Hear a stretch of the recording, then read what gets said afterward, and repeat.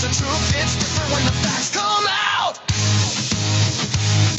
Good morning, everybody. Happy January the 22nd, 2026. Happy to see you, 8 o'clock Eastern time. We know you got many choices to make every single day, and we're always grateful that you choose to spend some time with us. So thank you, thank you, thank you. You know the drill. Please join our team. Cost you one small, thin token. Also, there's a gifting goal today, and you know, as has been the case for a very long time now, we seem to be getting these gift suspensions, have no idea why. So if you guys could help us take care of that gifting goal prior to that happening, really appreciate that. We are crowd-funded here. You want to support the channel, you can do so through the various things at Factsstillmatter, Cash App, PayPal, Venmo. Please consider heading on over to the link tree. You'll find there the link to the Discord. If for some reason that does not work, my suggestion would be to copy the link, put it in a browser, and then it will open, assuming you have Discord installed. If not, please reach out to one of our moderators. They can help you as well. While you're in the link tree, please check out the Facts merch store. A bunch of brand new items in there, including Women Don't Owe You Shit, a brand new series. Also, if not us, who? If not now, when? I think that's very applicable. Also, you'll notice the first link you'll see, there's a couple of things in there. Our friend Eve has started her own little business on the side. If you want to help her out, you can check that out too. And you'll see a link to the merch store. It's called Tobias. It happens to be my son. He's an artist. If you want to support a local artist or a small business owner or soon-to-be business owner, please feel free to check that out. Thank you all for being here. We appreciate you. A lot to cover today. I just want to give you a programming note. Coming up at 10 o'clock this morning, Jack Smith is scheduled to testify publicly in front of the Oversight Committee. So we will, or the Judiciary Committee actually. We'll cover that live for you. We're gonna recap, of course, the events of yesterday, which was just embarrassing. I think that's probably the best place to start. We're also going to talk about the congressional subpoena against Bill and Hillary, the violation of the congressional subpoena being held in contempt potentially for the Clintons. Here's the thing. Our friends on the right are celebrating. I don't give a fuck. Really don't. I don't give a fuck. Nobody cares. Nobody gives a fuck about the Clintons. What we are concerned about is the hypocrisy, of course. So yes, you get bipartisan support to subpoena Bill and Hillary to come in and talk about what they know about the Jeffrey cases, right? Bipartisan support. Democrats on board, no problem. Where is the same sort of anger and fervor from Republicans when it comes to Pam Bondi violating congressional subpoenas or Jim Jordan violating a congressional subpoena that goes back to the January 6th committee, or Ghislaine Maxwell violating a congressional subpoena? All we want is consistency. No one that I know of on the left gives a flying fuck about Bill Clinton or Hillary. Don't fucking care. Do not fucking care. In fact, I'd love to see them testify. Similarly, though, if you really want to get to the bottom of the Epstein files, why not just subpoena the president? And people say, oh, you can't do that. Actually, you can. There's nothing congressionally, legally that says you cannot subpoena a sitting president. Now, the question that would be probably presented before the Supreme Court about, separation of powers, et cetera. The likelihood that our president would appear would be between slim and none. But if you really want to get to the bottom of it, then fucking do that. So this is how I was curious. I just looked it up this morning. So historically, Congress has never issued a subpoena to compel a sitting president to testify. There have been instances where Congress sought testimony from former presidents, but these cases did not involve a sitting president. For example, during the 1848 investigation into Secretary of State Daniel Webster, Congress subpoenaed former presidents John Tyler and John Quincy Adams, but President James Polk, who was in office at the time, refused to provide detailed information. In most recent history, former President Truman was subpoenaed after leaving office, but he refused to comply, citing separation of powers. This indicates a longstanding reluctance to compel sitting presidents to testify, often based on the principle of executive privilege and the separation of powers. Again, there's nothing that says you can't. So if you really want to get to the bottom of this, you want to hold people that are truly involved in the Jeffrey files, as we went through yesterday, then why not subpoena the big guy? All we are asking for is consistency and not hypocrisy.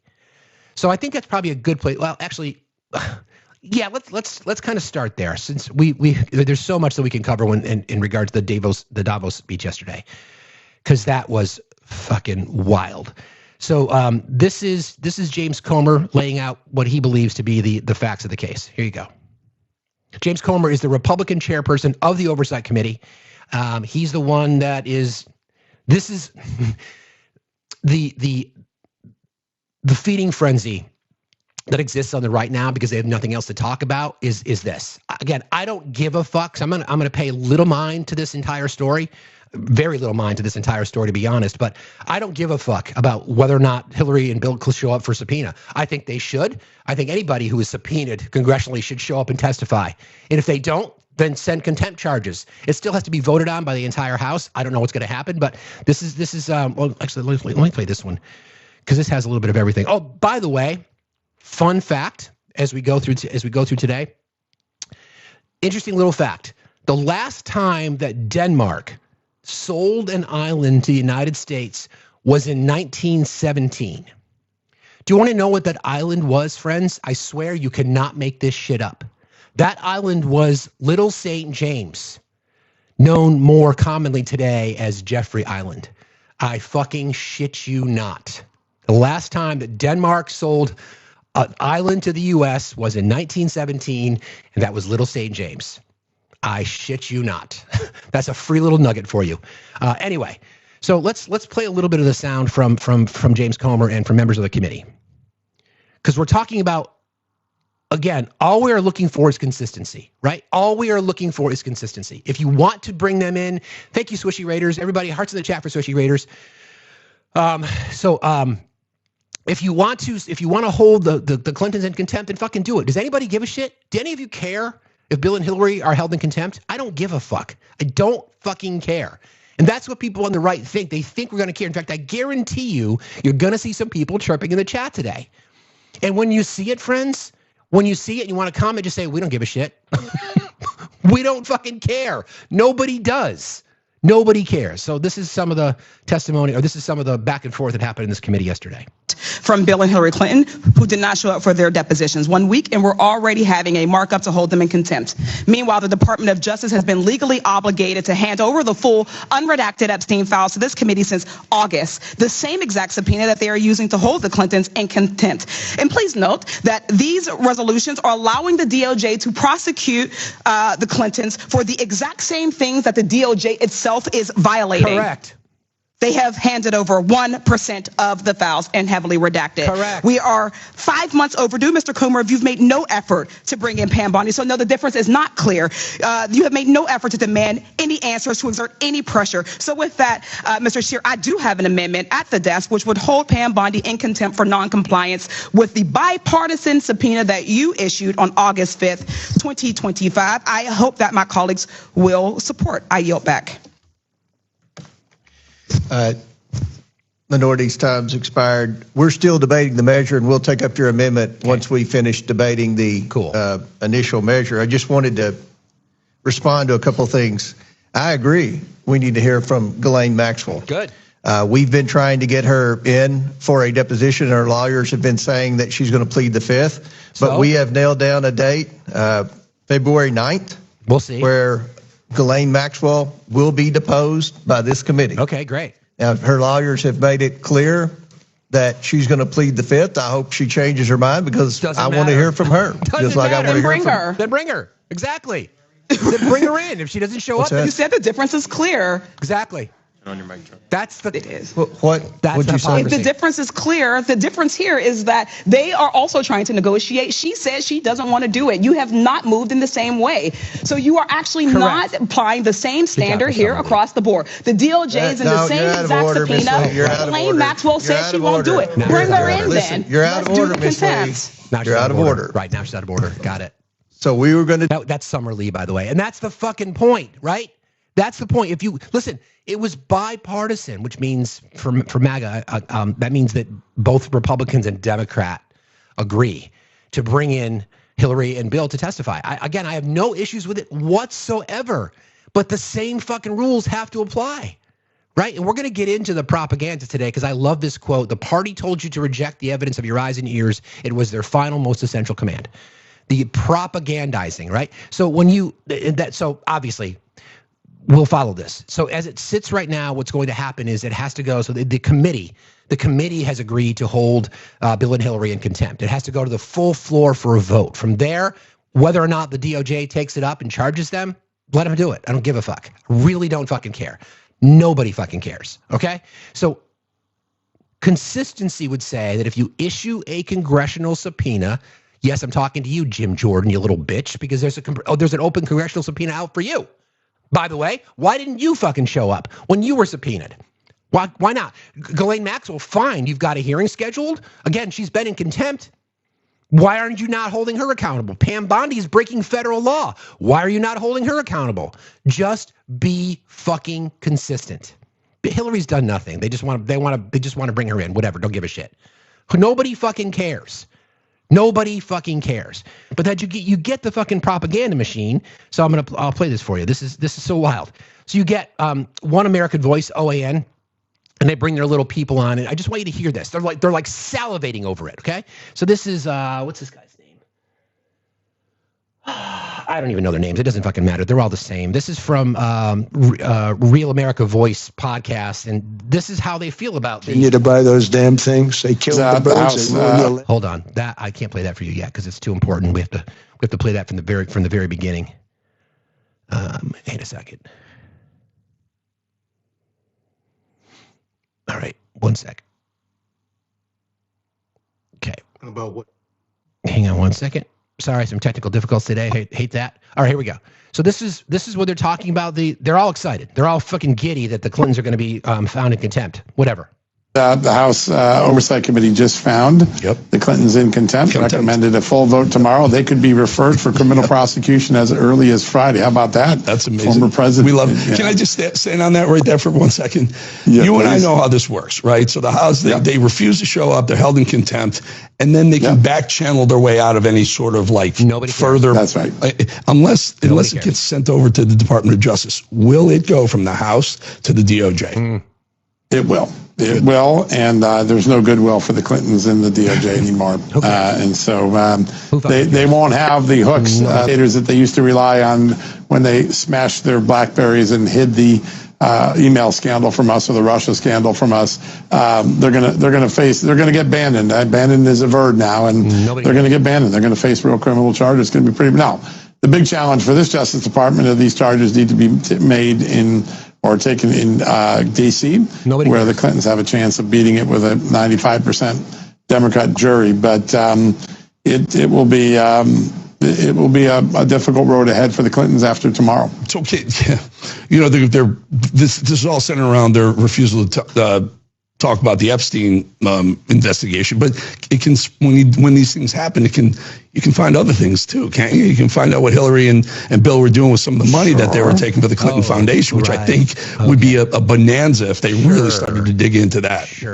No problem. We know the FBI had 3 investigations that got shut down looking at pay-to-pay corruption, and there's a lot of opportunity here, and that's probably why the Clintons were unwilling to sit. They one offer they made is, we'll sit, but there can be no record of it. Well, that's silly. Congress needs a record to investigate. So you know that they're worried about saying things, worried about being caught lying, and this Q&A, while it was supposed to be about the Epstein documents, since Epstein was a donor and supporter of the Clinton Foundation, there is an opportunity for the committee to have gone to that foundation. Anyway, tell you what. So MAGA, mediocre MAGA men at best, if you're here today, I'll make a deal with you. I'll make a deal with you. I will call Billery. I will call Bill and Hillary on my bat phone, and I'll say, Bill, Hillary, get your fucking ass in front of Congress and testify. Okay? I'll tell you, I will do that for you, MAGA chuds. If you pick up the phone and call Pam Bondi and the Trump administration and say, I need you to stop breaking federal law by not releasing the Epstein files. Deal? Or bring Pam Bondi in for her subpoena? Deal? Kristi Noem for hers? Deal? Anybody? Do you understand? I know you're desperate. None of us give a fuck. We don't fucking care. Thank you. We don't care.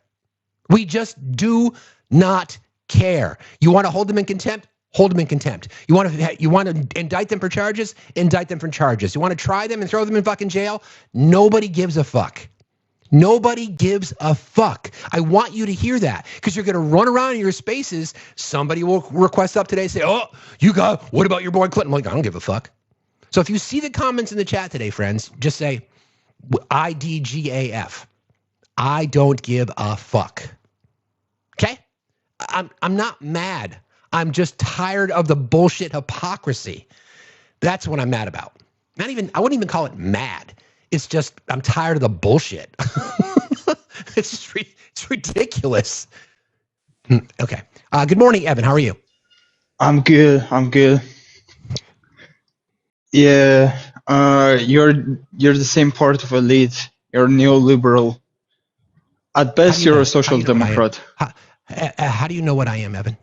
I've been to your streams before. The only thing that you can critique, is Donald Trump and conservatives. You don't critique the liberal side of power. Yes, I do. I do it all the time. You've never been in my shows.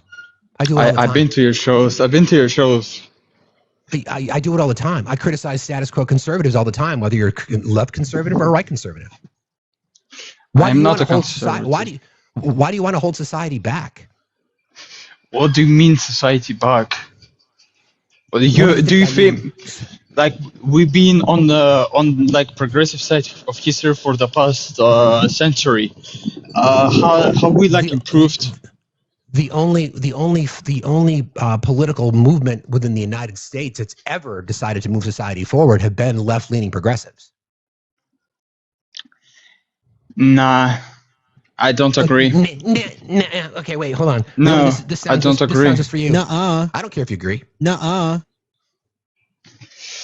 Dude, so you think like allowing millions of immigrants into your country will make it better? You know, like continuing. Okay, so you're racist. Okay, bye, Nazi, reporting you, Nazi, white supremacist.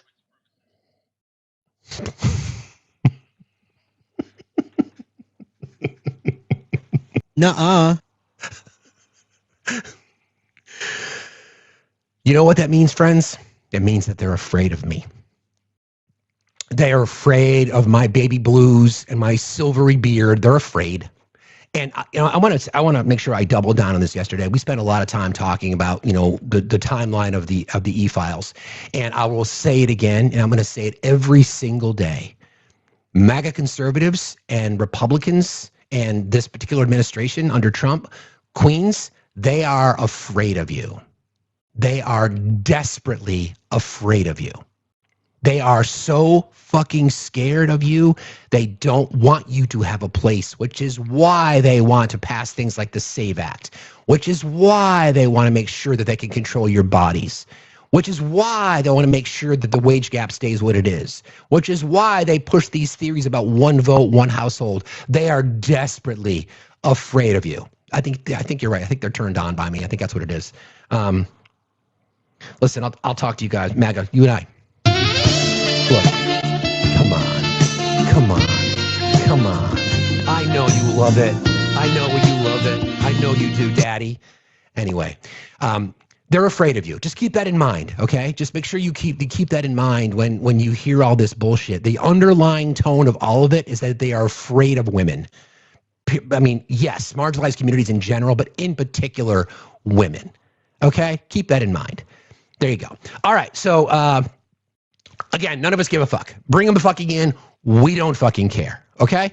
So let's talk about Davos because that is just another global embarrassment. I don't know how else to describe it other than that. And this entire propaganda machine was on full display yesterday. Just again, it's a programming note coming up at 10 o'clock today. Jack Smith is going to be testifying in front of the Senate, the Committee for the Judiciary, and we'll broadcast that for you. I have a couple of things that I want to get to today. We're going to break down some more economic numbers. I touched on this briefly yesterday about how there's been an independent report done that 96% of all tariffs have been paid by American citizens. We're also going to talk a little bit about where the money is coming from and who's paying in support of the current administration. So stay tuned for that. But let's start here. Let's start with some of the lowlights. And I have a few more things that I will play, but this was wild. Let me just see who's in the guest box. Okay, yeah, Evan Kraft. Bro, you got dog walked, but I'll bring somebody else up before we start in. Thank you, Cello fellow. Appreciate you. It's very kind of you. So Evan Kraft, you went back on, bro. If you want to get a backup account, you might want to change the name because you're easy to identify. So I don't know why you decided to come back into the live, bro. It must be your kink. Whatever, that's fine, no problem. Okay, let's start with let's start with this. These are some of the lowlights. This is a compilation of some of the highlights from his speech yesterday. Right now, you'd all be speaking German and a little Japanese, perhaps. I settled 8 other wars: India, Pakistan, Armenia, Azerbaijan, Iceland. They loved me. They called me daddy, right, last time? Very smart man said, he's our daddy. The problem with NATO is that we'll be there for them 100%, but I'm not sure that they'd be there for us. If we gave them the call, they're not there for us on Iceland, that I can tell you. I mean, our stock market took the first dip yesterday because of Iceland. We want a piece of ice for world protection, and they won't give it. We probably won't get anything unless I decide to use excessive strength and force. But I won't do that. Taco. The cost of prescription drugs is coming down by up to 90%. Cool, depending on the way you calculate. You could also say 5, 6, 7, 800%. Okay. There are 2 ways of figuring that. I'll be announcing a new Fed chairman in the not too distant future. I think he'll do a very good job. See, I gave away some of it. He did give that away. So we have something, got something. Minnesota. We actually are helping Minnesota so much, but they don't appreciate it. I know Gavin was here. I used to get along so great with Gavin when I was president. Gavin's a good guy. I would say this, if I were a Democrat governor or whatever, I would call up Trump. I'd say, come on in, make us look good. I know so many people from Switzerland's dogs, they couldn't fight.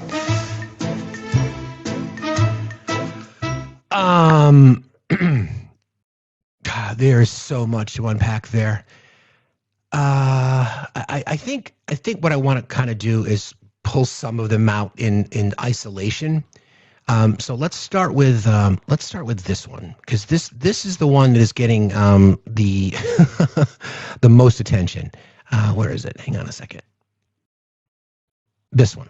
This is the one that's been getting the most attention, and then we're going to play Caroline Leavitt's, the good lapdog that she is, in her defense of Mr. fucking Poopy Pants. Instead of fighting hold on 1 second.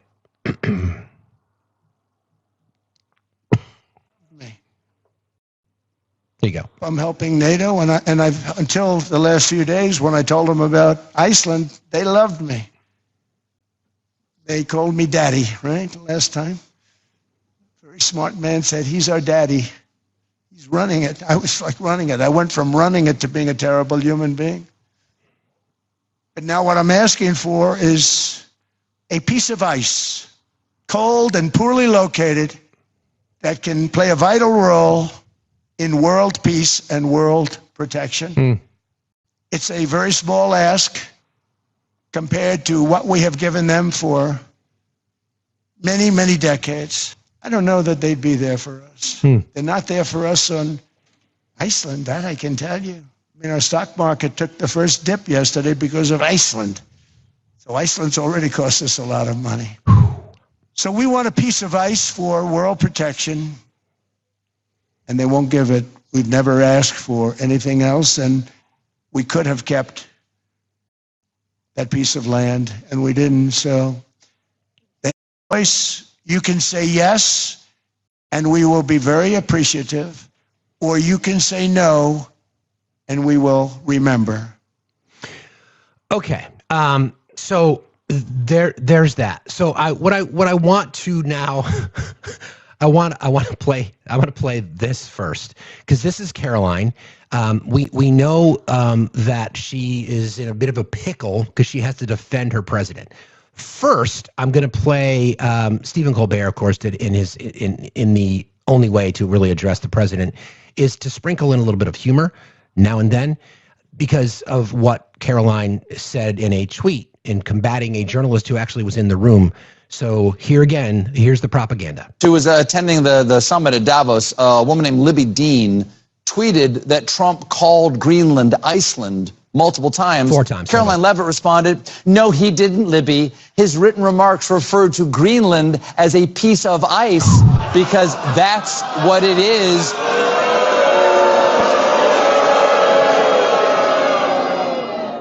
You're the only one mixing anything up here.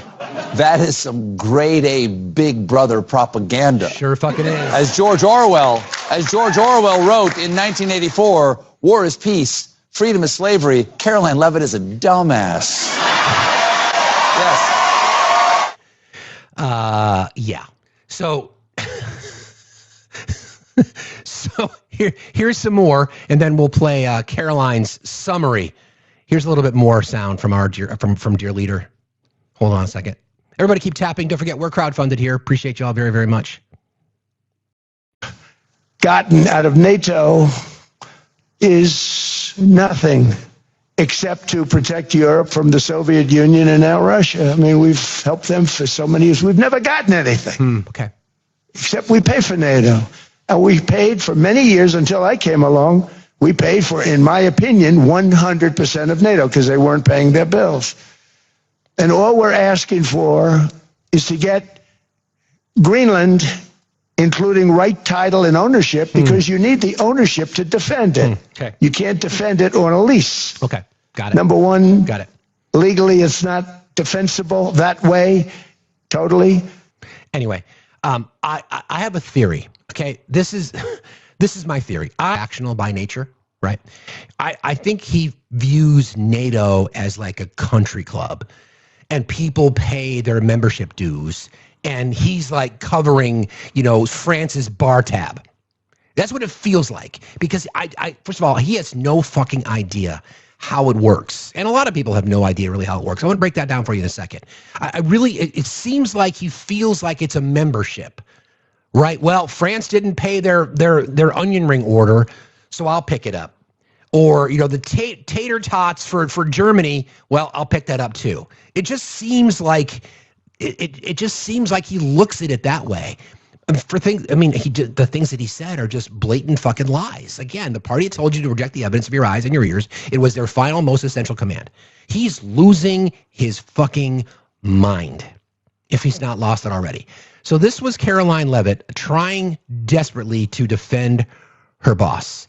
I give her credit because she's in a really tough spot. Where is it? Right here. Here you go. This is Caroline. You heard the speech. We're going to play some more sound. So I want you to think about this, right? After members of NATO, the Finnish president, we're going to play some sound from him in just a moment. The Secretary General of NATO, everybody saying this was fucking wild. Meanwhile, Europe is realigning their trade deals with China. They talked about the trade bazooka, like cutting off all diplomatic partnerships with the U.S. over trade. So, yeah, but here's Caroline. And discussing with, and I know they were all very pleased. Hang on one sec. Let me start from the beginning.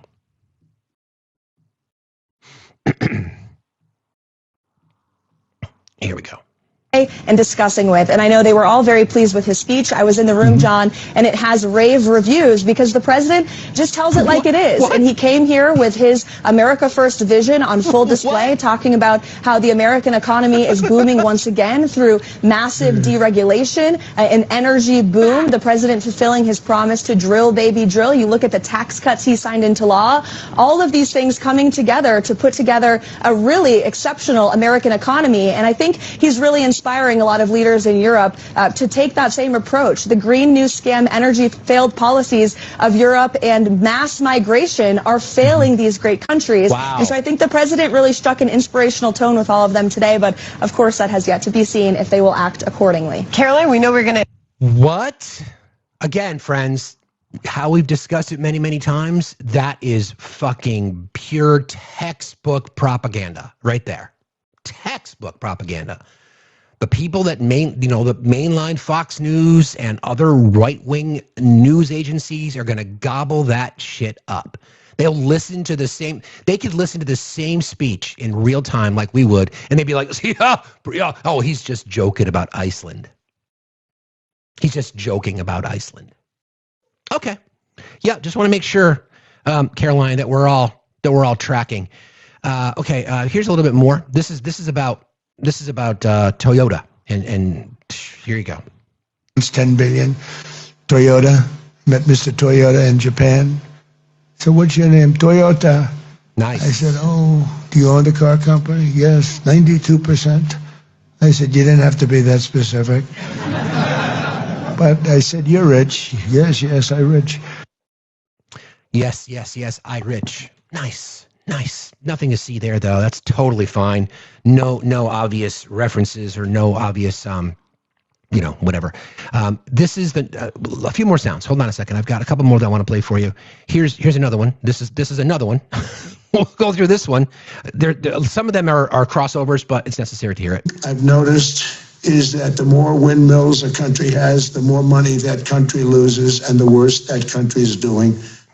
China makes almost all of the windmills, and yet I haven't been able to find any wind farms in China. Did you ever think of that? It's a good way of looking at this. Okay, let's pause right there for just a second. China is the largest wind power producer on Earth by a massive margin. Their installed wind capacity is between 500 and 600 plus gigawatts. They have 45 to 50% share of the entire world's wind farm capacity. Annual wind power generated is between 800 and 1,000 terawatt hours. They have roughly 4 times more wind farm turbines than the United States, which ranks second. China's wind farms span Inner Mongolia, Xinjiang, Gansu, coastal provinces, and massive offshore installations. No other country is even close. Why the fuck is he still talking about this? And again, the propaganda. This day, I easily pulled this up. I just did a quick search. What's China's wind farm capacity? And that's the data that I just got. Took me 4 seconds? So are we gonna? Is he just kidding?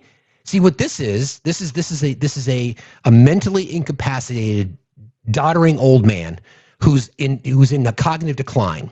Has this obsession with wind. He wants to try to connect the dots between wind and Joe Biden and the Green New Deal. And the only way he knows to do that, because he's fucking stupid, is to talk about dumb shit. Because he knows his voters will be like, yeah, Trump told me China makes windmills, but they ain't got no wind farms. Well, actually, they do. If you look this up, you can find out that they have like 50% of the world's capacity. In fact, twice as much as the U.S. Well, that ain't true. What do you mean it's not true? It's absolutely true. It ain't true because Trump told me so. Fucking propaganda. Propa-fucking-ganda. So, Mr. Trump. You've reached your limit on talking. Shut the fuck up. Kinda. That's what it feels like. Here's some more. China's very smart. They make them, they sell them for a fortune. They sell them to the stupid people that buy them. Got it. So the United States, since we buy them, we buy some of their windmills and their wind technology. So we're stupid too? Okay. I've noticed is that the more windmills a country has, the more money that country loses, and the worse that country is doing. What? China makes almost all of the windmills, and yet I haven't been able to find any wind farms in China. Did you ever think of that? It's a good way of looking at it. They're smart. China's very smart. They make them, they sell them for a fortune. Got it. They sell them to the stupid people that buy them. Okay. Just making sure we saw that. So this is Gavin Newsom was there in Davos, and I'm not a fan of Gavin Newsom, to be honest. I just not a fan. I think there's better candidates potentially for the presidency in 2028. But I think this commentary was great, to be honest. So I'll play this because he was there. Here you go. He's being interviewed by Caitlin Collins. He said Iceland multiple times when he was talking about Greenland. And that every time a windmill turns, it costs $1,000. A lot of stuff stands out. None of this is normalized. Nope. There's a normalization of deviancy and consciousness and, comments and commentary. No other president, he's held to the curve. He's graded on a curve. I mean, it's really some jaw-dropping and remarkable statements that just, fly in the face of facts and evidence and common sense. So, but they're you've heard them over and over and over again. Again, for the European audience, that may have been a new speech. My God, there wasn't anything new about that speech for the American audience. Yeah, agreed. Agreed. Here's a couple more. There's just so many that we can pick apart, and then we're going to talk about European reaction, and in particular, his taco bullshit. Don't forget, it was all about Greenland. We're going to use military force, et cetera, et cetera. So this is Taco once again coming out of one of his meetings. Here you go. Does it still include you? Does it still include the United States having ownership of Greenland like you've said you wanted? It's a long-term deal. It's the ultimate long-term deal. And I think it puts everybody in a really good position, especially as it pertains to security and minerals and everything else. Got it. Got it. Okay. Got it. Making sure I captured that correctly. And I think I've got a couple more. Yeah, here's another one. These are, again, there's so many. I had hundreds to choose from, but I did my best for you. In asylum, hang on. Insane asylum institutions for the mentally ill and dangerous, very dangerous. They dumped them into our country like we were dirt. And we're doing a great job of getting them out, but it's it takes a lot of time, a lot of effort, and it's a nasty business too. But if they were bad someplace else, they're going to be bad here. If they killed people in their country, whether it was Venezuela or the Congo or any of the countries where they came. In the Congo, they emptied out their jails into our country. In Venezuela, they did the same thing, and in many other countries, they did the same thing. So when you read all these stories about ICE, you'll understand they're doing a hell of a job, because we can't have those people in our country, and we're getting them out. But we're doing no. What? What? Okay. And I think I have a couple more for you. And then we're going to talk about the spin, right? Hang on one sec. Where is it? They could cover that. Let's go to, so this is ABC's coverage of that particular train wreck, whatever the fuck you want to call it. As a reminder, friends, coming up at 10 o'clock, we're gonna we'll broadcast, we'll air Jack Smith's testimony. That will be again at 10 o'clock Eastern time. Be a major turnaround on Greenland. President Trump on the world stage in front of America's allies today, the president with scathing words for them at times, then later emerging from a meeting, the president claiming they had just reached a deal, a concept of a deal, he later said. He was asked, does it still mean the U.S. will own Greenland? His long pause and what he then said. Rachel Scott from Switzerland tonight. Tonight, a remarkable turnaround. After weeks of declaring the U.S. must own Greenland, President Trump now backing off his threats to take Greenland by force and slap hefty tariffs on European allies standing in his way. The president announcing he had reached a, quote, framework of a deal with the Secretary General of NATO. But when asked if it means the U.S. will now own Greenland, he wouldn't say. Does it still include the United States having ownership of Greenland like you said you wanted? It's a long-term deal. It's the ultimate long-term deal. And I think it puts everybody in a really good position, especially as it pertains to security and minerals and other minerals. It came just hours after President Trump told a crowd of international leaders he would not use the military to seize Greenland. We probably won't get anything unless I decide to use excessive strength and force, where we would be, frankly, unstoppable. But I won't do that. Okay, now everyone's saying, oh, good. That's probably the biggest statement I made, because people thought I would use force. In his winding speech, the president heaping scorn on Europe. Without us, most of the countries don't even work. Attacking European leaders for uniting in support of Denmark, which owns Greenland and says it's not for sale. President Trump's threat to impose tariffs on NATO allies, causing the Dow to plunge 870 points yesterday. Yeah. A drop he acknowledged today in comments where he repeatedly confused Greenland with the country of Iceland. Yep. They're not there for us on Iceland, that I can tell you. I mean, our stock market took the first dip yesterday because of Iceland. So Iceland's already cost us a lot of money. By the end of the day, the president dropping his tariff threat too, when he announced that framework of a deal. But President Trump providing no specifics, later referring to the framework as a concept. Well, we have a concept of a deal. I think it's going to be a very good deal for the United States, also for them. Cool. Concept. And David, we're still waiting for a lot of details here, but it's clear whatever is in this framework, it does not include the United States owning Greenland. Tonight, Denmark says it's time to sit down to address America's security concerns in the Arctic, while also respecting the red lines of the Kingdom of Denmark.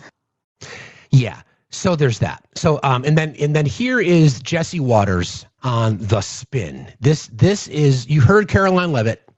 I'm gonna play some sound for you from just a moment from the Finnish president in response to what President Trump said about NATO never showing up, again paying your bar tab at the country club, and then Jesse Waters now on Fox with this fucking propaganda spin. This is full-blown state-run media, friends. Hilarious listening to Europeans lecture us about a land grab when Europe colonized the entire world. Now they change the rules after they lost their power and empire. What Europe doesn't understand is that Greenland is an island in North America. You hear that? North America. Continent of. And we have dominion over the entire Western Hemisphere. Oh, we do? We have dominion over the entire Western Hemisphere? We do? Really? Europeans can't just have colonies right off the coast of Maine. We let the British have Bermuda because it's cute. But if we needed Bermuda, we'd take it. Oh. And the British would let it happen. Interesting. Yeah, that's state-run fucking propaganda. So I want to play for you now. First of all, before we cover that, this is what I want to kind of explain to you a little bit. Two things. First of all, how the president made these claims that NATO has never done anything to support us. After the 9/11 attacks, the NATO alliance came to the United States support. All NATO members at the time agreed that the attacks triggered Article 5, collective defense, for the first time in NATO's history. These 19 countries, these are the 19 NATO countries in September of 2011.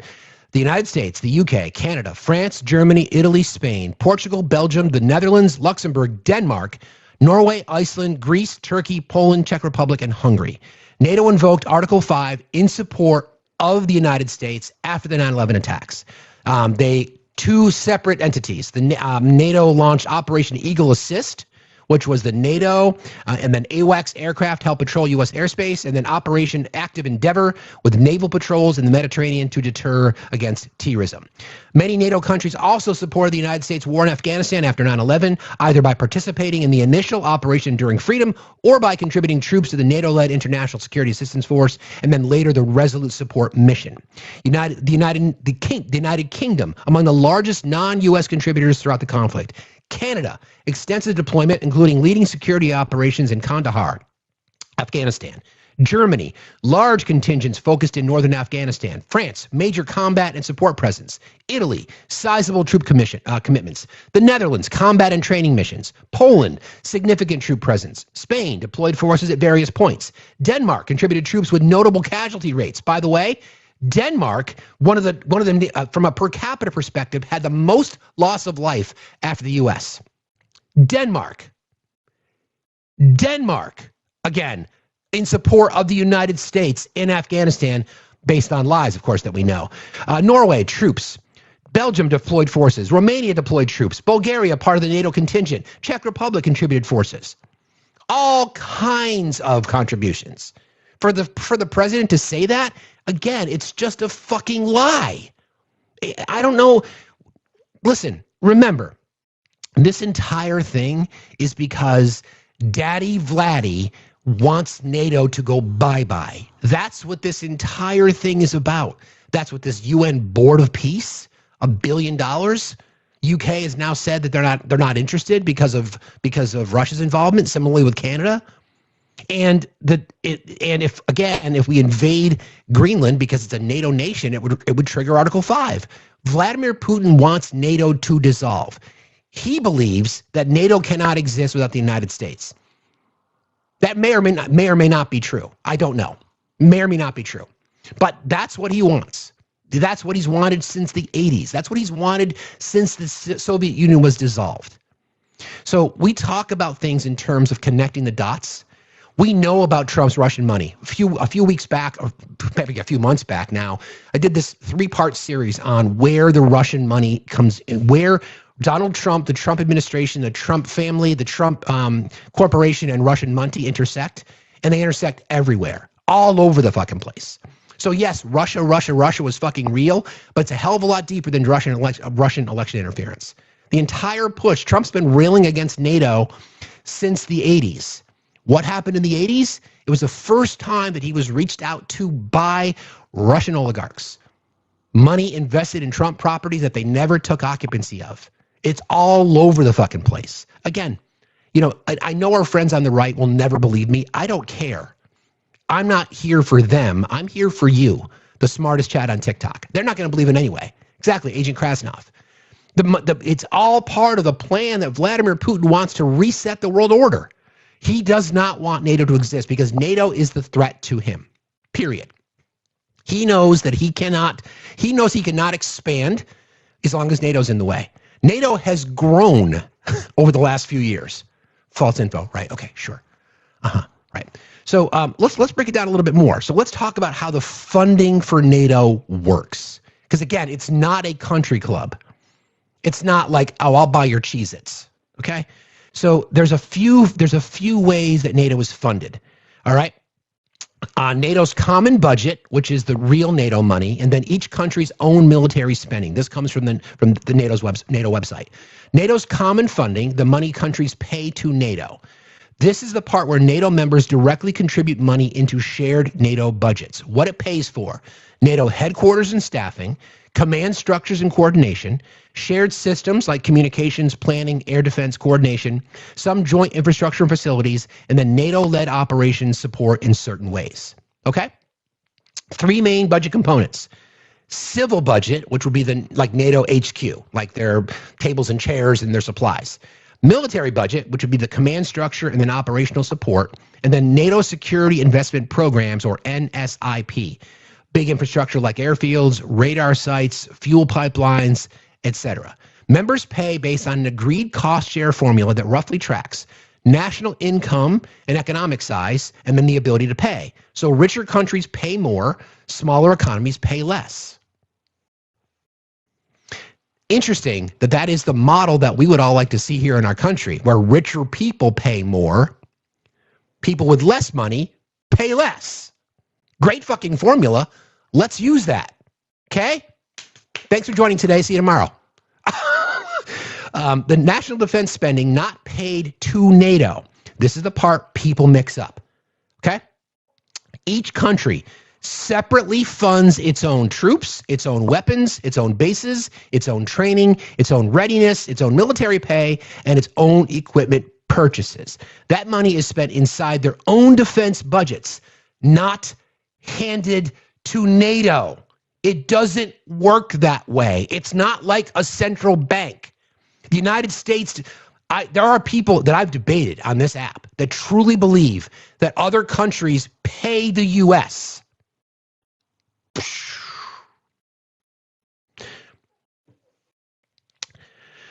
The 2% guideline. NATO members agreed to aim for spending around 2% of their own GDP on defense. It's not a bill. It's not a payment to NATO. It's a spending target for their own military.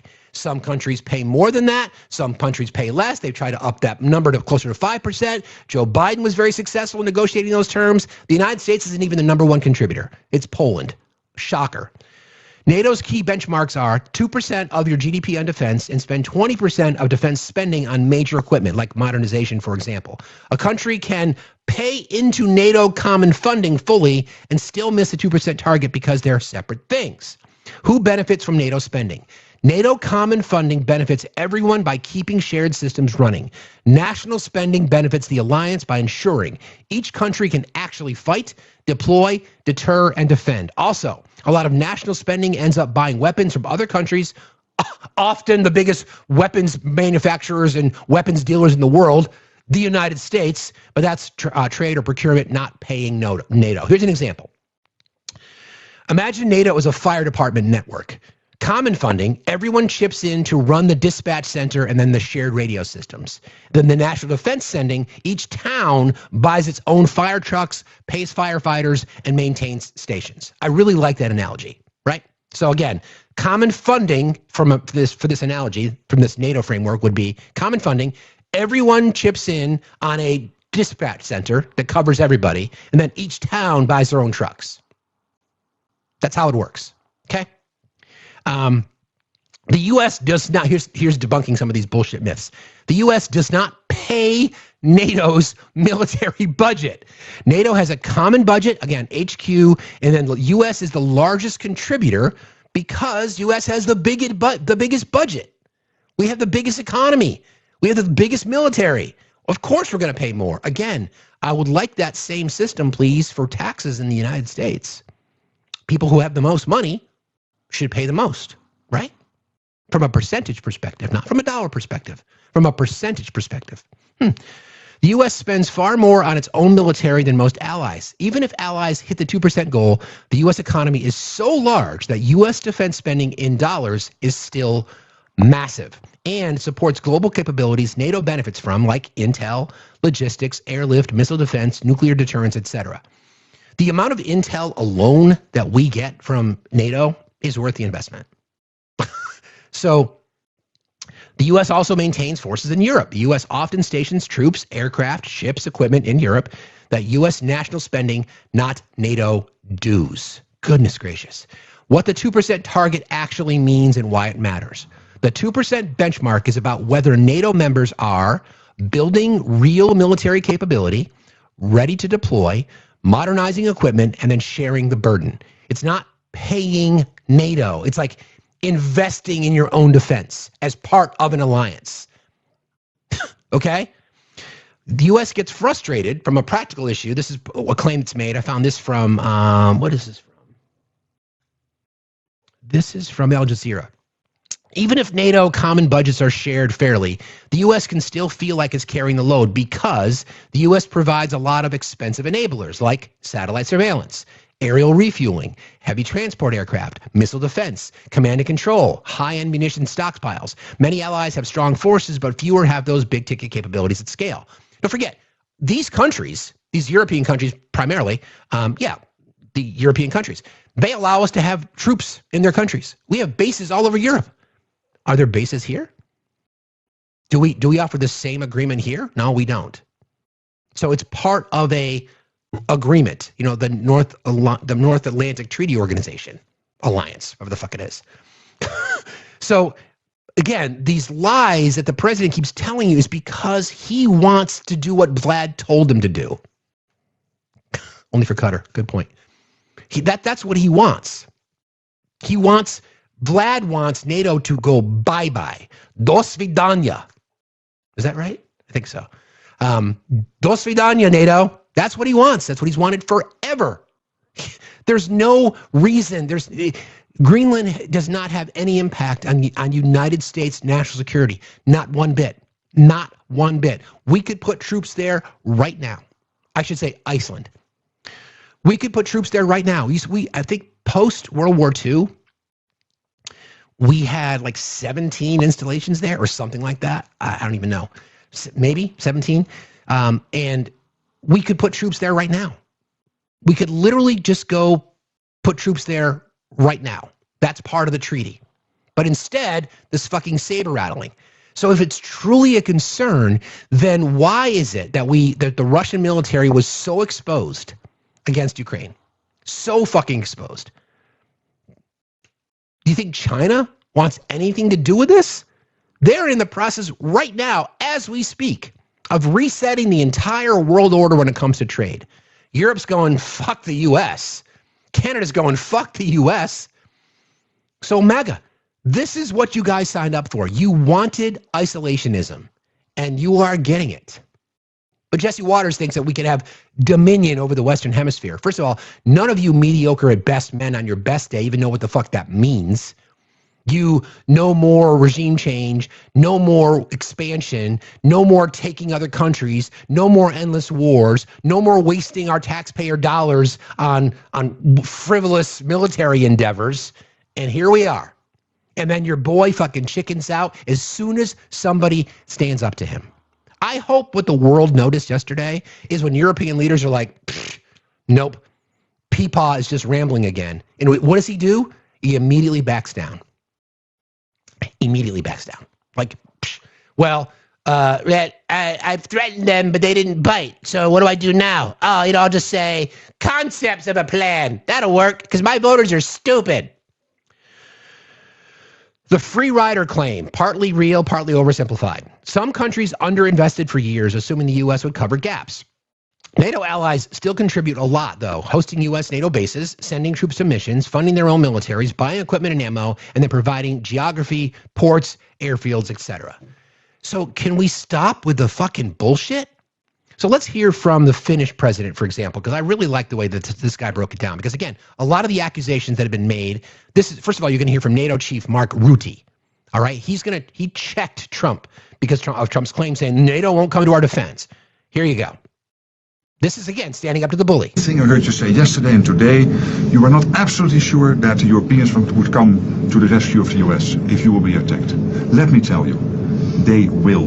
And they did in Afghanistan, as you know, for every American who paid the ultimate, for every 2 Americans who paid the ultimate price, there was 1 soldier from another NATO country who did not come back to his family. From the Netherlands, from Denmark, particularly, from other countries. So you can be assured, absolutely, if ever the US will be under attack, your allies will be with you. Absolutely, there's an absolute guarantee. I really want to tell you this because it is important. It pains me if you think it is not. And under your leadership, this alliance is strong enough. So there you go.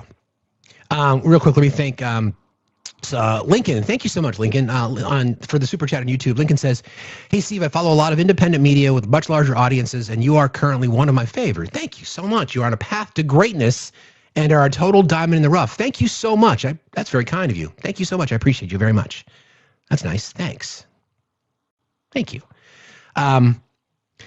NATO's guy, what the fuck are you saying? Like, what are you doing? Of course we're going to be there. That's what the whole deal is. And by the way, the only time that Article 5's ever been used, what did we do? We showed the fuck up, bro. We showed the fuck up. So here is, this is the one I really wanted to play. This is the Finnish president. And this is just fabulous. This is how you address it. I don't know this guy's name. I'll look it up for you in just a second. Hang on a second. His name is Alexander Stubb, or Stubb, S-T-U-B-B. So this is kind of like the recap, I think, after Trump departed. But he's exactly right. This is what I want more European leaders to do.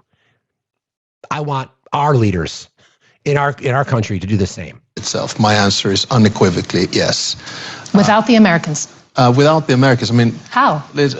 Well, look... But you're relying on them for these key elements. How would you do it at scale and at duration and at intensity? With an assumption that the United States would... So again, the question is, will NATO countries be able to defend themselves without the U.S.? And he's like, yeah, we are. So let me start that again. Abso-fucking-lutely we can. Abso-fucking-lutely, and here's how. The answer is unequivocally yes. Without the Americans? Without the Americans, I mean... How? Well, look... But you're relying on them for these key elements. How would you do it at scale and at duration and at intensity? With an assumption that the United States would cut off completely any kind of work. Yeah. Well, if we look at the defense composure of Europe by and large, and a country like Finland, so how do we do it? We have conscription. 1 million have done it. We can mobilize 280,000 soldiers within weeks. We have 62 F-18s. Your next question is going to be, do they fly without Americans? No, they don't. But do we trust that they will continue to fly because it's in the interest of America to do so? Yes. We just bought 64 F-35s. We have the biggest artillery in Europe together with Poland. We have long-range missiles, land, sea, and air. If it comes down to it, given the dynamics that we have seen here, does Europe also need to have the potential to defend itself against America? No, I mean, come on, let's not push the hypotheticals here. Let's get back. Let's get back to the reality of the situation, and let's put it back into perspective, and especially the war in Ukraine, which Karol there quite well mentioned. Look, what has Russia achieved in the past 4 years? It's acquired 20% of the territory of Ukraine through military warfare, roughly, 2%. In the process of doing that, it has provided about 1 million casualties and dead. It has decreased its sphere of influence. You can see the Central Asian countries, you can see the Southern Caucasus detaching themselves from the Russian Empire. You look at the Russian economy right now. If we go with the inflation rates of the 2 first weeks, we're looking at 30% inflation this year, 16% interest rates, zero growth, no more reserves, incapacity to pay the soldiers when the war ends. So I'm more worried about Russia's unwillingness to end this war because they cannot afford to do so than about Russia's capability to win this war because not end this war because they're moving ahead. So let's keep things into perspective. NATO hasn't entered the scene yet, and they have not been able to advance in the past 4 years as much as expected. This war has been an utter strategic failure of President Putin. He increased the size of NATO. He made Ukraine European. He increased the defense budgets of European states. And here we are asking ourselves, shaking, are we able to defend ourselves? My answer is yes, we are. I love that dude. Alexander Stubb. I want to meet that guy. So I think he's absolutely right. Think about it. Like we've said this before. Who benefits? Who benefits if the United States leaves NATO? It's Russia. It's not the U.S. We already spend defense. We lose access to all these bases. We gain nothing. We gain absolutely nothing. Nothing. We gain nothing. The Russian military was exposed. They're conscripting. They have lost 1 million lives, 1 million casualties on the battlefield. Their infrastructure is decimated. Their economy is hemorrhaging. They don't get, there's nothing to gain for the United States. It's all about Russia. Russia, Russia, Russia. So this whole fucking threat as the stock market crashes by what, 800 or 900 points? Market manipulation, anybody? Who stands to gain when the market crashes? What do you think it is? Who stands to gain? It's always about the fucking money. Everything, you can trace it back. In this case, you can trace it back to money and shit. The dirt that Vlad has on the big guy, right? Remember, in this case, the calls are always coming from inside the house. They want to blame others for fraud while they're committing fraud. They want to blame others for child trafficking while they are trafficking children or protecting those that are. They want to blame corruption on Democrats while they're being corrupt. It's the same fucking script. And because their voters are so fucking blind, the party told you to reject the evidence of your eyes and ears. It was their final, most essential command. They have been propagandized. It doesn't matter. Again, they'll lean on the saber rattling. They'll lean on the tough guy. They'll lean on in saying the United States is bigger, stronger, bolder. It's part of it. So that's part of their argument. Oh, well, are you saying the United States could not take Greenland? Nope. Nobody is saying that. We know that. The point is, we don't need to. And then I've seen comments thrown by this morning saying, why shouldn't we take Greenland? Because we don't have health care. Because we have food insecurity in our country that affects tens of millions of Americans. Because women don't have rights to their body. Because marginalized communities are being attacked every day. Because American citizens are being murdered by mass thugs in American cities. That's why. Let's just start there. I have said this from the beginning. If you really want to run on America first, then you stand there in front of your people and say, the United States of America is going to have the best healthcare system in the world. America first. The United States is going to have the best public education system in the world. America first. Et cetera, et cetera, et cetera. We're going to have the strongest middle class, the strongest social safety net. America first. But nope. We can't do that. We need to have North Atlantic follies talking about fucking Greenland. Thank you, Norma. Appreciate you. Seriously. I mean, it benefits no one other than Russia. And again, these funding zones. Don't forget, part of the peace deal in Ukraine was that Russia was able to maintain the land that they stole, and it opens up these opportunity zones, these investment zones in eastern Ukraine and western Russia for American companies. Who the fuck do you think benefits? Do you benefit? MAGA Chud? Do you, while you're polishing your truck nuts with your saliva, if you know what I mean, are you going to benefit? Are you going to benefit? Are you going to take advantage of that? Of Russia getting 20% of Ukrainian land that they stole? And then investment opportunities for the richest? Are you going to get a seat at the Board of Peace table for $1 billion fucking dollars? Interesting. No, the answer is you're not. This is the list of countries that are participating. This is who's on the board and participated in the assigning event for the Board of Peace. Isa bin Salman, who's the minister, minister of the Prime Minister's Court in Bahrain. The Prime Minister of Morocco, Javier Milei, President of Argentina, Nikol Pashinyan, President of Armenia, Ilham Aliyev, I apologize on the pronunciations, President of Azerbaijan, the Bulgarian Prime Minister, Viktor Orban from Hungary, Subianto, the President of Indonesia. Remember that famous moment when the president was in Indo-Pacific, and he had this sort of sidebar hot mic conversation with the Indonesian Prime Minister. He said, "I'll be in touch with Don Jr." Again, we fucking pay attention to this shit, right?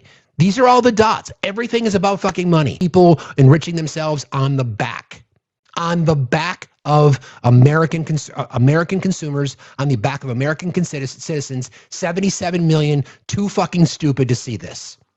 There's more. The Kazakhstan president, president of Kosovo. Don't forget, these are some of the same countries that he claimed he had ended the wars in, and he didn't. The president of Qatar, Saudi Arabia's involved, Turkey's involved, UAE's involved, Uzbekistan's involved, Mongolia's involved. Nothing to see here, though, right? Totally America first. Totally America first. Is this the full list here? Yeah. $1 billion. Surrounded by world leaders that declared the war in Gaza was really coming to an end at a signing ceremony for his Board of Peace for the territory. But many countries are not represented, and Trump singled out Spain for criticism on its defense spending from the podium, saying they want a free ride. The UAE, Hungary, and Pakistan were represented at the ceremony at the World Economic Forum in Davos. Again, think of it this way, right? You do the Board of Peace as a counter to NATO and the UN. Who benefits? This is why the whole Dunning-Kruger effect of people on the right thinking they know everything about world economics and world policy and diplomacy. You don't know shit about it. The entire push here is to benefit Vladimir Putin. Why? Why would you do that? Why? There's no, again, I've said this before, the same people, the same fucking MAGA chuds wearing their gold sneakers that they never got, waiting for their gold phone to come in that they're never going to get, waiting for their Doge check, waiting for their tariff check, et cetera, et cetera, et cetera. You're not going to get any of the things that you've been promised. He took advantage of you again. You patriots who claimed that you support now feel like Russia is justified to invade Ukraine, its sovereign country. You are the ones that were sitting front row center for the U.S. for the Miracle movie, or for Rocky IV, or for Red Dawn, or the hundreds of movies that were made that were Russia was our moral fucking enemy. And now, because you're simps, all of a sudden Russia is our friend?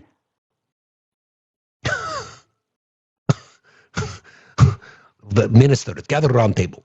Do you see what has happened in America? They used to hate us. And Donald, my bitch boy, comes into power. And now they think we're heroes. Great work, everybody. High five. Where is the vodka? Wolverines, exactly. Exactly. This entire thing benefits Russia. Don't you get it?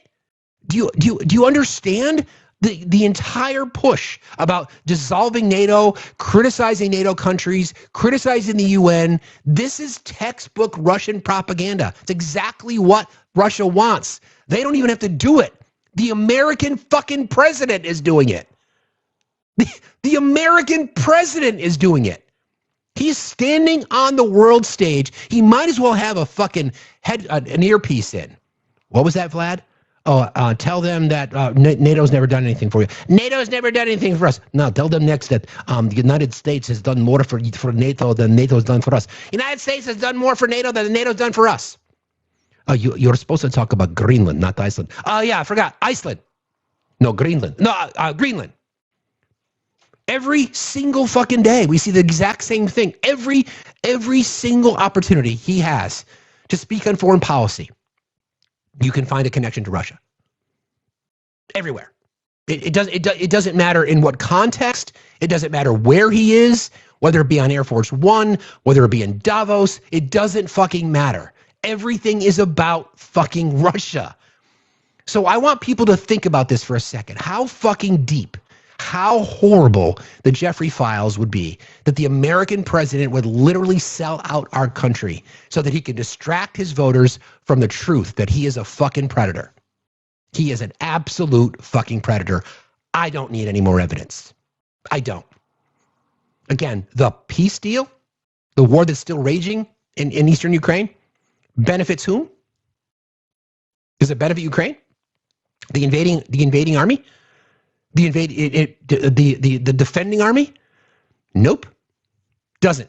One fucking bit. Ukraine just give up their land. So MAGA, here's a question for you, right? If Mexico decided to invade Texas, now your argument would be, hey, we're going to fucking do that. America. It's what's referred to as a hypothetical. Okay? I know this doesn't track for you, but this isn't for you. This is for the smartest chat on TikTok. This is their theory. If Mexico invaded the United States and they took 20% of Texas, would we negotiate that they can just keep it? Would they? Of course not. No fucking way in hell. So why should Ukraine? And the argument that we're always going to get, or the defense from the patriots, would be, well, we'd kick them out. No way Mexico would ever fucking do that. That's not the fucking point. Although some people say they can keep Texas. I won't go there. That's not the point. Everything we're hearing on the global stage, from tariffs to saber rattling about Venezuela to saber rattling about Greenland, now they're talking about Cuba, all of it, all of it, all of it, all of it, all of it. And I don't think our friends on the right will ever understand because, say it with me, you're in a fucking cult. Doesn't really matter what we tell you. The party have told you to reject the evidence of your eyes and your ears. It was their final, most essential command. George Orwell, 1984. Happens to you every single day. You are being lied to every single day about all of it. About all of it. It doesn't matter. You can claim to be the biggest patriot. You can claim to be the biggest America First person, but you don't give a fuck. You are supporting selling out the country that you claim to love so much.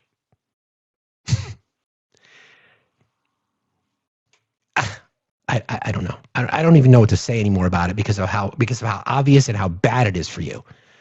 I've got some sound I'm going to play for you guys in a little bit, but I want to talk about this a little bit more. And as a reminder, coming up at 10 o'clock this morning, we're going to carry Jack Smith's testimony in front of the Oversight Committee or the Senate Judiciary Committee. We're not done with this. I'm going to give him credit. His name is, I don't know his name. His name is Gigi Shapiro Kulik. He is obviously not from our nation, but I want you to hear his perspective on listening to Donald Trump speaking at Davos. Here you go. In Davos, every single sentence uttered from his slimy little mouth was either something he came up with on the spot or a lie that was still stuck in the small part of his brain that hasn't atrophied yet. Every time you assume that this man has finally located the absolute bottom of human intelligence. He arrives with a shovel and a smile, saying no. Sinjay, I see you in the request box, and I do want to hear your perspective in just a moment. I'll bring you up as soon as I'm done playing this, so hang tight. I can go lower. As his dementia progresses and the pressure from the Epstein case builds, Trump keeps unlocking new tiers of verbal incoherence. You almost have to admire him. We're watching a geriatric patient wandering through a geopolitical hallucination on stage in front of the whole world, making assertions so profoundly detached from reality that it would take a child mere seconds to fact check and debunk. And yet there are still tens of millions of Americans who look at this synaptic meltdown, this confused, sweating, elderly man shouting at the clouds and think to themselves, this is the best thing that could ever have happened to our country. This man is the peak of evolution, if you believed in evolution. Give him the nuclear codes. To the Americans who haven't yet lost their sanity, I am so sorry. I hope with every fiber of my being that your democracy survives this madman. If it doesn't, we're all fucked. He's right. The person's name is Gigi Shapiro Kulik. I think he has a presence on I think he's on Substack as well. I just put it in the mod chat and they'll post it for you. I'm going to bring up Sinjay. Sinjay requested, messaged me, said, want to hear a Danish perspective? And yes, I do. I absolutely do, Sinjay. Come on up. I think I sent you the request. I think I saw your request to come up and join us. If you're not here, maybe you're not here. Hang on a second. Let me check again.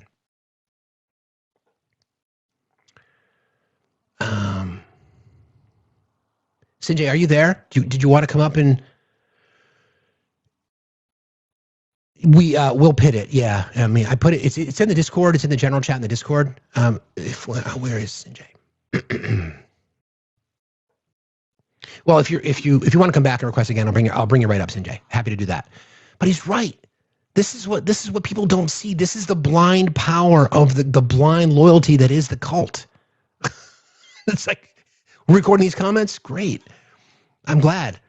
I don't know where they went to, but I'll track you down in a second. But this is what the world sees. And finally, we're starting to see some leaders across the world to stand up, right? I really want people to start to understand what that looks like. Here you go, Sinjay. I'll bring you right up. Come on up. Because I do want to hear your perspective on this. Good morning. Thanks for requesting, or good afternoon, or good evening. How are you? Good afternoon here. I'm very well. I just got your live recommended from one of my very amazing followers, and they were just saying that you were doing amazing points, and I was watching a bit, and I just loved it. I loved your perspective. Thank you. So thank you so much. Sure. Thank you. Well, what's on your mind? Tell us, please. Oh, well, basically, I've been doing my own lives, trying to get the Greenlandic voice in here, because I feel we're not listening as much to the Greenlandic people as we should. I'm from Denmark myself, so I do experience Trump's threats very closely. And to be honest, one of the things that I am experiencing quite a lot is Americans now feeling that I've seen people saying that they have gotten Greenland. So MAGA saying that, oh yeah, we won, we've gotten Greenland, now we own Greenland. And I'm just wondering where that perspective is from. Is it because they are not aware that who Rute is in the world, that there has not yet been any conversations with Denmark or Greenland regarding this?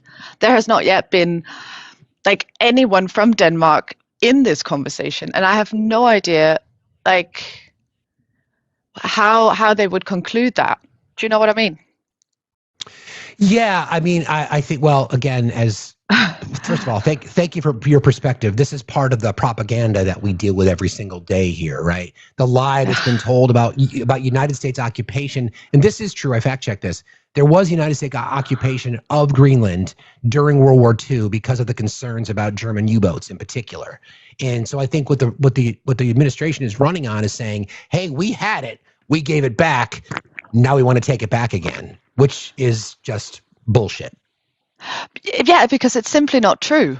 It is simply not true that Greenland was a part. There were no threats or attacks on Greenland. The only people who were unalive during World War II was work accidents in Greenland. So there is there's nothing true. And then we go on to the statement that NATO is financed by the US, and I'm baffled with the amount of misinformation. And I know you guys have been living in this for a long time, but right now he has really showed the rest of the world how he is operating, and I find it like I can see in my lives. Like I had 38,000 people in my last live, and they were all like, "OMG!" Like, "Oh, you're teaching me so much."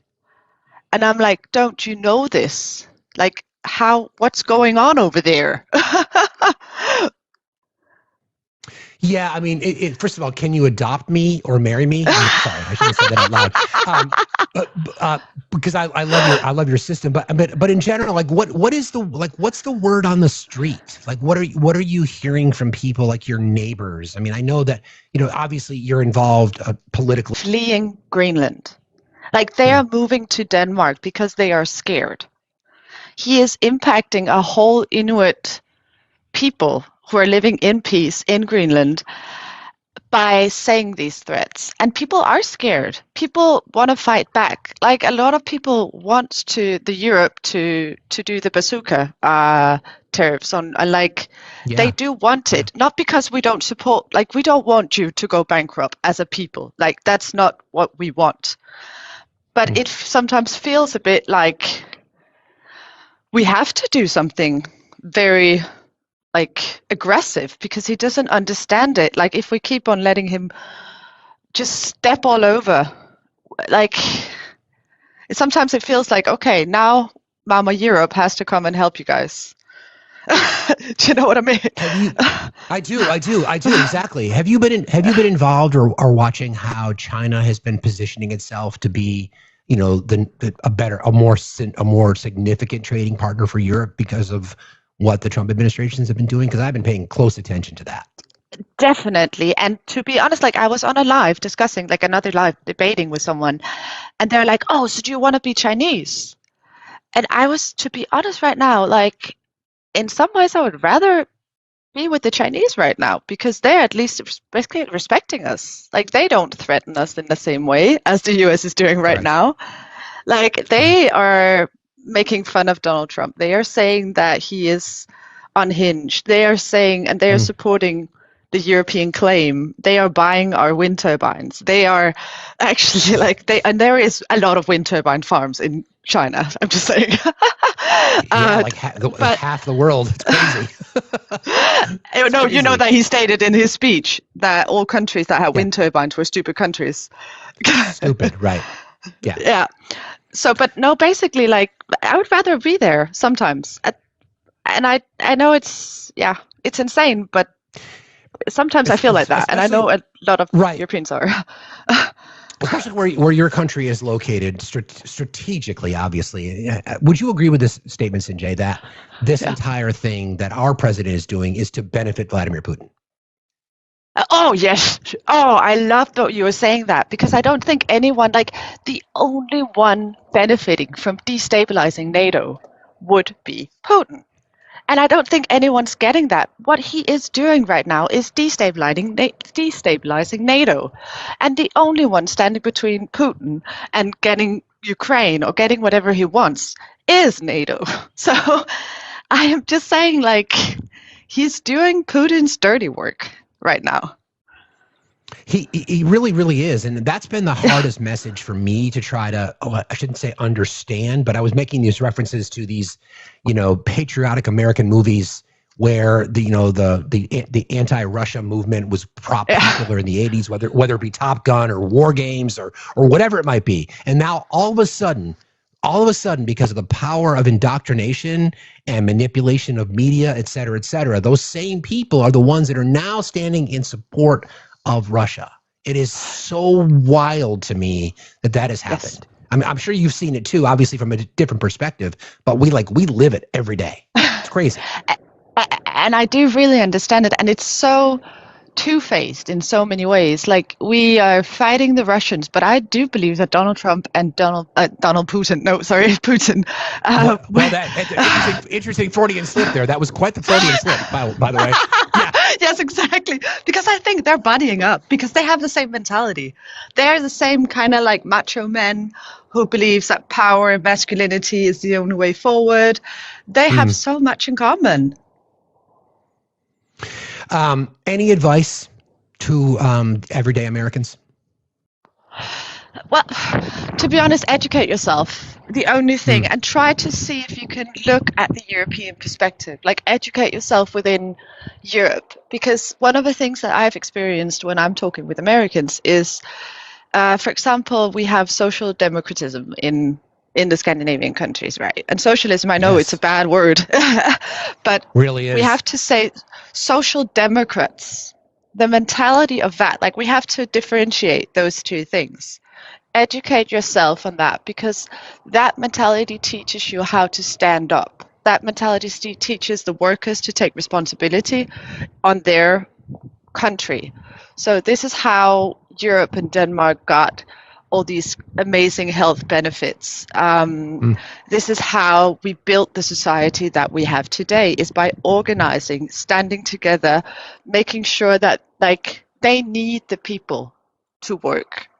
I saw this amazing video that was like, you look at the communist system, it is just a lot of ordinary people who know that it is bad, but they keep on going anyways. But as soon as they stop, if they collectively stop to accept the way that the world is going and their country is going, you will see how much power the people have. You have more power than you think. So much more. That's a really great point. I mean, that's been a lot of the push lately, is about, I think, people, if there's one, going through this hellscape, if there's one silver lining in it, I've never seen more people wanting to be involved. I talk about something on my show every day about the spirit of doing something. Like, I believe, democracy is not a spectator sport. You've got to be involved. Similarly with activism, I think activism is like a muscle and you have to exercise it. I've seen a lot more movement than I've ever seen before. I hope it holds, because we can't just vote our way out of this. We need a systemic change in our country. Yes. And I often reference Denmark and Scandinavian countries' approach to education, approach to healthcare, approach to just balance and equity within their nations. It's something that I inspire, that I want desperately. I always talk about things in terms of, like, the matriarchy, something we need in our country desperately, but desperately. So the question was just asked about when. First of all, thank you for your time. I really appreciate it and your perspective. When do you go live? I'm so, like, I have a bit of ADHD, so whenever I do planning, I'm bad at planning, and then it gets, like, really bad for me. So I have done it every second day, so maybe I'll go live again tomorrow. That is what I'm planning. So yeah, you should come in and see the European perspective. That would be amazing. I would love to. I just followed you. Thank you again. We have a Discord. I don't know if you're interested in joining our Discord. The link to the Discord is in my link tree that's in my bio. Thank you so very much. You can call me Steve. Cool. The offer's still there. If you want to adopt or marry me, I will totally take that. Seriously. I'll take that in consideration. Just DM me, my friend. I will. I appreciate your time and your perspective today. Thank you so much for being here. I really appreciate it. Thank you. Have a great live. And thank you for the gifts, Same to you. Everyone here. Thank you, Sanjay. I appreciate you. Have a great day. Be safe out there. You too. Bye-bye. Bye. It's great. I mean, it's good to hear that perspective, right? It's really good to hear that perspective. So they see the same thing that we see. Yeah, I'm a bit smitten, I must admit.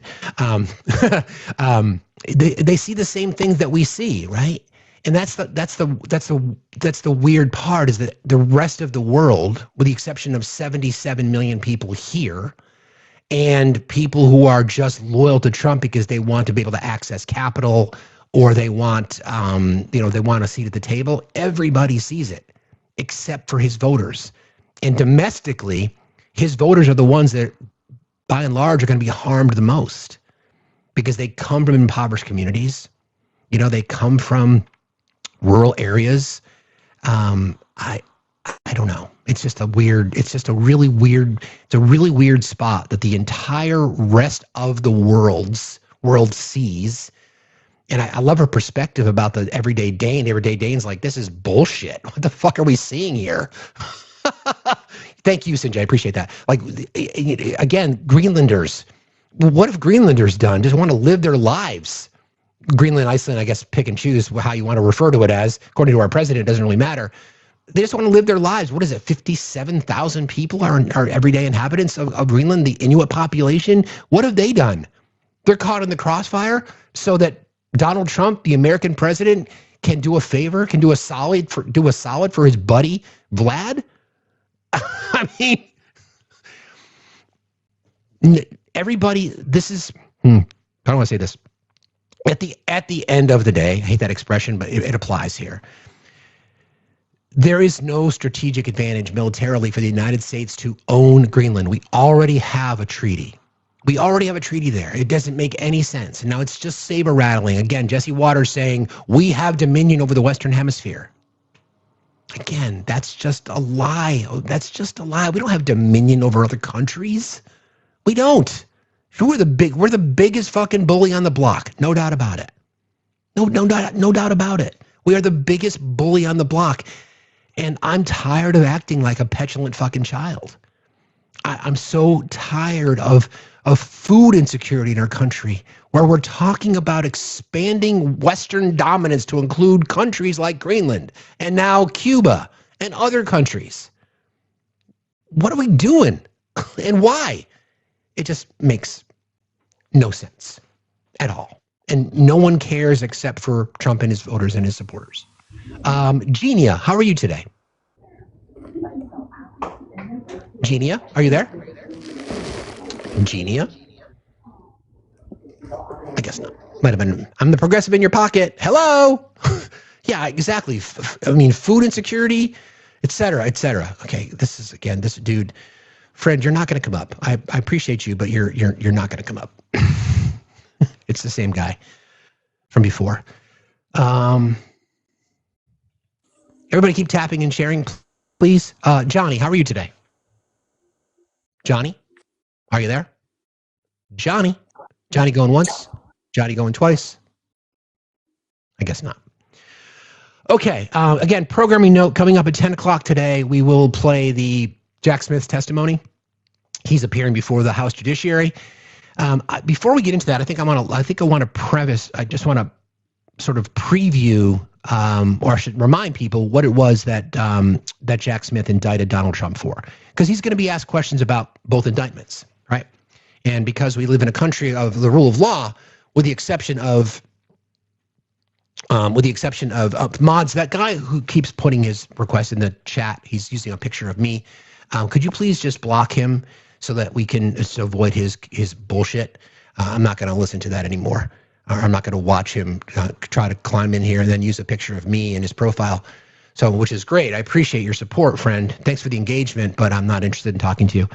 So let's summarize the indictments that Jack Smith got against Donald Trump. Federal election interference. So let's go through the actual case and what the codes were. So federal DC election interference, conspiracy to defraud the United States. Again, just as a reminder,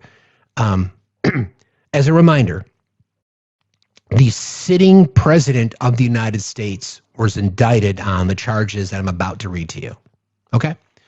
Count one, conspiracy to defraud the United States. 18 U.S. Code 371. What it means: an agreement to interfere with or obstruct lawful government functions through deceit. What the prosecutors must prove: an agreement between 2+ people. So I'm going to go through the list and let's see if they would have met the standard, right? So again, it's conspiracy to defraud the U.S. What it means is an agreement to interfere with or obstruct lawful government functions through deceit. Conspiracy would require more than 2 people. obviously there's more than 2 people that were involved in that. The purpose was to impair or obstruct a lawful federal function like the election certification. Did January 6th impair or obstruct the congressional hearing? Yes, it did. The means then involved dishonesty and or deceit. Lies told about the election results were lies and deceit. Again, that's something that they must prove. Yep. And then at least one overt act was taken to advance a conspiracy. There were more than one overt acts to advance a conspiracy. Seems based on what we know before we even heard from the testimony, seems like what we know that would be one count that he would have likely been found guilty of if it went to trial. Count 2, conspiracy to obstruct an official proceeding, 18 U.S.C. 1512K. What it means that an agreement to obstruct the Electoral College certification, what prosecutors must prove, an agreement to obstruct an official proceeding. Was there an agreement made by multiple people to obstruct the January 6th or the certification of the election? Again, would have to go to court. By what we know, it was obviously there was an agreement to obstruct the official proceeding. I think that's pretty logical to say.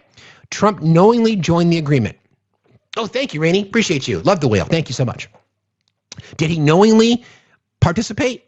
Yes. He's the one who called people to January 6th, to D.C. on January 6th. The goal was obstruction, not just through politics or through speech. Was that the goal? I think that's pretty safe to say. Again, it's too bad the case didn't go to court. Count 3, obstruction of and attempt to obstruct an official proceeding. That's 18 U.S. Code 1512C. It means actually obstructing or trying to obstruct the J6 certification. What prosecutors would have had to prove, there was an official proceeding. Yes, there was a certification that day. That Trump corruptly obstructed, influenced, or impeded it, or attempted to. Again, that's where the court would help, but on the surface, sure. And then there's a nexus between his actions and the proceedings. Were his actions intended to obstruct? Again, I think it's at the surface level. Trying to be objective here. At the surface level? Okay. Count 4, conspiracy against rights. Statute 18 U.S. Code 241. What it means, conspiring to interfere with rights protected by federal law or the Constitution. What prosecutors must prove, there was an agreement to injure, oppress, or threaten, or to intimidate people. Intimidate members of Congress by having an insurrectionist mob break through windows? Yeah, I think so. The target was the exercise of a federal right. Federal right would be, again, to certify the election. And our rights, by the way, again, conspiracy against our rights, the people that voted for Joe Biden, our rights were being violated, and the defendants acted willfully. Yes, there was willful intent. Okay, that's one. That is one series. Those are one set of indictments, 4 separate charges. Florida classified documents case, because I'm sure he's going to be answering questions about this today as well. A national violation of the willful retention of national defense information. That is 18 U.S. Code 793. Again, willful retention of NDI. Keeping national defense information you're not authorized to keep and refusing to return it. What the prosecutors would have had to prove. Trump had unauthorized possession of documents, information related to national defense. Yeah, that was proven to be true based on the information that we have. Based on the indictments, based on what was found in Mar-a-Lago. We don't need to revisit the entire thing. That he knew he wasn't entitled to keep it. He obviously knew because he moved it. He obviously knew that he had it. He willfully kept it. He willfully kept it. We know that he willfully kept it because he was told numerous times at 18 months back and forth with NARA and with the FBI. So yes, and then he denied having it. So yes, he willfully kept it. And then he failed to return it to the U.S. upon demand. Yes, we know that to be true as well. Okay? Obstruction, concealment of charges. A conspiracy to obstruct justice, which would be 18 U.S. Code 1512K. What prosecutors must prove, that agreement to obstruct, sorry, wait a minute, is this the same one? Sorry, this wrong one, my apologies. Withholding a document or record corruptly. Statute 18 U.S. Code 1512B and 2A, that Trump corruptly persuaded or attempted to persuade someone to withhold documents and records from an official proceeding or investigation. That's why Walt Nauta was named as a co-conspirator. That's why they lied. That's why they lied, right? About where the documents were, how many that they had. We know that they turned over some, but we also know that during, again, part of the testimony, that the interview and the indictment, the information was that there was a time stamp where they knew the federal investigators were coming, and they moved the documents, and they lied about it. Corruptly concealing a document or record, 18 U.S. Code 1512C1. What prosecutors must prove that Trump concealed or tried to conceal documents, that he did so corruptly, and then with intent to impair availability for an official proceeding. Once again, the evidence that we have, which is why this case should have gone to trial. And by the way, this case was dismissed without prejudice, which means it can be retried again, or tried, since it never made it to trial. It's not about double jeopardy. It was without prejudice. And then, again, concealment of a document in a federal investigation. 18 U.S. Code 1519. What prosecutors must prove, Trump knowingly concealed documents and records with the intent to impede, obstruct, or influence a federal investigation.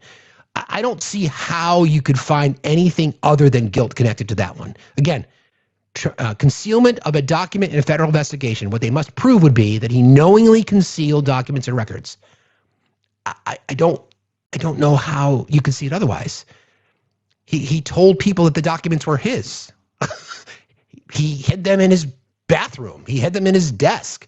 He hid them in the ballroom. He moved them. We have that information. That's just on the surface. That's just, we probably have like 10% of what Jack Smith knew in this case. And then with intent to impede, obstruct, or influence a federal investigation. He was told to return the documents. This is what MAGA doesn't understand. Well, they don't understand water. But anyway, the documents are not his. The documents belong to you and I, right? They belong to us. We've got that famous soundbite from Bedminster when he showed somebody documents that were classified. Those documents are not his. They belong to the federal government. Now, we could all objectively say NARA, the National Archives and Records Administration, the person, it's like the librarian for the government, we could probably all agree that they need to really look at their policies and how documents get categorized, cataloged, retained, etc. Because that's obviously an issue. Because, you know, Mike Pence had some, Joe Biden had some similarly, right?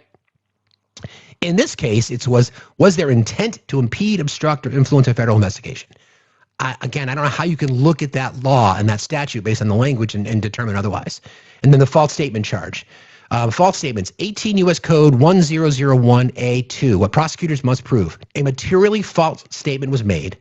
It was made knowingly and willfully, and it involved a matter with federal jurisdiction. The charge was tied to representations made to the government during the document return efforts. They said they turned everything over where they didn't. They wouldn't have needed the search warrant. Don't forget, there were numerous reach outs. I think the number is, I haven't looked at this in a while, I think the number is like a dozen times. The FBI and NARA reached out to the president and said, no, you haven't turned over everything. We need to get, you need to bring everything back. We've only got like 30 boxes. There's like hundreds more, if not thousands more. Don't forget, they found Five Eyes documents, which would be the, you know, who's in the Five Eyes? It's us, it's Australia, it's New Zealand, it's the UK. I'm not sure who the other country is. But anyway, Five Eyes documents, right? They found that stuff when they exercised a search warrant. Canada, thank you. So obviously that, again, false statements and representations. This charge was the fact that you didn't turn everything over, and you said you did. I don't know how people can look the other way. Everyone wants to say, what about Biden? Biden did the same. No, Joe Biden didn't do the same thing. In summary, what Joe Biden did, Joe Biden had records in his house. When he found them, he contacted the FBI. He contacted NARA and said, hey, come on over to my house and do whatever you need to do. And even in Robert Hur's testimony, he said, these cases are not the same. They're not the same. Nowhere in time did Joe Biden obstruct, deny us access. Seriously. Not even close to being the same. Not even close. And they never bring up Mike Pence, because Mike Pence did the same thing that Joe Biden did. Had documents, contacted the FBI, contacted NARA and said, I've got documents. It's not even close to the same. I wish I could find Give me a minute here. I'm going to try to find something for you guys. Let's see.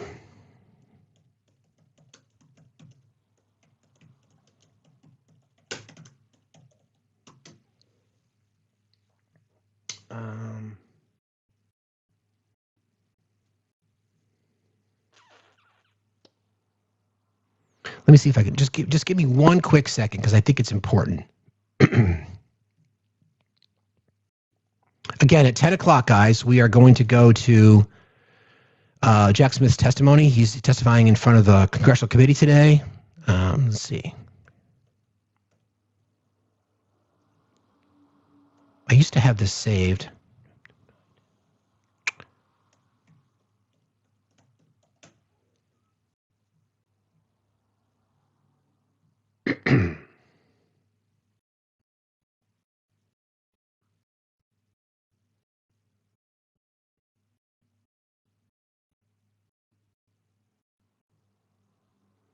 If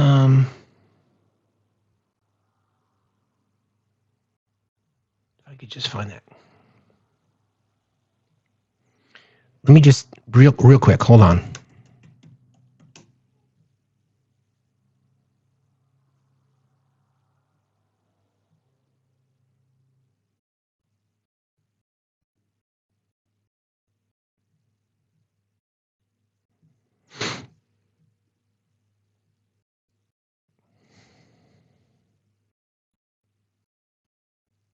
There's a famous quote. He even references Trump, saying these cases are Mr. Biden should have known that by reading his unfiltered notes about classified meetings in the Situation Room, he risked sharing classified information with his ghostwriter. But the evidence does not show that when Mr. Biden shared specific passages to his ghostwriter, that Mr. Biden knew these passages were classified and then intended to share classified information. There's a few things like that. These facts do not support a conclusion that Mr. Biden willfully retained the marked classified documents in these cases. In addition, Mr. Biden told us in the interview that he does not recognize marking confidential as a classification marking. To him, the marking means the document should be held in confidence, but not necessarily that it's classified. He made references to Mr. Trump. Anyway, you get the point. Not even close. Not even close to the same thing. They're not even in the same ballpark. Not even close. I'm just going to check with my mod teams real quick. Yeah, I've got that queued up. Point being, the revisionist history that MAGA and the Trump administration is attempting to point is that these things are exactly the same, and they're not even close. Right? They're not even close. Okay? Like, for example, toppings on pizza include pepperoni, not fucking pineapple. Bad analogy. You get my point. They're not even close to the same. Because even Republicans tried to cite the Her report. It's like comparing soccer to Calvin Ball. There you go. So I saw your comment, Ash. Sorry. Anyway, the fundamental difference between these two cases when it comes to the documents is that Donald Trump withheld information that was not his, lied about it, obstructed justice on numerous occasions. Joe Biden and Mike Pence also had documents. They contacted the FBI and NARA and said, we might have some documents here. Feel free to come in. They didn't knock down doors. They didn't need to exercise a search warrant under the cover of darkness. They literally opened the fucking door. It is a fundamental difference between these two cases. Full fucking stop. We'll find out what Jack Smith has to say when he's asked these questions coming up at the top of the hour. I don't know who that is. I'm not going to bother even accepting the request. All right, I've got a little bit of sound I want to play for you from this is about companies that have been bribing Trump. Now, we can make this assertion. This is from the More Perfect Union podcast. This is about 12 minutes long. It'll take us right up to game time. I'll play this for you, and then we'll discuss it on the other side. Trump monetizes power. From his attacks on big law firms. Big law firm, smart law firm. To taking major payoffs for his inauguration. To a crypto scam, helping his family rake in billions of dollars. Every time I think I'm done with these stories, I get pulled back in. Today, I want to show you one of the most important and least understood mechanisms that he uses to do it. It involves these gold things on Trump's desk. That's a $130,000 gold bar and a gold Rolex desk clock. But it also involves a $5 million donation from an obscure meatpacking company. It involves American automakers and plastic bottlers and the biggest tech companies in the world. There is a quid pro quo system embedded directly into Trump's core economic policies, because this is partially a story about tariffs. I think the tariffs are going to be the greatest thing we've ever done as a country. The tariffs that were supposed to usher in a new American golden age. The ones that are constantly being hiked, then rolled back, renegotiated, and killed entirely. All you have to do is make it in the United States. We don't need it from another country. It's pretty hard to follow the logic of Trump's trade policy. But by the end of this story, you'll have a blueprint to understand all the economic chaos you've seen in 2025, and how all this nonsense is just another mechanism for insiders to get paid. This is the beginning of making America rich again. I'm going to get back to tariffs in a minute, but to fully explain this scheme, I need to dive deep into a company called Pilgrim's Pride. Pilgrim's Pride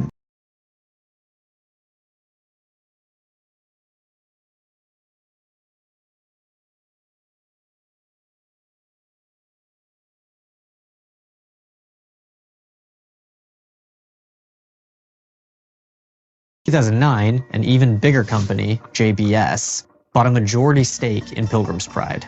So for the rest of this story, when I say Pilgrim's Pride, just think JBS. They're the biggest meatpacking company in the world, which owns one of the biggest poultry processing companies in the United States. We're a very big country. We have a lot of beef. On January 2nd, 2025, Pilgrim's Pride donated $5 million to the Trump-Vance inaugural fund. It was their only political donation in over 20 years, and it was by far the largest they'd ever made. In fact, this was more than all the big tech companies donated, and it immediately set off alarm bells. In May, when the donation was finally made public, Senator Elizabeth Warren called it out. So the obvious question was, what were they buying? Why did they need to donate so much to Trump? Well, here's what happened next. April 2025. The Liberation Day tariffs kick in. This is Liberation Day. But things are about to take a turn for JBS. In June 2025, JBS gets permission from the Trump administration to go public. This is despite their links to corruption, deforestation, and bribery claims. Then, in August, JBS, remember the parent company here, they hired Miller Strategies. Miller Strategies is a MAGA-aligned lobbying firm that is staffed up with former Trump administration officials. They've got the inside line to Trump, the keys to the kingdom, and they're doing tons of business in 2025. Then, finally, in November, all of this work pays off for JBS. Trump announces huge tariff rollbacks, and he specifically eliminates all tariffs on Brazilian beef. Trump issuing an executive order to drop reciprocal tariffs on dozens of food items, including staples like coffee, beef. For the most part, the foods, but we cut back a little bit on those tariffs. We'll get the price down. Now, if you were watching this on the news, it might have looked like Trump finally responding to consumer outcry on the cost of living. But I actually think this is the Rosetta Stone, the key to understanding all of Trump's trade policies, because this is the pattern. Threaten everyone with tariffs, extract payments from the few, and then quietly spare those who were loyal to you. And beef is really just the tip of the iceberg. So who else is buying US trade policy, and what are they getting? We'll be talking about other subjects like cars. Cars is going to be a very big one. Once you know the pattern, you really can't stop seeing it. Industries with concentrated power and political access get their exemptions. Everyone else gets uncertainty. Look at automakers, for example. I'm giving them a little bit of a break, right? It's called a little flexibility. When Trump took office, even before Liberation Day, he immediately started threatening tariffs. Canada, Mexico, steel, aluminum. Places and products that are very important for making cars. Then a blanket 25% Liberation Day tariff on imported car parts threatened to ruin them. It's 25%. What we're listening to is called a documentary called I Tracked Down the Companies Bribing Trump. It's from the More Perfect Union podcast. And without exceptions or exemptions, and that's all countries, no matter where it comes from, all countries. Even for cars that are assembled in the United States, a lot of the parts are shipped to auto plants in the US from other countries, meaning they were facing huge cost increases on almost every part. But the big automakers had already bought their insurance. The Ford people I know very well. What they're doing is negotiating with us. Ford and GM were both major Trump-Vance inaugural donors. They gave $1 million each and loaned the administration cars for celebrations. They bent the knee. So on April 2nd, Trump announced exemptions for US automakers, dropping the tariffs on most of their parts and their raw materials. Ford has really been a leader. They've done a great job. Liberation Day also came for big tech, just like everybody else. The sweeping tariffs would mean huge cost increases for these tech giants, who import almost all of their silicon computer chips from places like Taiwan and South Korea. But like the automakers, big tech had bought their insurance too. You probably saw their CEOs at Trump's inauguration, and most of them at this fawning dinner at the White House. Well, thanks for hosting us. I mean, this is quite a group to get together. What you might have missed was that they all gave $1 million each to the inaugural fund, which was ultimately a small price to pay for the tariff exemption that Trump... Follow what, everybody? Follow what? Trump later gave them on computer chips, which saved them billions of dollars. Thank you. Thank you for including me. Thank you for being such a pro-business, pro-innovation president. Plastics companies followed the same playbook. The bottler for Coca-Cola, Reyes Holdings, saw the writing on the wall with tariffs. Tariffs on their raw products means every bottle of soda increases in price. Coca-Cola expects the tariffs will bring a significant cost increase. The White House says the tariff is meant to prevent unfair foreign trade practices. Fortunately, Reyes Holdings is run by two brothers who were already Republican mega donors. So PET, the stuff used to make plastic bottles, falls off the list of tariffed products.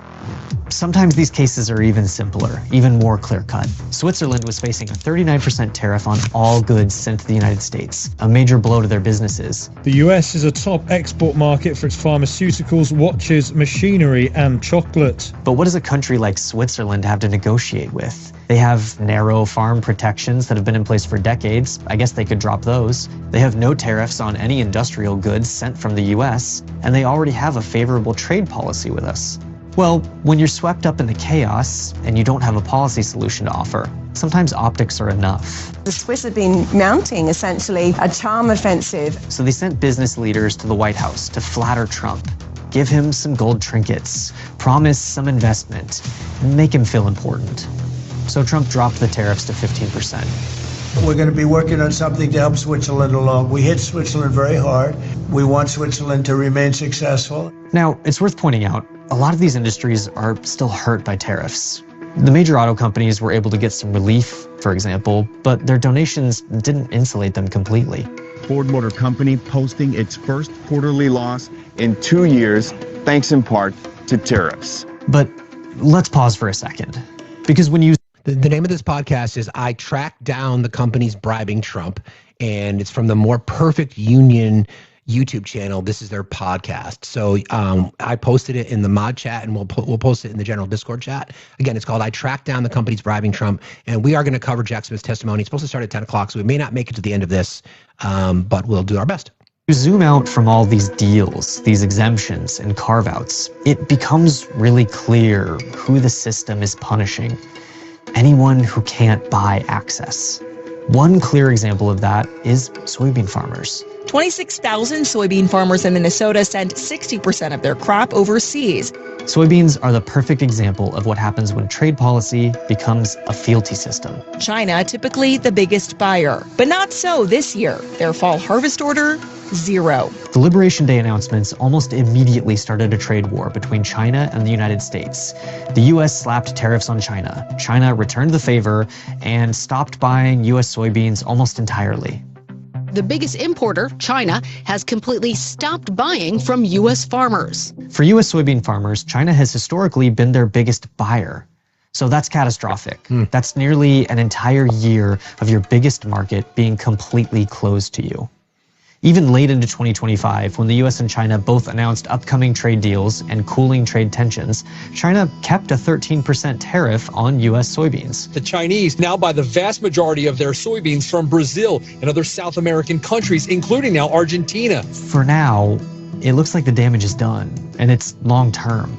Chinese buyers are looking elsewhere, primarily to Brazil, who saw their soybean exports jump 64%. But soybean farmers, they didn't make a multi-million-dollar inaugural donation. They don't have the kind of leverage that this system rewards. Their trade association, they've been openly critical of the tariffs. They lobbied for relief, they warned about permanent market loss, but they were mostly ignored. So they don't get real relief. There's no carve-out for them. No exemption is coming. Don't listen to what they say. Watch what they do. It's that simple. What have they done to help us at all? They lose their main market, and the US government offers $12 billion in bridge payments. But considering farmers have lost up to $44 billion this year, that bridge isn't going to reach the other side. In a system like this, built on chaos, the people who can't pay for economic certainty are the ones who pay the price. Thank God for tariffs. If we didn't have tariffs, we'd be a third world nation. It's been exactly 1 year since Donald Trump was inaugurated, after running on a promise of rebalancing our broken trade system in favor of working class Americans over corporations using foreign countries to rip us off. And the thing is, we do need to fix our trade imbalances, and tariffs can be a good tool for doing that. My favorite word is tariff. But looking at this story, it's clear that he never intended for a serious approach to tariffs. So the question we should be asking ourselves is, what was his goal? The answer is clear when you see the pattern. Chaos creates opportunities to get paid. Relief only appears after money changes hands. We see it in donations, in pardons, and in tariffs. An entire government has been reorganized around one man's need for leverage and loyalty. Well, I may put a tariff on countries if they don't go along with Greenland, because we need Greenland for national security. And when you organize a government around one man's whims instead of the needs of the many, everyone loses in the process. So, again, it's nothing new. It just, as you pull on the thread a little bit more, I think what he called out in the very beginning about the people that are benefiting the most are some of the same people that were sitting behind him, cozying up at the inauguration, pay for play, $1 billion here, $1 billion there. You do this for me, you'll get a tariff. If you don't, I'll pull the tariff off, et cetera, et cetera, et cetera. So, you know, I've got it queued up here, just waiting for the beginning of the Jack Smith testimony. It hasn't started yet. I'm on the PBS NewsHour. Unless, guys, you've seen it someplace else. I don't think it's, I don't think it hasn't started yet.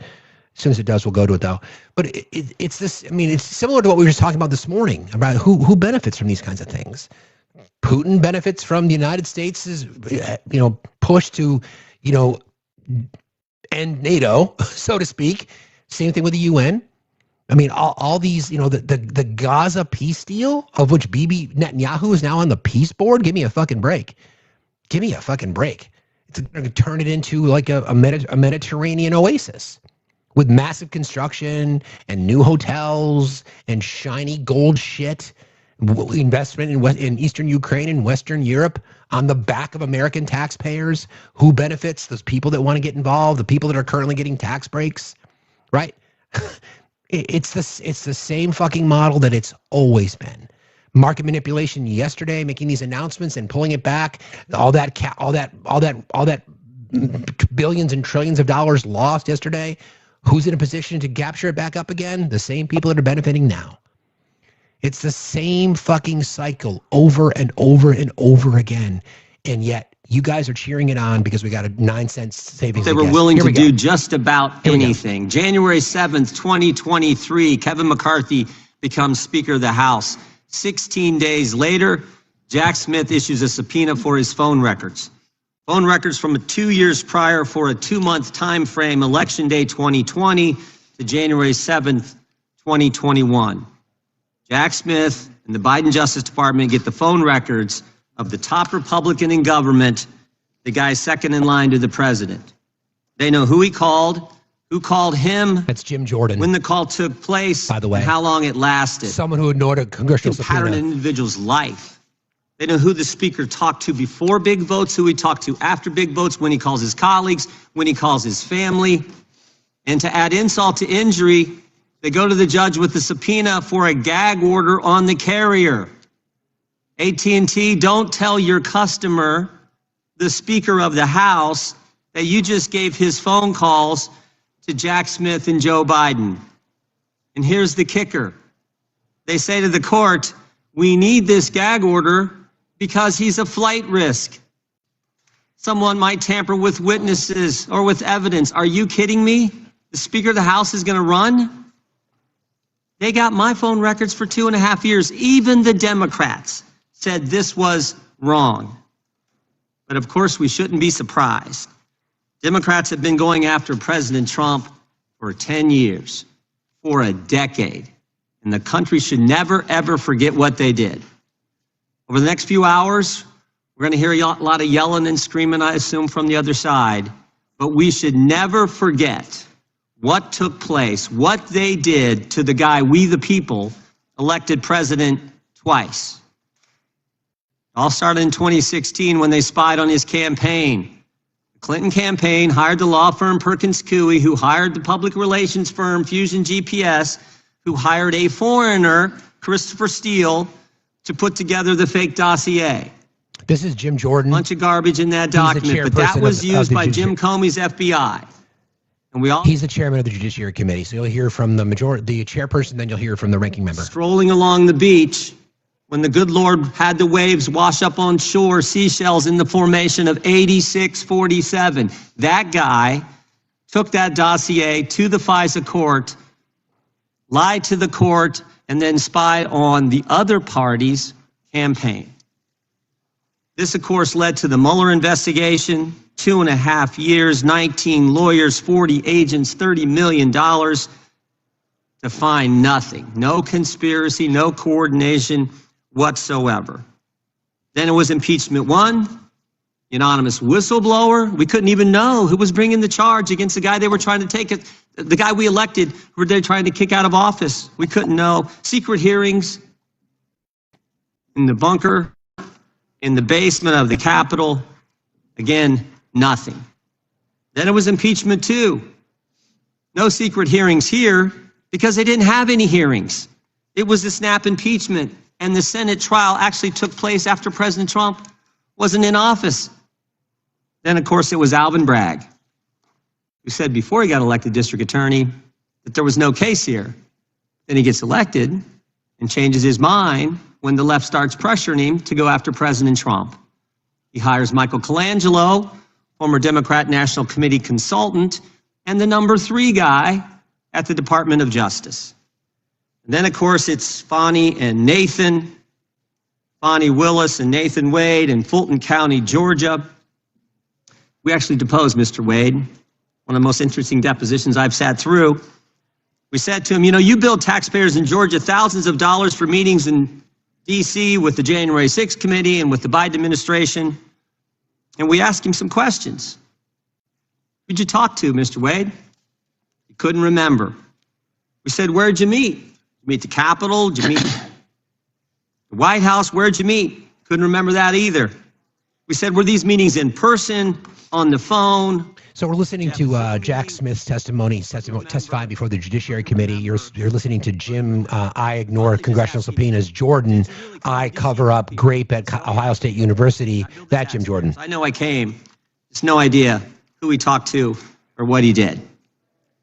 And then there was the raid on President Trump's home, you know, where they searched Barron's room and the First Lady's closet. In our deposition with Stephen D'Antuono, head of the FBI Washington field office, he told us none of the normal process, none of the normal protocol was followed in the investigation. He said, first of all, the case was run out of D.C. Normally you run it out of the Miami field office. No, we're going to run it out of D.C. He said he recommended, and the people in the FBI at the time in the Washington field office recommended they give the president notice before they do the search, or at least when they got there, before they start the search, call the president's lawyers, ask them to come there and meet them and conduct the search together. Again, the answer from Maine Justice was no. Which brings us back to Mr. Smith. On November 18th, 2022, 3 days after President Trump announces he's running for president, Attorney General Garland names Jack Smith special counsel. One of the first things Mr. Smith does is put on his team the very people responsible for the raid on President Trump's home. The very people. And then Jack Smith also puts on his team the people responsible for getting the phone records of dozens of members of Congress. People like Thomas Wyndham, who, when we deposed him, took the fifth 71 times. We've actually referred him to the Justice Department for obstructing our investigation. Jack Smith then gets a gag order in his investigation on President Trump from Judge Chutkan without filing a single affidavit with the court from a witness or a potential witness that they felt threatened by statements from the president. Stop and think about it. Jack Smith restricts the speech of the former president while he's a candidate for president. Oh, give me a fucking break. Thank goodness Mr. Smith was slapped down on appeal and the order was changed. In fact, just 2 weeks ago, the Washington Post editorial page, Jack Smith would have blown a hole in the First Amendment. I just want to read 2 sentences from this. Mr. Smith seemed unconcerned about interfering in the democratic process by seeking to muzzle a candidate for high office. 3 appellate judges, all nominated by Democrat presidents, ruled that Mr. Smith's proposed gag order infringed on President Trump's First Amendment rights. And of course they did. That'll be a soundbite they'll play. This wasn't the only time Mr. Smith lost in court. In the classified documents case in Miami, Judge Cannon held that Mr. Smith was not permitted to be special counsel. Judge Cannon. Jack Smith was never properly appointed. Wrong. In fact, he couldn't be properly appointed because he was never confirmed by the Senate for any position in the executive branch. Wrong. As the law requires. Then explain Robert Hur. Go ahead. Stated, quote, the special counsel's position effectively usurps that important legislative authority, transferring it to a head of department and in the process threatening the structural liberty inherent in the separation of powers. And of course, on July 1st, 2024, the United States Supreme Court ruled that President Trump had immunity for actions taken in his official capacity as the president. He wasn't 1 month president later, then, dumbass. After this decision by the Supreme Court, Jack Smith files a superseding indictment on August 27th, 2024. But Mr. Smith doesn't stop there. He does something unprecedented. On October 2nd, he files a motion with the court before President Trump's defense counsel has even responded to the indictment. Everyone knows the normal process is the government indicts, the defense responds with some motions, and then the government responds to the defense. But Mr. Smith skips the second step. And the brief that he files... Isn't it funny how Jim Jordan is lecturing us on how things are supposed to go? Hey, Jim, why don't you show up for your fucking subpoena, dumbass? Chutkan, who's given Jack... Stop protecting predators, you fucking piece of shit. Course of this investigation, even she called it atypical and irregular. Now, why would Jack Smith do that? Why would he abandon proper procedure? Why would he ignore court rules? Why would he do that? Because he's running out of time. There's an election around the corner. It's coming in 33 days, and he's got to get President Trump. He's got to stop President Trump from running, tie him up in court. He's got to get to trial, or at a minimum, insert an 165-page political document into the presidential campaign. It was always about politics. Was it? The good news is the American people saw through it. They saw through it. Oh, we sure did. For so long, the left has controlled so much in this country. The left controlled big media. The left controlled big tech. The left controlled academia, Hollywood, certainly the Democrat Party. Oh, my God. And I think all too much the federal bureaucracy. Okay. But the left doesn't control we the people. And in spite of the left and the weaponization efforts of Jim Comey, Alvin Bragg, Bonnie Willis, and Jack Smith, if they were so we the people if saw they were through so serious, then why did the indictments against Comey and Letitia James blow up in your fucking face? Before turning to the ranking member for his opening statement, I would just ask unanimous consent to enter into the record the Washington Post editorial. Jack Smith would have blown a hole in the First Amendment. With that, I yield to the gentleman. It's an from Maryland. editorial, Well, you thank you dumbass. kindly, Mr. Chairman. I want Katie Raskin now. to start by recognizing the presence of 4 American heroes here today, 4 of the hundreds of officers who defended us on January 6, 2021. Michael Fanone, Aquilino Ganell, Daniel Hodges, and Harry Dunn. And I thank them for being here today. Mr. Smith, thank you for appearing before the American people. I'm glad that the committee has finally granted you the same chance to report your findings to the American people that every other special counsel investigating an American president has had. The good chairman started by saying it's all about the politics. Well, maybe for them, but for us, it's all about the rule of law and who's going to stand by the rule of law and who's going to oppose it. Now, Mr. Smith, you're one of America's great prosecutors. For nearly 3 decades, you worked for justice under both Republicans and Democrats. The Manhattan DA office, where you prosecuted sex crimes and domestic violence cases. The Eastern District of New York, where you prosecuted murderers, rapists, gangbangers, and other violent criminals. Leading the public integrity section at the Department of Justice, you brought prosecutions against corrupt public officials across the political spectrum.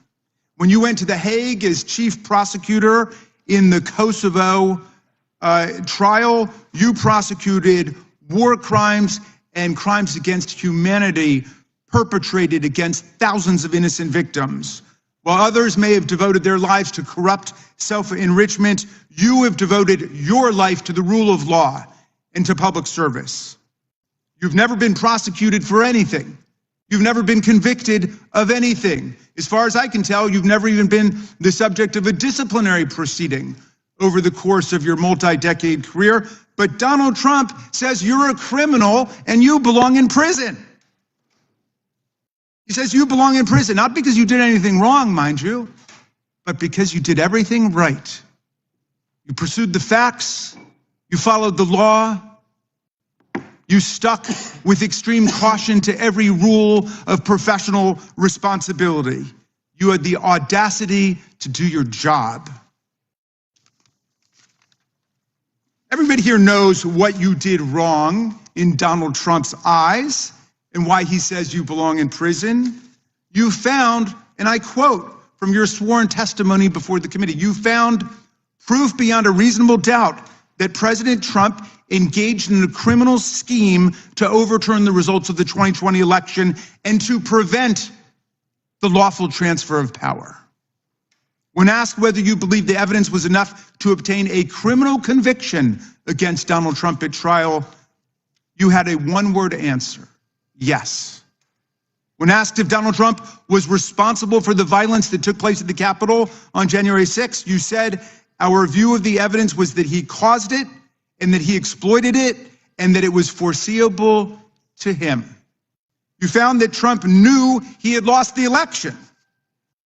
How? Well, his own Attorney General, William Barr, repeatedly told him so and described all of Trump's theories as BS. Trump's top campaign advisors told him he lost the election. Vice President Pence told him he lost the election. More than 60 federal, state, and court decisions, including 8 rendered by judges he appointed to the bench, rejected every outlandish election fraud and corruption claim that he made. Trump himself even privately acknowledged it, gesturing to Joe Biden on TV and saying, quote, "Can you believe I lost to that effing guy?" He knew he lost, but he threw everything into his big lie, which some people, even in this room to this day, will stand by and swear by. Well, when the big lie wasn't enough to convince officials like Georgia Secretary of State Brad Raffensperger, a Republican, to commit election fraud and just fine Trump 11,780 votes, when it wasn't enough to convince Trump's DOJ to, quote, just call the election corrupt and leave the rest to me and the House Republicans, when it wasn't enough to force Vice President Mike Pence to announce and then exercise lawless powers to reject electoral college votes and use counterfeit slates to anoint Trump the winner, that's when Trump incited mass violence on January 6th. While more than 140 officers were being brutally assaulted by Trump's mob, while rioters beat them with flagpoles and sprayed them with chemical agents and crushed them in doorways, and while they chanted, "Hang Mike Pence," and chased the vice president out of the Capitol, Trump and his team worked the phones, calling not the National Guard, which was under the direct unilateral control of Donald Trump, but calling members of Congress, urging them to delay certification and to nullify the election results. Special Counsel Smith, you pursued the facts. You followed every applicable law, ethics rule, and DOJ regulation. Your decisions were reviewed by the Public Integrity Section. You acted based solely on the facts, the opposite of Donald Trump, who now has purported to take over the Department of Justice. He's in charge of the whole thing under his unitary executive theory, and he acts openly, purely based on political vendetta and motives of personal revenge, and he doesn't deny it. Our colleagues have complained about the special counsel's review of toll records, which are phone records like a phone bill, showing only the timing and duration of calls and containing no content, no substance whatsoever from the calls. But those records were lawfully subpoenaed because Donald Trump made those members of Congress relevant to the investigation. It was Trump who chose to call them to advance his criminal scheme. As you testified, Mr. Smith, if Donald Trump had chosen to call a number of Democratic senators, we would have gotten toll records for them too. I trust our colleagues get the point because America certainly gets the point. There is much Mr. Smith still can't talk about, though we know he badly wants to. His investigation developed what he calls powerful evidence that Trump stole documents containing our country's most sensitive secrets, hoarded them in the ballrooms and the bathrooms of his well-trafficked Mar-a-Lago social club.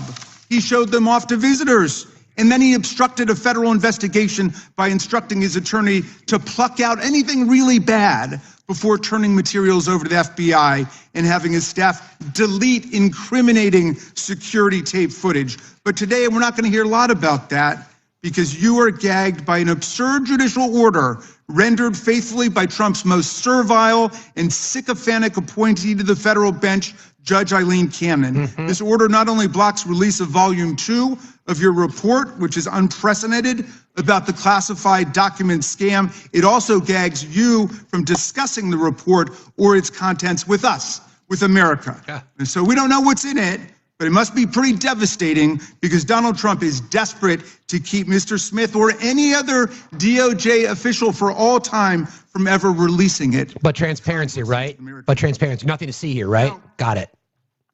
Mr. Smith, if any of our colleagues foolishly choose to attack you and vilify you today, and I know that's not going to happen from some serious prosecutors over there like Mr. Knott and Mr. Schmidt, who understand what federal prosecutors do and what the rule of law means. But if anybody decides to attack you personally, they will only be revealing their own ignorance of what prosecutors do and their own indifference to what the rule of law requires in America. They will only be stroking the wounded ego of a lawless, twice impeached, convicted felon president who not only unleashed a mob against Congress and his own vice president, but is now pardoned and released into our communities hundreds of extremists, insurrectionists, and cop-beating felons who have proceeded to commit dozens more crimes against the American people since they were pardoned. Mr. Smith, I understand you are a long-distance marathon runner. I read that you're a triathlete who's done more than 100 triathlons and 9 Ironman competitions. You are in the fight for justice and the rule of law for the long distance, for the long haul, and I thank you for that. And we should all try to follow your example. America looks forward to your testimony today. I yield back to you, Mr. Chairman. Jamie Raskin. Gentlemen's back without objection. All of their opening statements will be included in the record. We will now introduce today's witness. Mr. Jack Smith was appointed as special counsel on November 18th, 2022. He served until January 7th, 2025. We welcome our witness today. We'll begin by swearing you in. Would you please rise and raise your right hand? Do you swear or affirm under penalty of perjury that the testimony you're about to give is true and correct to the best of your knowledge, information, and belief, so help you God? I do. Let the record reflect that the witness has answered in the affirmative. Thank you. You can be seated. Please know that your written testimony will be entered into the record in its entirety. Accordingly, we ask that you summarize your testimony. Mr. Smith, you may begin. Chairman Jordan, Ranking Member Raskin, members of the committee, thank you for the opportunity to discuss my work as special counsel. I love my country, and believed deeply in the core principles upon which it was founded. For nearly 3 decades, I've served as a career prosecutor in both Republican and Democratic administrations. I've handled cases ranging from domestic assault and gang violence to public corruption and election crimes across the United States, and I've prosecuted war crimes overseas. I am not a politician, and I have no partisan loyalties. My career has been dedicated to serving our country by upholding the rule of law. Throughout my public service, my approach has always been the same. Follow the facts and the law without fear or favor. Experienced prosecutors know that specific case outcomes are beyond our control. Our responsibility is to do the right thing, the right way, for the right reasons. These principles have guided me through my career, including as special counsel. I'm proud of the work my team did, and I appreciate the opportunity to appear here today to correct false and misleading narratives about our work. During my tenure as special counsel, we followed Justice Department policies, we observed legal requirements, and took actions based on the facts and the law. I made my decisions without regard to President Trump's political association, activities, beliefs, or candidacy in the 2024 election. President Trump was charged because the evidence established that he willfully broke the law, the very laws he took an oath to uphold. Grand juries in 2 separate districts reached this conclusion based on his actions, as alleged in the indictments they returned.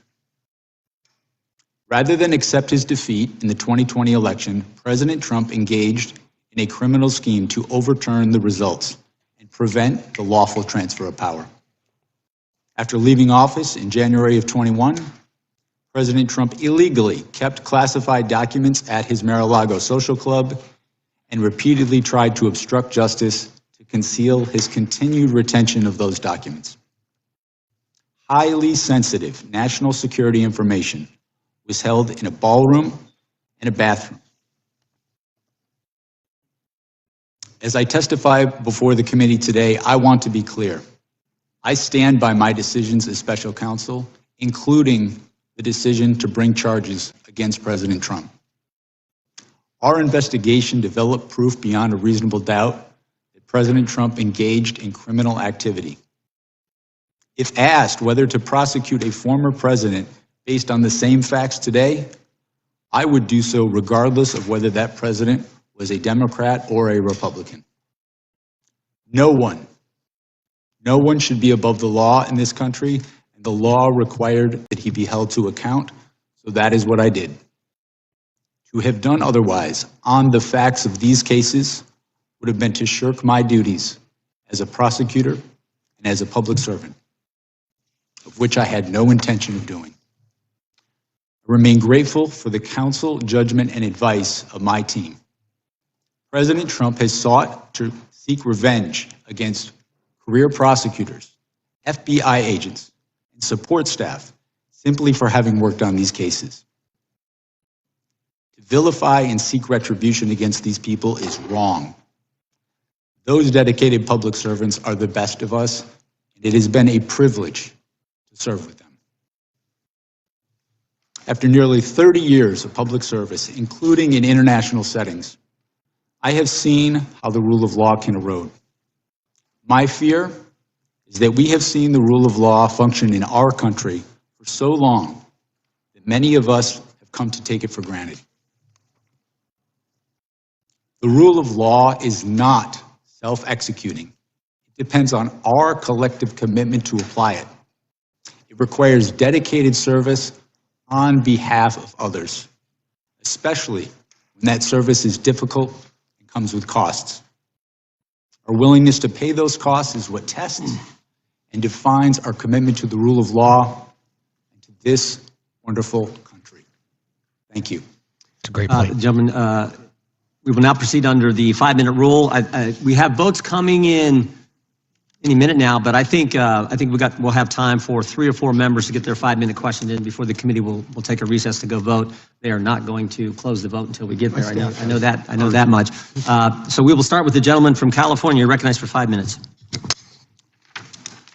Good morning, Mr. Smith. When Attorney General Garland appointed you, he cited the particularly sensitive matters at issue and extraordinary circumstances as the reason for appointing a special counsel. What did you take that to mean? Mr. Kiley from California. Republican. What I understood that to mean is I was to conduct an independent investigation and come to my own conclusions about whether the facts and the law supported a prosecution. But clearly he was alluding to the fact that we had an investigation into a leading candidate for president. That was part of the extraordinary circumstances. Would you agree? I will rely on his public statements about that. I understood my role as special counsel was governed by the regulations, which required me to make an independent decision on my own. So certainly you would agree it was important to approach the investigation with humility and restraint. Is that fair? Yes, and that's what I sought to do. I sought to And you thought you possessed those qualities. In fact, you testified at your deposition, quote, "I thought I was the right person for the job." Of course, some disagreed. Constitutional law professor Jonathan Turley, for example, has said, quote, "Jack Smith has a reputation for stretching criminal statutes beyond the breaking point." I assume you disagree with that statement by Professor Turley. I do disagree with that statement. I think my career speaks for itself. I have been. But that statement was also, and I'm sorry to have to interrupt, I just have a short amount of time. That statement was also echoed by the United States Supreme Court in a unanimous opinion in McDonald versus the United States, where the court overturned convictions that you had pursued against a former governor, criticizing your boundless interpretation of the federal criminal statute. At issue, that opinion was joined by Justices Ginsburg, Breyer, Sotomayor, and Kagan. So do you also disagree with that statement by those justices? I have conducted my career in a nonpartisan fashion. That particular case, the legal position that the department took, that wasn't my personal position. That was the position of the department. I see. So, Mr. Smith, I've had the opportunity during my time on this committee to review the work of 2 special counsels, John Durham, appointed during the Trump administration, and Robert Hur during the Biden administration. And in both cases, they seem to exhibit that humility and restraint that we talked about. But in reviewing in detail the way you conducted this investigation, I see a very different mode of operation. One that sought maximum litigation advantage at every turn, one that repeatedly circumvented constitutional limitations. Just real quickly, what you're going to hear is you're going to hear opinions from Republicans today, and the Democrats will be focusing on the facts of the case. That's what you're going to hear. The phone records of the Speaker of the House of Representatives over a 2-month period, along with for other senators and representatives, even though the public integrity section at DOJ cited litigation risk to doing this. What was that litigation risk?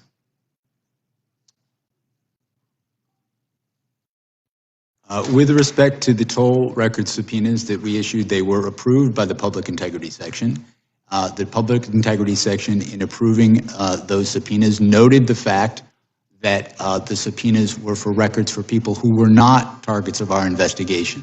But they said there was a litigation risk and you moved forward with it anyway. And not only that, but you also sought orders from judges, making it so those who were having their records seized would not know about it. And you even didn't tell those judges that it was members of Congress whose records you were going after, in apparent contravention of a federal statute saying that a telephone provider for a Senate office shall not be barred from providing notice that the records had been requested. Now, if you sought to do that today, would you be able to get away with that, with asking the judges for a non-disclosure order without telling them these are members of Congress? When we secured these toll record subpoenas, it was done consistent with department policy. You're correct in that that policy has since changed. They changed the policy based upon the actions that you took. Similarly, you issued a gag order against the president. They changed the policies because you didn't like it and busted. It was overbroad. Is that correct? Well, the D.C. Court of Appeals, in passing on that order, found that it was justified. They narrowed the order, but they confirmed that the phenomenon... They narrowed the order because it was overbroad. In addition to that, you sought an early trial date that the district court rejected. And when you presented your prosecution memo to Attorney General Garland, it's been reported that he was visibly unimpressed and expressed First Amendment concerns. So, Mr. Smith, looking at the record, I see that you were reversed and rebuked by the Department of Justice itself, by the Attorney General, by the Solicitor General, by multiple district court justices, judges, by the Court of Appeals, and by the U.S. Supreme Court itself. So my final question is, do you believe that you made any mistakes? Do you have any regrets as to how you conducted this investigation? If I have any regret, it would be not expressing enough appreciation for my staff who work so hard in these investigations. Great answer. We followed the facts and the law. Great These people who work for me sacrificed endlessly and have endured way too much for just doing their job. So if anything, I wish that I had thanked them. I'm the gentleman. So no mistakes. There's that humility. Mr. Chair, I yield back. Yeah, time and gentleman's right. Good Chair try. now recognize the ranking member for 5 Well, minutes. thank you, Mr. Chairman. And the good gentleman from California certainly knows, because he was a student of mine, that lawyers go to court and sometimes they win motions and sometimes they lose motions, and there's no crime in any of that. And I'm just sorry that you had to be lectured about humility and restraint by a politician, because we might not be best poised to lecture you on those particular virtues. But let's go to the toll record, since that's been raised, Mr. Smith. First of all, Congress has allowed toll records to be subpoenaed. This committee has actually tried to limit it over the years, and the senators who are whining the most over on the Republican side in the Senate, they never went along with our determination to try to limit the government's ability to subpoena toll records. So it's perfectly lawful what you did. Explain, why did you want those toll records? This is Jamie Raskin now questioning. We wanted to conduct a thorough investigation of the matters that was assigned to me, including attempts to interfere with the lawful transfer of power. The conspiracy that we were investigating, it was relevant to get toll records to understand the scope of that conspiracy, who they were seeking to coerce, who they were seeking to influence, who was seeking to help them. And that's normal investigative practice, right?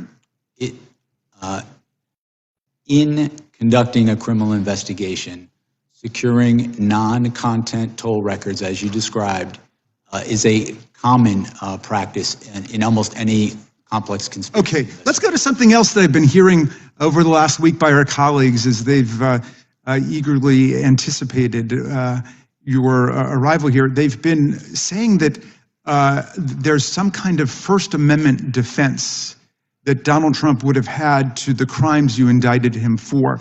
Is there a valid First Amendment defense to defrauding the public? Is there a valid First Amendment defense to disrupting a federal proceeding? Is there a valid First Amendment defense to violating the voting rights of the people and cheating the public out of a fair election? The First Amendment is something that we took seriously in our investigation, but the First Amendment does not protect speech that facilitates a crime. Speech that is used to facilitate a crime, a fraud crime in particular, is not protected under the First Amendment. The Supreme Court precedent on that is clear. This is an issue that we litigated before the district court, and the district court ruled, as I just stated, that it is not in fact protected. And the case law is perfectly clear on this, right? All frauds are perpetrated by speech, right? Yes. All conspiracies are perpetrated by speech. So just because your criminal conduct is brigaded with speech doesn't somehow mean you've got a First Amendment defense against trying to overthrow the government. I mean, the people who attacked the police officers on January 6th were chanting, "Hang Mike Pence." I suppose that was political speech, or they were saying, "Stop the steal." Does that mean they've got a First Amendment defense to violent assault against the officers? It does not. William Barr, by the way, was somebody who was perfectly clear about that. Donald Trump's own attorney general said, there's no freedom of speech that you have to engage in a conspiracy, to overthrow an election, to commit crime. He was perfectly clear about that. Back in those days, in fact, lots of people on that side of the aisle, including my good friend, the chairman, denounced the violence that took place on January 6th. The cat's got their tongue these days. My friend Chairman Jordan said, what happened last week was terrible, it was tragic. It's as wrong can be, he said. Republicans, we know all political violence is wrong. I asked my friend Chairman Jordan at a rules hearing, are you also not interested in what happened to us on January 6th? He said, of course, everyone's interested in holding people accountable who did wrong. The FBI is doing that. The Justice Department is doing that, appropriately so. What do you think about the attack on the Department of Justice and the special counsel for doing your jobs? I think the attack is unjustified. I think the people who worked with me as career public servants are people, they're part of the reason I've been a prosecutor for so long is to work with people like that, not just the prosecutors in my office, but also the agents, FBI agents who are heroes, who have served their country not only as agents, but also overseas.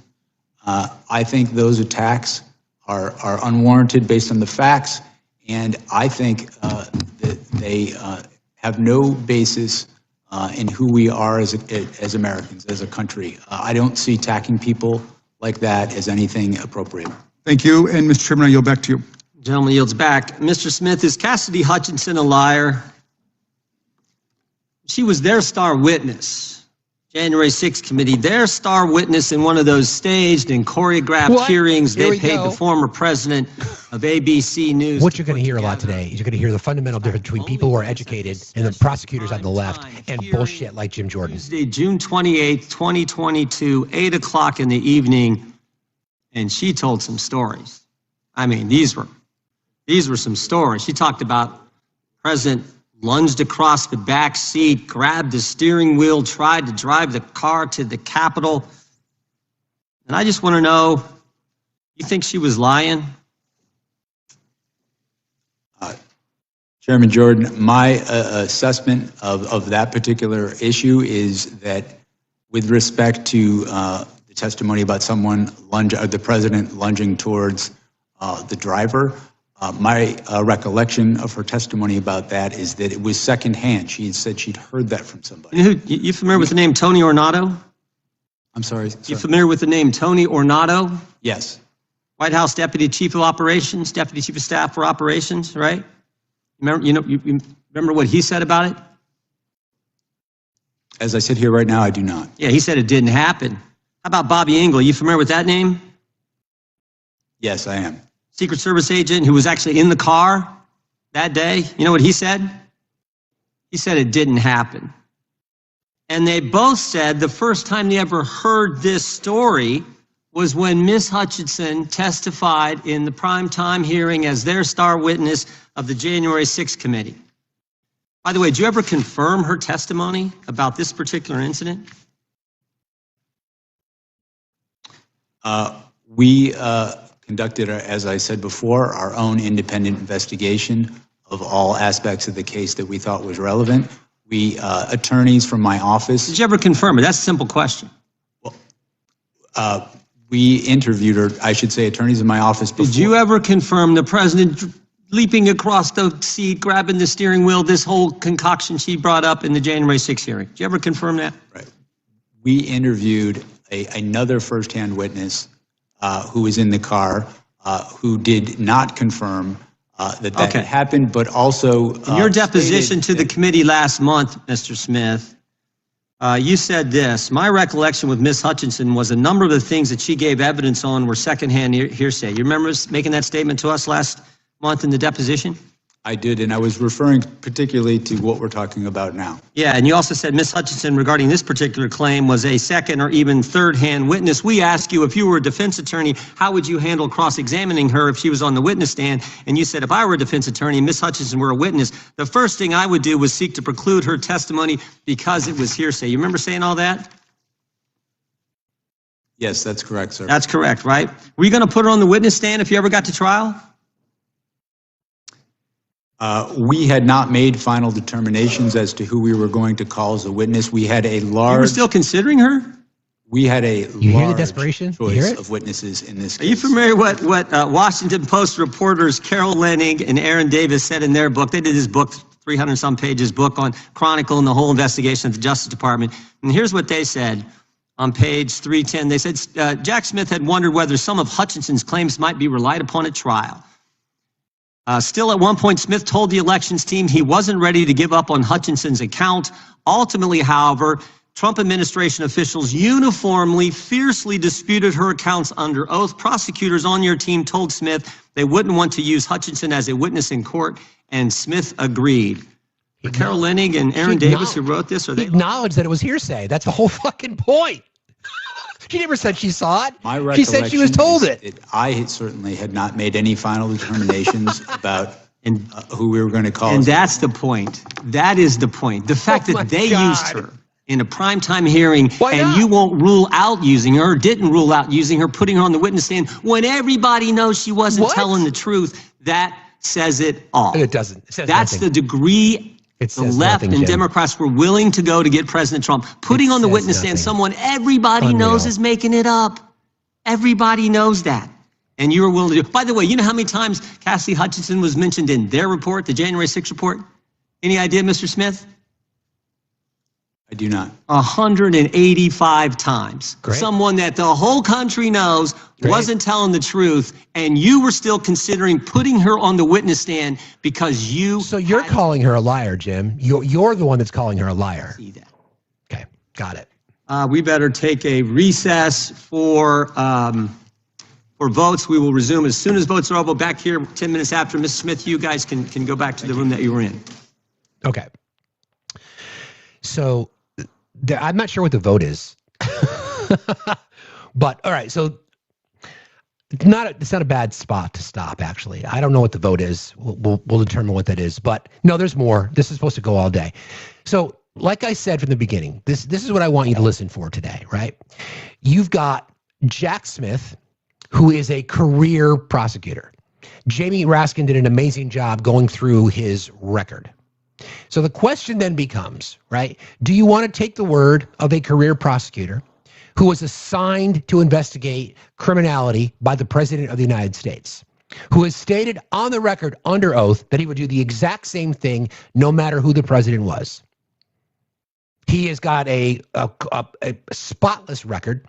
He's a handsome fella. He's got a spotless record. He's been identified as one of the most outstanding prosecutors in our nation's history for over 30 years. He's got a spotless fucking record. Okay, a spotless record. So what the Republicans are going to attempt to do is, of course, interrupt, not let him answer, think that they have these whole, gotcha moments. The reality of the Cassidy Hutchinson testimony is that she, even on the record, she said, "This is what I was told. This is what someone who was in the car told me." That is, by definition, hearsay. She never went out in the record and said, "I saw this happen." She said she was told that. Now, there's some refuting because there was some language changes. Thinking back on this now, there was some verbiage and some wording that Tony Arnotto changed once he got a little bit of pressure. So again, I'm not sitting here accusing anybody of lying. I'm just saying what Jim Jordan, GYM Jordan, tried to do was try to say that Cassidy Hutchinson made this up. Okay. And the first individual, his name was Mr. Kiley from California. I did not realize that guy was one of Jamie Raskin's law students. And then the teacher just fucking dunked on him. Obviously, now, if I was hosting this and I was a Trump supporter, I would be saying, you see, he's not answering questions. Why the long pause? I want people to focus on, as we get back into this, I have no long how long they're going to be out for. It may take us to the end of our show, and then I'll remind people where you can watch this. This is what you're going to see over the course of the day. It's going to be the Republicans trying to find ways to discredit Jack Smith. They have no intention of having conversations about the facts of the case. None. Their entire MO is going to be to try to discredit him. I do not see how they can even attempt to go down that particular road, right? More importantly, the way that Jamie Raskin addressed the whole First Amendment protection piece, because you'll notice in Jim Jordan's opening statement, he leaned on that, like the suppression of the president's speech. No, you can't. Again, every crime. I mean, you could be on the phone with a hitman and telling him to put out a hit on your wife or your partner or whatever. That's a crime. That speech isn't protected. Jamie Smith. I love the way that Jamie Raskin brought this up about fraud requires speech. Your speech doesn't protect you from the commission of a crime. So it's like, I'm trying to figure out where they're going to go. The only conclusion that I can come to based on the deposition that we read from the previous testimony behind closed doors was they're going to attempt to discredit Jack Smith. The situation with the tolling records. Jim Jordan painted this as, they knew what we were talking about. They knew what the conversations were. Nope. They cleared it up and said, nope, tolling records, this happens all the time. This is just par for the course when you're investigating. And I think it's a nice little nod that Jamie Raskin, when he threw that in there, said, hey, these senators that are now under question, we went to them previously and said, hey, maybe we should consider rewriting these laws. And they said, nope. So guess what happens? Fuck around and find out. The tolling records are just the timestamp. That's it. Doesn't have context. Don't know what the conversations were about. That's it. It's just a timestamp. And like he said, again, if there were any Democrats that happened to be on the phone with the president that day or days leading up to J6, then guess what? Their phone records would have been told too. Their tolling records would have been subpoenaed as well.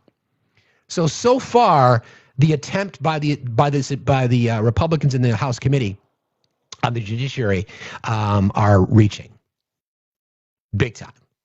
It's a massive reach. I don't think they're going to be very successful, quite frankly.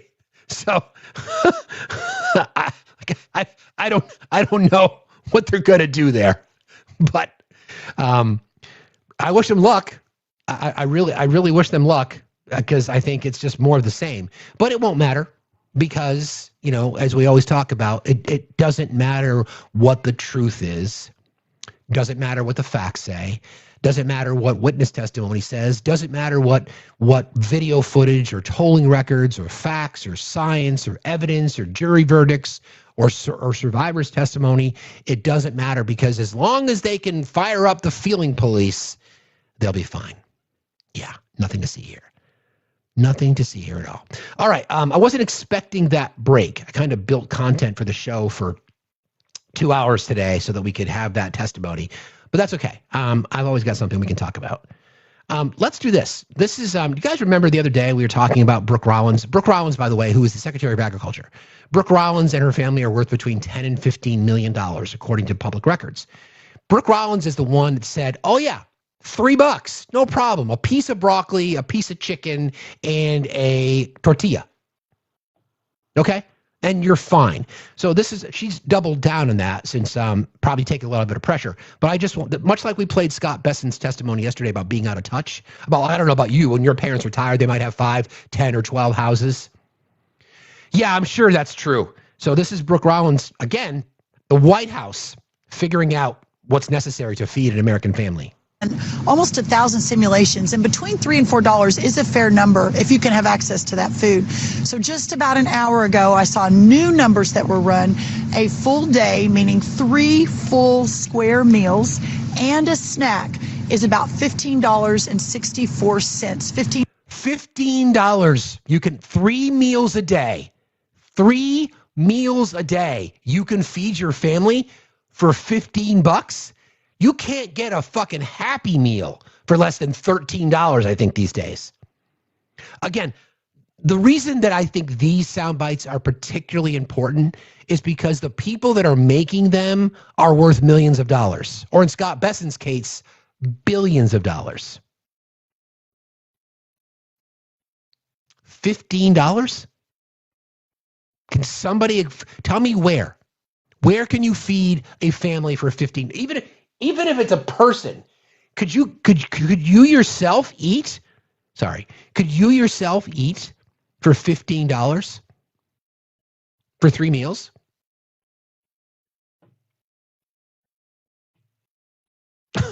He legit in the loafers. He legit what?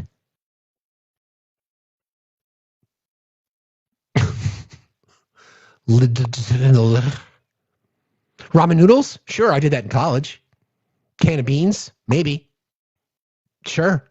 Is that what we're talking about, though? Here it is again. We had run almost 1,000 simulations, and between $3 and $4 is a fair number if you can have access to that food. So just about an hour ago, I saw new. Sir, you made an interesting comment. You think I'm light in the loafers? Oh, no, not you, Scott Bessent.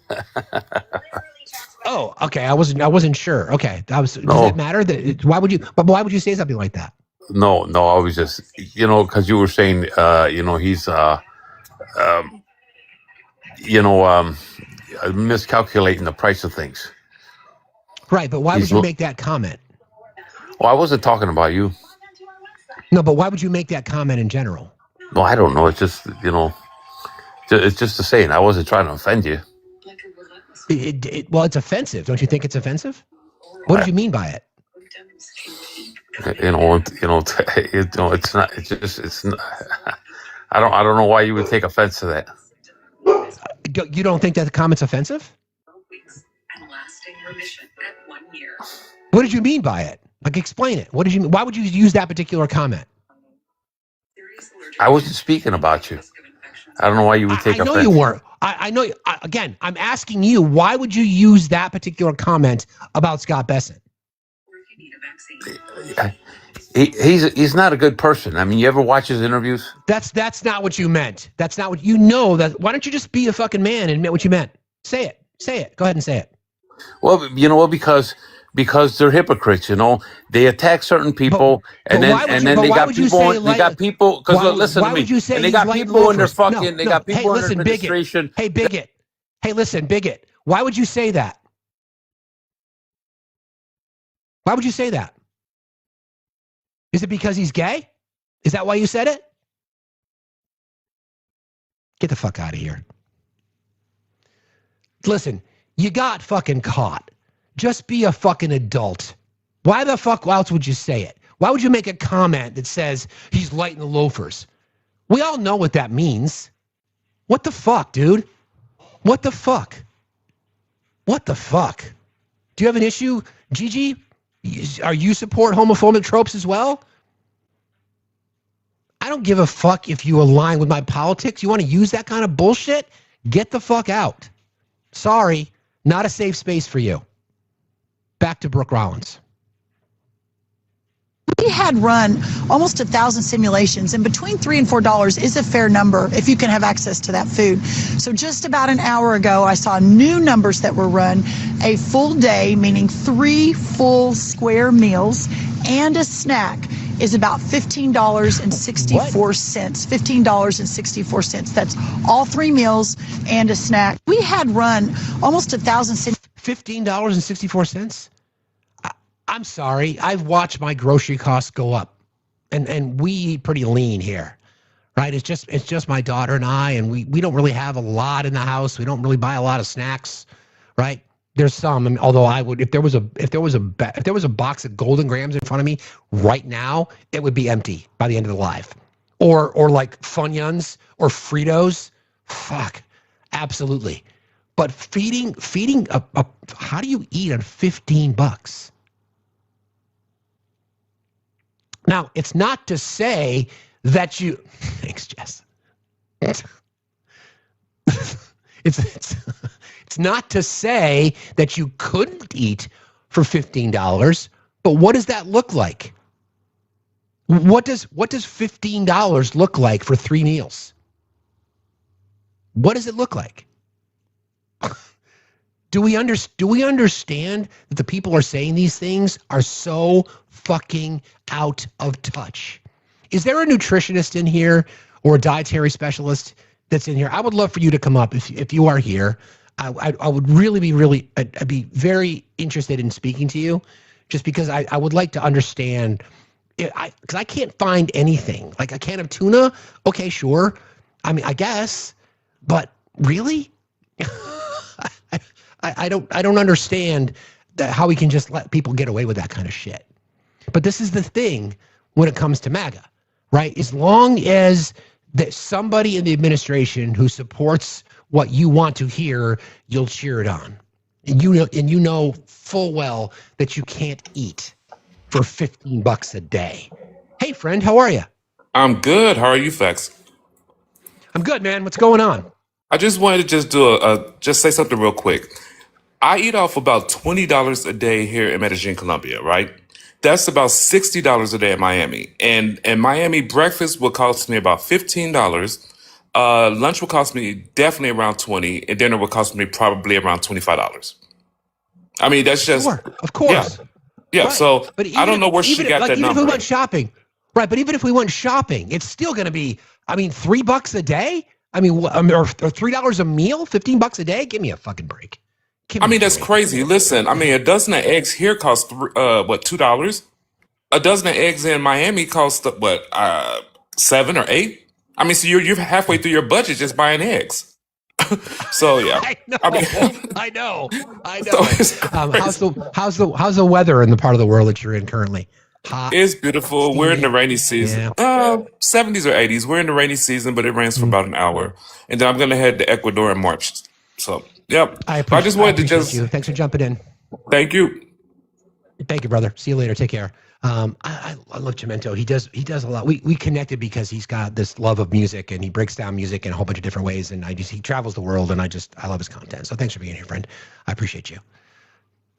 He's in Medellin, Colombia. Shani, how are you today? I'm good. How are you? Fine, thank you. What's on your mind? Nothing. I just want to say thank you for all you do and sticking up for everybody, all the people that, the world doesn't see right now. So I just want to say thank you. Thanks for saying that. I appreciate that. Yes. I think And good being morning. here and same to you. Good morning. Have a great day. Be safe. You out there. too. Thanks a lot. All right, bye.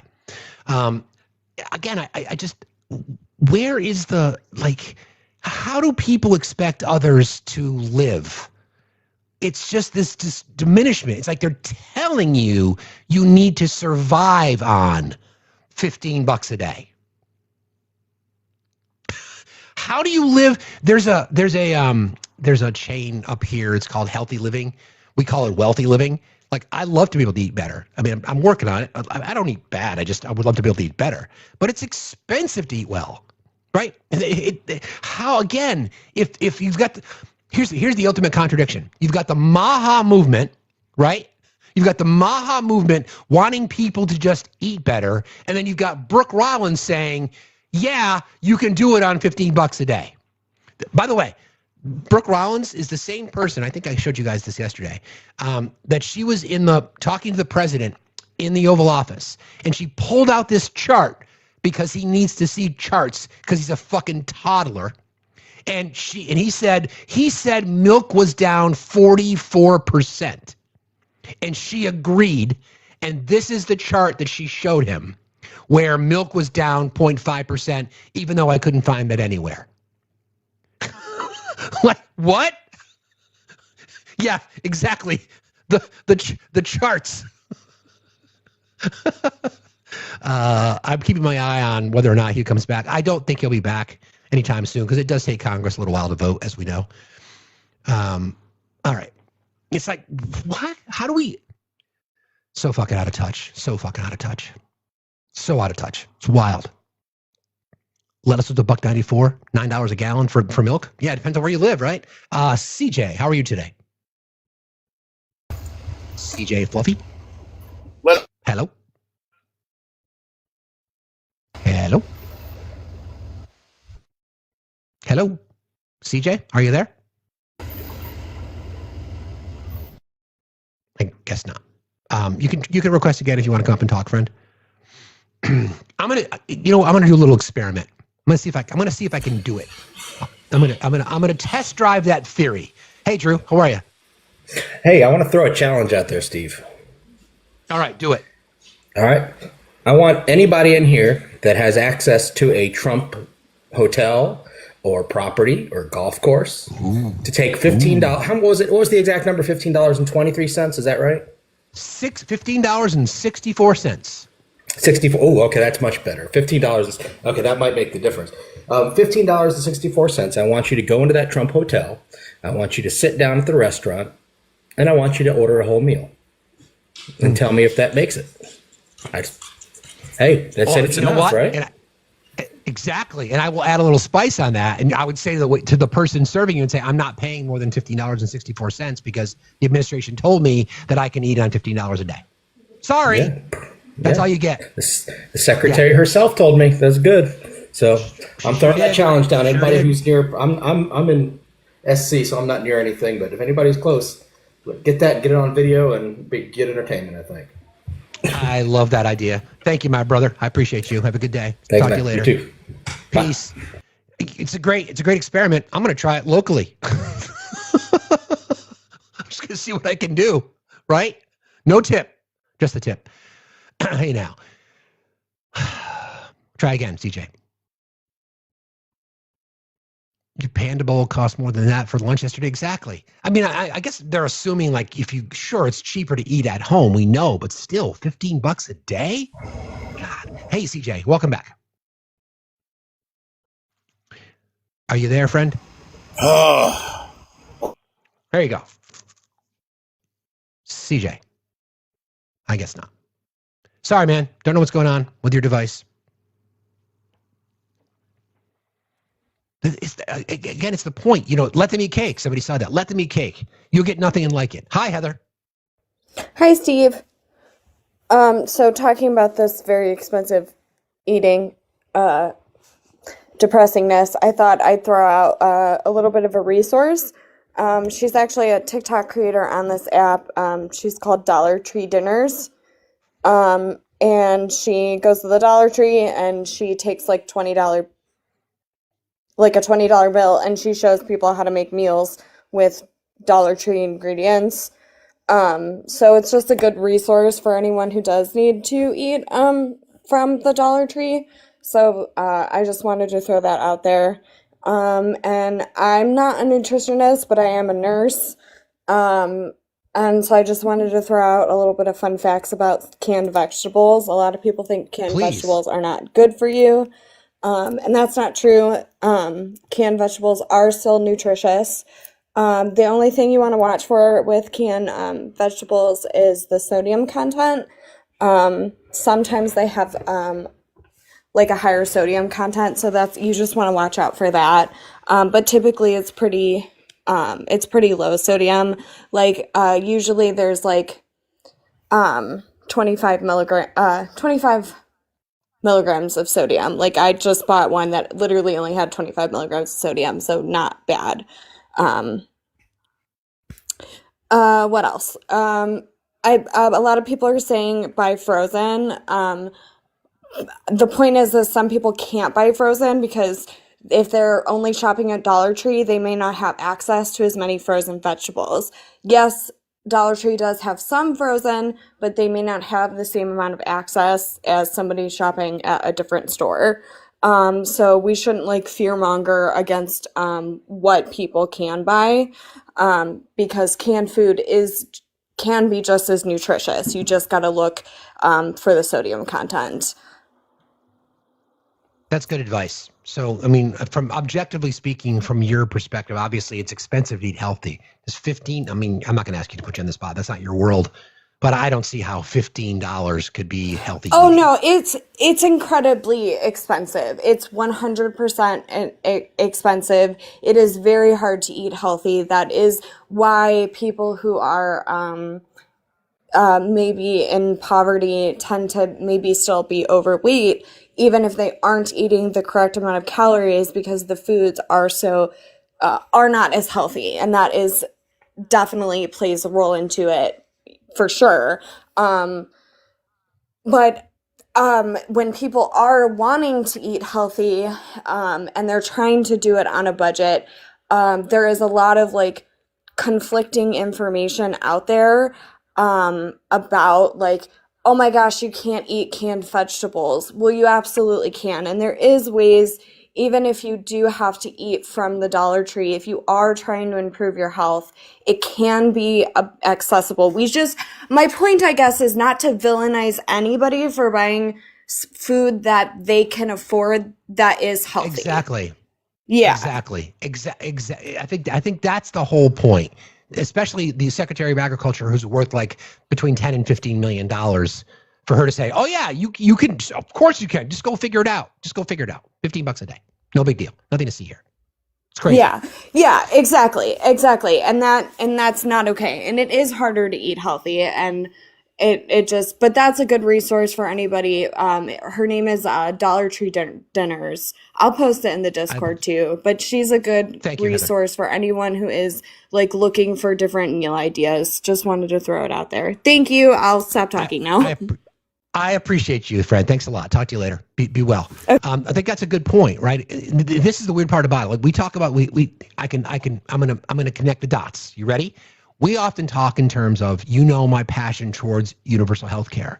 Other countries around the world who have it, one of the reasons that they can support, or I should say, an element to them having universal health care is that they put more restrictions on the things that can go into their food. Like there are ingredients that exist in food here that don't exist in the UK, for example. And that's because the government is paying for healthcare. So tell you what, that $15 a day might get us a little bit further from a healthy input perspective if we had healthcare. Canada does the same thing, but no, nothing to see here, right? Nothing to see here at all. No big deal. Nothing to see. $15 a day, let them eat cake. It's so fucking out of touch. So out of touch. And you're going to hear people who are going to defend and say, oh yeah, I could totally eat for $15 a day. Go ahead. If you think you can do it, go ahead. Good luck with that. If we stop poisoning the country, yeah, that's part of it too. Smile, you're right. Hello, Mama, how are you today? Hey, I'm okay. How are you? Fine, thank you. What's on your mind? Good. I just wanted to give another perspective. So, there are people who have, like medical needs, special needs. Sorry, I'm trying to tie my shoes. That need to eat healthier. My daughter is, she's 31. She has a genetic disorder called Prader-Willi syndrome. And people with Prader-Willi syndrome never feel full after they've eaten. And, we have to feed her 1,200 calories a day with the most food possible. So for her lunch and supper, she has 2 cups of salad, a cup of vegetables, a cup of fruit, a protein, and a starch. So where do we fit that $15 a day? It's just according to our ag secretary, Mama, you don't matter. It's everybody else. People with food allergies or special diets, we don't matter. I know, it's crazy. Now, she receives $200 a month in SNAP benefits. She still lives at home. We make up the rest of that. We buy so much produce. Thankfully, I do have a garden in the summer that, helps out. But I mean, otherwise, we're like spending so much money and the produce is just going higher and higher and higher. It's insane. And to hear our leadership talk like this and people supporting it and cheering them on, it makes me sick. I'm so angry. I agree. Yeah. I agree. But I just wanted to give a little bit of a different perspective on, not everybody can just eat the bare minimum. And these people... not everybody can get by on SpaghettiOs and white bread. Although I tried in college. I tried really hard. Didn't work out very well. No, not at all. Thank you for your perspective on that. I really appreciate it. You speak for lots of people in that situation, I'm sure. So thanks for joining today. I appreciate you. Yeah. Thanks a lot. Thank you. Have a good See you day. Later. All right. Bye. Yeah, I mean, she's right? I mean, obviously, we would all like to eat better. I would love to eat better. I really, really would, but it's not cheap. It's hard to do. Shouldn't be, right? It's just the diminishing of people. I'm going to talk down to you as somebody who's worth $15 million a year, tell you to get by on $15 a day. Give me a fucking break. Just give me a break. Jesus. I got lots of things from SpaghettiOs, but I still loved them. Hey, Weber, how are you? Hi. Good. How are you? Fine, thank you. What's going on? I just wanted to come up and say that if $79 a day is what Congress needs to be reimbursed for food, then I think that our government should make sure that we all have access to that per person. That's a great point. That is their per diem. I forgot all about that. That is their per diem. That's right. For food, So, 79 I'm just saying, bucks a day. either they can survive on $15 a day, or the government should make sure that each of us have 79. It's only fair. I love that. And by the way, and I know it's such a massive economic impact on our budgets, considering we all as taxpayers contribute $36 a year to fund SNAP. Exactly. $36 a year to fund SNAP. But that's a great point, G-Web, as always. Appreciate you. Have a good day. Be safe out there. You too. Thanks. All right, bye. It's a really good point. 79 bucks a day is the per diem for members of Congress. 79 bucks a day.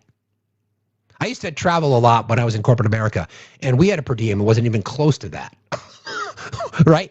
I always got very good. Like if you're I think our per diem was $50, and I'd spend $49.99 like all the time, just cause. But it's a really great point. So our administration can tell us to just get by on $15 a day, because that's what they're saying. Not eat better, get by. Okay. Cool. Glad to know. Really, really happy that they're looking out for us. It's just, again, attack the poor. Do better. Figure it out. Hello, Mama. How are you? Hey, good morning. How are you all doing? Fine, thank you. What's on your mind? Yeah, just a little FYI. I shop with coupons, and just to help everybody along, find your major grocery store within your community, and come right here on TikTok and put in the search box, coupon in on whatever store that is, and you look for the deals, you look for the buy one get one free, and you look for the coupons that can be combined with those deals. And I mean, it works great. It's good for even people who have SNAP benefits. Sorry, I'm at work, so you might hear it's okay. SNAP people with SNAP benefits. You can turn that 200 into 400, depends on how you use it with those sales and coupons. And additionally, some of your grocery store they'll take manufacturers coupons, they'll take store coupons, they'll take instant shelf savings, and they'll also take competitors coupons. So you can stack them, and the possibilities are endless how you can save.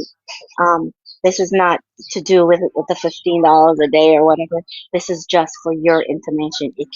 You can, especially in the times we're living in where you can barely afford anything at these grocery stores, stack those coupons, learn how to stock them. I'm in Florida. My store of choice is Publix, and I know how they support and how they run. But I shop there because I can walk out and even get money back on a gift card the way I shop. So they're not making profit off me. So, it's in everybody's interest. Learn how to shop with coupons. Learn how to use the manufacturers. The stores are getting the money back at manufacturers. There's no shame in the game of being a couponer. You know what I mean? And Publix, I agree. the only thing they don't sell is clothes and stuff. You can get almost any cleaning supplies, paper goods, your groceries, everything you can get right there. And not to say you have a Publix, but look for your major chain, grocery chain. Come right here on TikTok, put it in your search bar, how to shop at Food Town, how to coupon shop at Food Line, whatever your store of choice is, and learn how to master that store. And that will help. It will help. It has helped me over the years. Yeah. Thanks for that. So just a little bit of information there. Okay, you're all welcome. Be safe. Thanks Okay, a lot. You bye. too. Be safe out there. Yeah, I mean, I support that, right? But I don't think that's the point. Obviously, we're all going to be smart. We all should try to live off a budget. I get that, but the whole issue for me is just the constant diminishment. Just go figure it out. You can eat on $15 a day. That's what they're telling you. So there's no appreciation to the fact that people struggle, right? Just like $15 a day. Give me a fucking break. Hi, Michelle. How are you? Hi, Steve. How are you? I'm good. Good. What's going on? Good, not much. I'm just going to piggyback off of Mama G there when it comes to, the disabled community. My son is on a NPO diet, nothing by mouth, so G-tube fed. His formula is specialized, and it is for 12 cans of formula about $130 for 12 cans, and he eats at least 5 a day. So tell me again, even cutting that in half, how my child is supposed to eat on $15 a day when they don't make food for him at that amount. Again, your son doesn't matter, apparently, Michelle. Yeah, I know. It's just pathetic. But again, let's see them live off of that $15 a day and then see how much they complain about it. I would agree. There's so many. Yeah, I appreciate your perspective on that as always, friend. I appreciate that. Love you. Thanks for jumping in today. Love you too. Thank you. All right, bye. It's a great point, right? It's a great point. There's so many scenarios, and this is why we say that we just want human beings potentially that represent us. For a person who's worth $15 million to go out there and mock people. Oh yeah, you can easily figure it out. Just go figure it out. 15 bucks a day. Just go figure it out. Nothing to see here. Nothing at all to see here. Never mind that people have to be tube fed. Never mind people with dietary restrictions. Never mind with a whole bunch of other issues that would relate to not being able to eat for 15 bucks a day. Cool. Hey, Obi, how you doing, friend? Well, good morning. Hello there. I'm looking forward to hearing Jack dismantle a guy that was able to go to law school. That's definitely a PDF file. But couldn't take the bar and pass the bar. By the way, that's Jim Jordan. He's also never passed a bit of legislation or written a bit of legislation. Anyway, his job is to be performative. So for those of you out there in the audience that don't know, I live in Los Angeles County. So that's approximately 9.7 million people. I know it's more than some people's total state population. I get that, right? Yeah. So running $15 a day through a large language model just based off of LA County prices, right? This is what the data proves. One might be able to obtain one meal a day for approximately $15. The average meal per day for 9.7 million people is $20 per meal. If you break it down to the grocery store, it's $12 per meal per person in Los Angeles County. And yes, by the way, I do love couponing, and I often save 60 to 100 bucks using coupons. But that's also because I like the math exercise. It is physically impossible and monetarily impossible to eat for a day on $15. It just is absolutely impossible. Now, I suppose, right, what they could say is if we went back to the 17 or 1800s, in which people enjoyed free labor, much like the capitalists of today do, right? Maybe you could feed the people that are giving you labor for $15 a day. Maybe that was possible when everybody grew their own food. Maybe. But there's this little calculation that's involved in maths, and that's where you have to include inflation and a whole bunch of pricing indexes. And guess what? Even if I do that, it actually makes it worse. If I had to feed people that worked for me, right, it would be about $150 per person per meal. It is mathematically impossible for anyone to eat on $15 a day. As a matter of fact, $15 a meal is a stretch. Some people live in situations where they don't necessarily always have access to a kitchen because they're sharing a room in a home. So they don't have place to store food, right? Correct. Yes, you can go to the dollar store and get food. But the problem with doing things like that are the nutritional standards are so low here in the United States that the food you're going to get is really high in sodium because it has to be preserved. It has to be able to be frozen for a long time. The problem with these white Christian nationalists, aka Republicans, that get these jobs at the White House is they most likely have never actually gone grocery shopping. Not once. No. Right? So they don't know what it's like to be on unemployment and to be in line and praying that you have enough money on your EBT card and any money that you've got in your pocket because you recycled bottles and cans to pay for groceries. The point of this is that they want people to continue to be distracted. All of these things are a distraction. It's not even about cruelty anymore. It's about the fact that we have a president-in-chief who's a PDF file and was a participant in the world's largest PDF filing ever. And he knows this. His staff knows this. And also, for the record, I would like to thank Gavin Newsom very, very, very, very, very early this morning for dog walking the shit out of Donald J. Trump at Davos. If you haven't seen those clips yet, everybody go find those clips because, listen, I don't know if he's going to run for president. But what I do know is that he's the one guy who's out there holding his feet to the fire, and the complicity within guys like Schumer and Jeffries that just want to keep going along to get along. We need to start primarying people.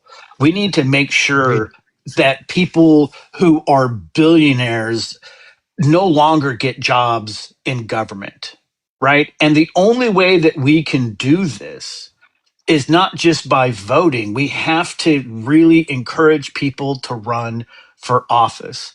And I mean people starting at like 25. I like if as soon as I find a person half my age, I'm supporting them. Why?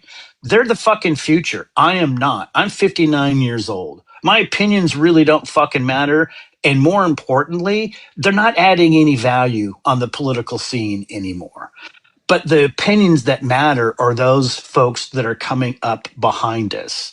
They're having to live in a world so bizarre and unlike the one that we grew up in. Listen, being Gen X means a lot of things, but one of the things that it meant was that there was this bliss of ignorance. We did not know what was going on, but the same shady bullshit was going on too. We didn't have supercomputers in our hand. I mean, shit, we didn't have fucking Atari 1200 until we were like in the 8th grade. So if your family could afford one, right? So it's not that stuff wasn't going on.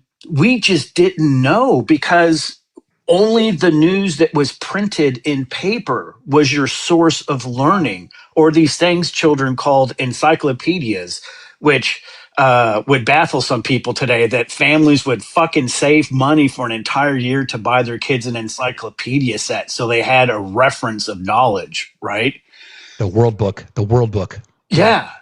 So $15 a day. No. Fuck you. $15 a day. Yeah, and you're right. And thanks for that, bro. You're right. It's the diminishing of other people. That's the biggest point to me more than anything else. It's like, sure, people could figure it out, but do we have to? Like if we paid people a living wage, like if we had legislation that would raise the federal minimum wage to, I don't know, $25 or $30, which is what I would support, then we wouldn't have to have this fucking conversation. But instead, no, we can't do that. We can't do that. We can instead go buy Greenland, or we can blow shit up, and we can spend money on Trump's golf outings, and those things are fine. But feeding people is a problem. That's a bridge too far. Thank you for jumping in today, my brother. As Love always. you, man. Peace out. You, man. Talk to you later. Peace. He's right. Depends on where you live. Of course, there's factors. The fact that we're having to debate this at all, right? You know, sure, you can buy a can of chili, throw some cheese on it, call it a meal. I am half cheese, by the way. But should we have to? Why the fuck do we have to? Why should we have to do that? It's not about being smart. It's about living in a system that doesn't give a fuck about us, quite frankly. It's wild. Last chance, CJ. Let's see if it works this time. I think he's just having... there you go. Are you there? CJ? I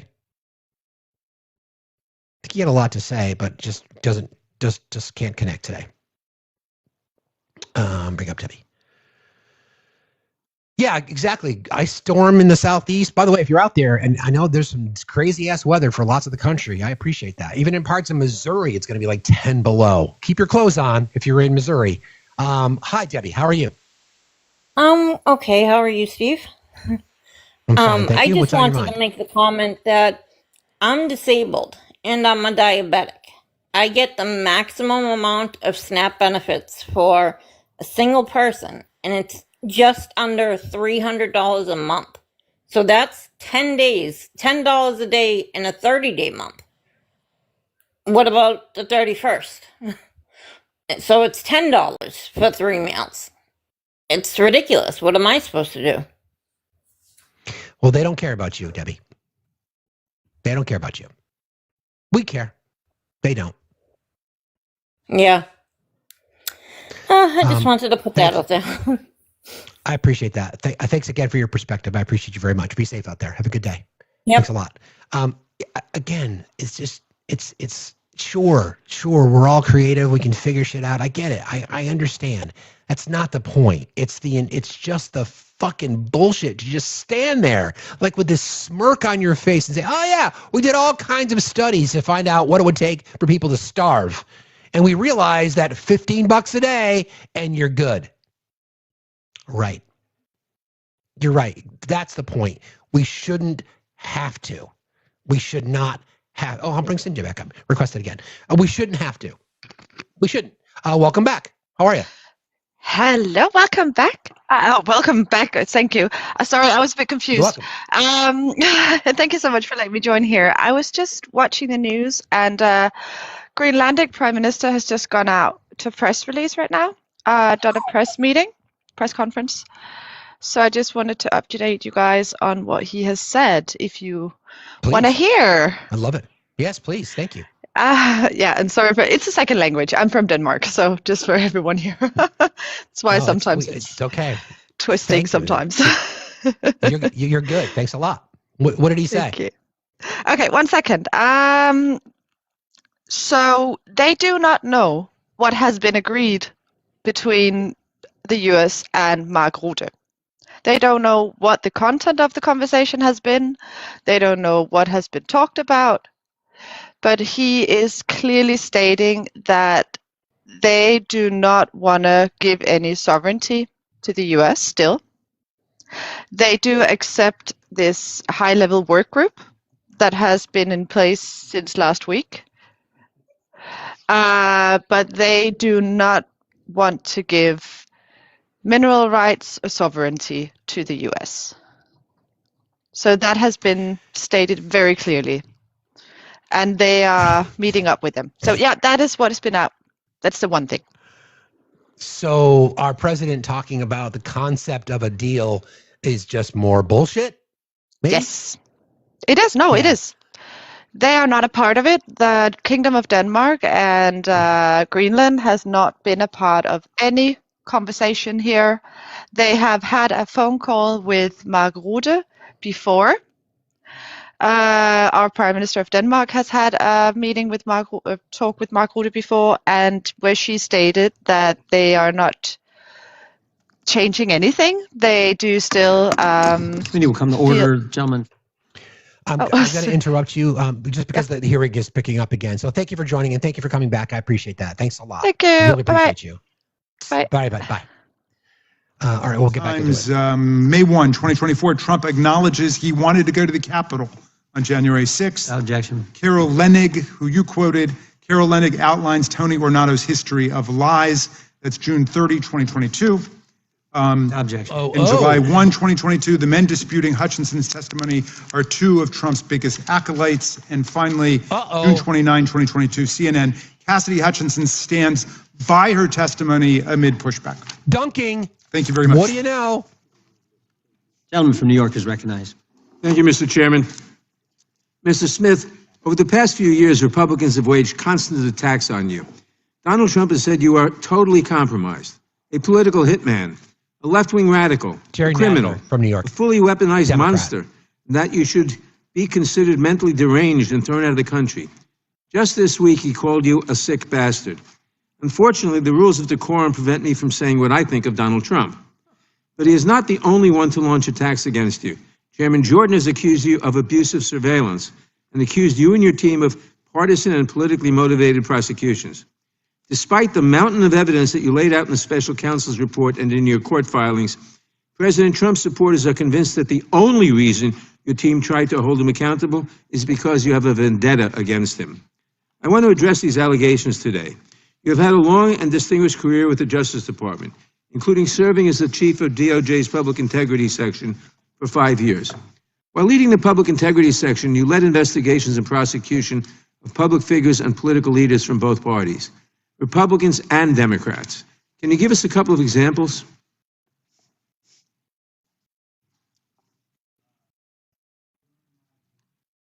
Sorry about that. During my time as the chief of public integrity, I investigated cases involving both Republicans and Democrats. The standard in all of those cases was the same: follow the facts and the law. Didn't matter what party you were in, it mattered the facts of the case. In doing that, there were cases I brought against Democrats and cases I brought against Republicans. There were also cases that I investigated and did not bring against Democrats and Republicans. Party affiliation played no role in my investigations. I can think of multiple cases of prominent members of Congress that we investigated who were Republicans, who, upon reviewing the law and the facts, I decided not to go forward in those cases. And the same could be said with people on the Democratic side. I've always tried to follow the facts and the law in my career. When it comes to deciding whether to pursue it's almost like facts still matter. Jeez. What factors do you consider? The primary factors are the facts and the law. As a federal prosecutor, in making a prosecutorial decision, you're guided by the federal principles of prosecution, which guide one not only to look at the facts and the law, but the federal interests. And that is exactly what we did in this case, as set forth in my final report. Does partisan politics play a role in your decision whether or not to prosecute someone? None. To be clear, did partisan politics play a role in your decision to charge Donald Trump? It did not. What does it do to the justice system if political leaders place pressure on prosecutors to file charges against their political enemies? What are the implications if prosecution decisions are based on politics, not the law? I think it weakens the rule of law in our country because it weakens the mechanism for us to prosecute, among other things, corruption. When there is political prosecutions targeting people because they're enemies of the president, the department loses credibility and it can't do its job in all sorts of cases. According to your deposition before this committee, it sounds like your problem was not determining if you had enough evidence to charge Donald Trump, but rather that you might have had too much evidence and struggled to determine how to present a clear narrative to a jury.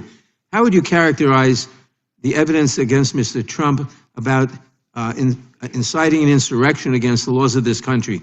Did you have too much? Well,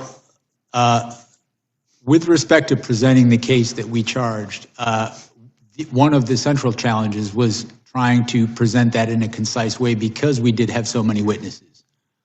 Some of the most powerful witnesses were witnesses who, in fact, were fellow Republicans who had voted for Donald Trump, who had campaigned for him, and who wanted him to win the election. These included state officials, people who worked on his campaign, and advisors.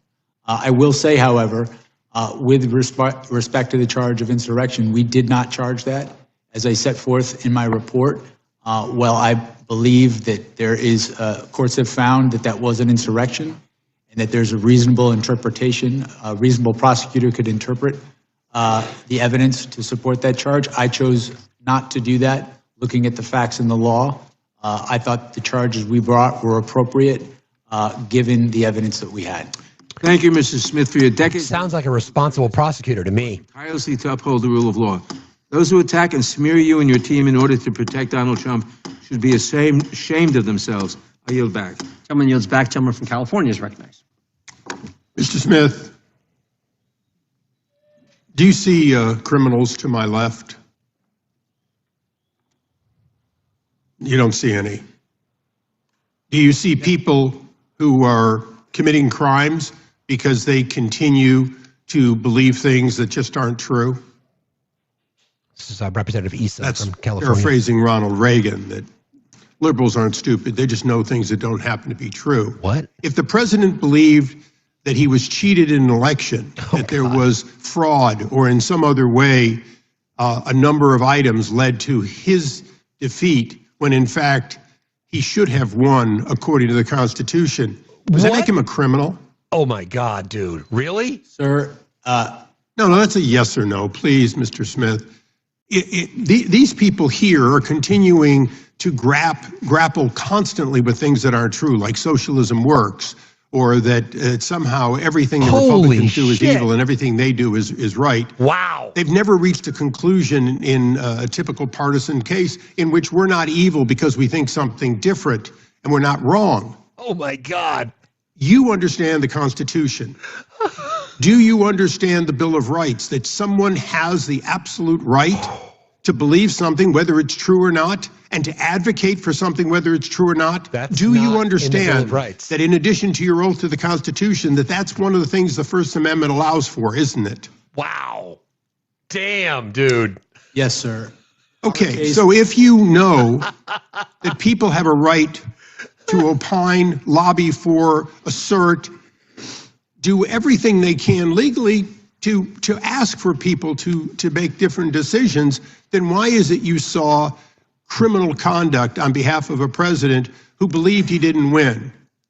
Chairman Jordan and myself have something in common, along with a number of others here. We saw wrongdoing, and on January 6th, we voted not to confirm 2 states because they had violated the U.S. Constitution in how they selected who got ballots. No, they didn't.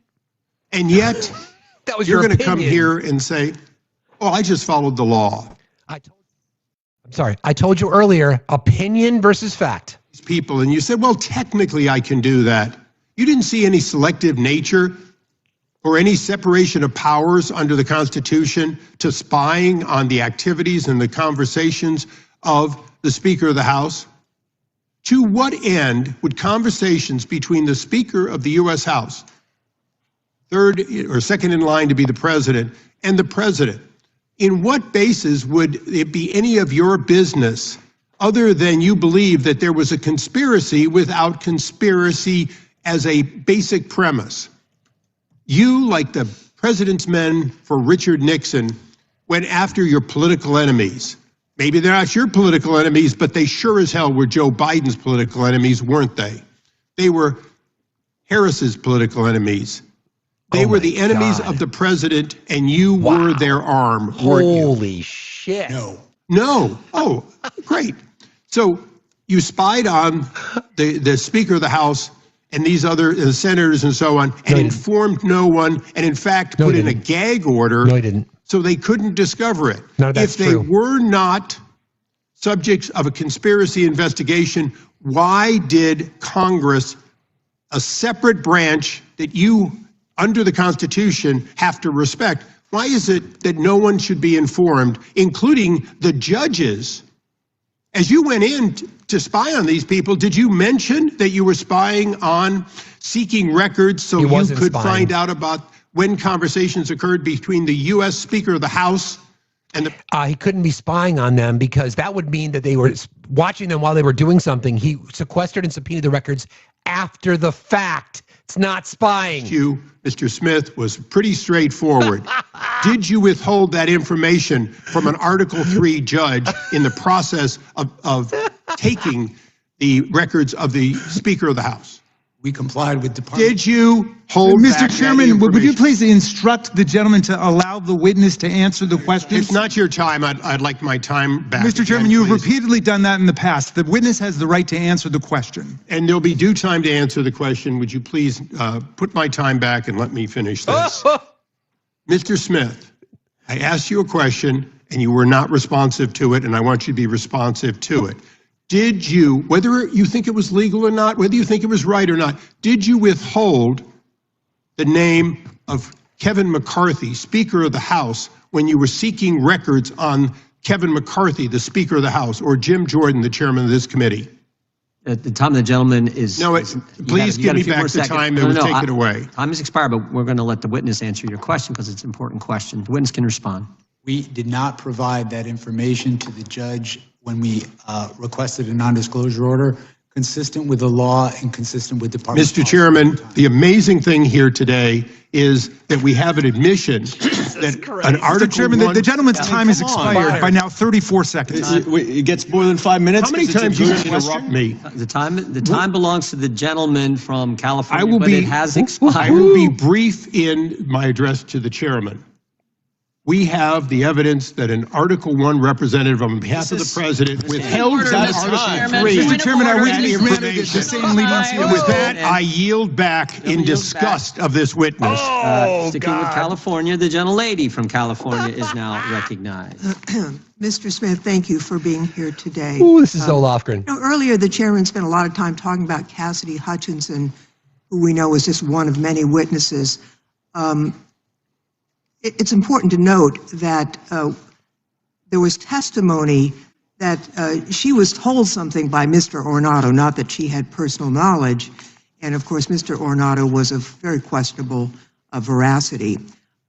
We had a testimony from a Metropolitan Police Department official about an argument, a big argument that the president was having about going to the Capitol. And in fact, the vehicle was delayed going back to the Capitol while that argument occurred. But having said that, I want to focus on something my colleagues across the aisle seem to want to ignore.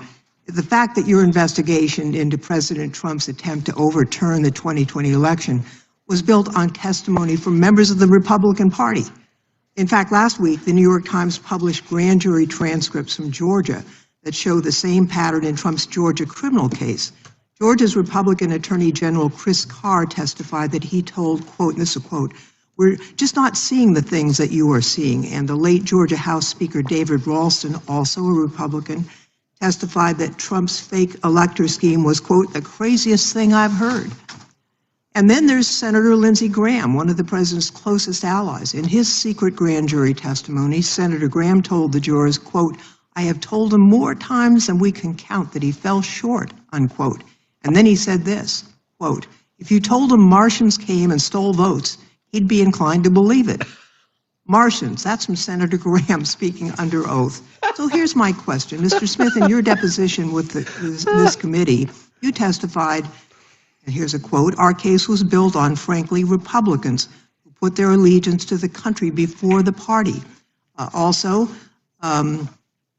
that the president's closest allies are telling him that his claims of election fraud are wrong. And so I'm just wondering, can you explain what you meant in your deposition that it was Republicans who were putting their allegiance to their country ahead of their party? Great question. Great question. Yes. There were witnesses who I felt would be very strong witnesses, including, for example, the Secretary of State in Georgia, who told Donald Trump the truth, told him things that he did not want to hear, and put him on notice that what he was saying was false. These were people who knew how the elections were conducted in these states.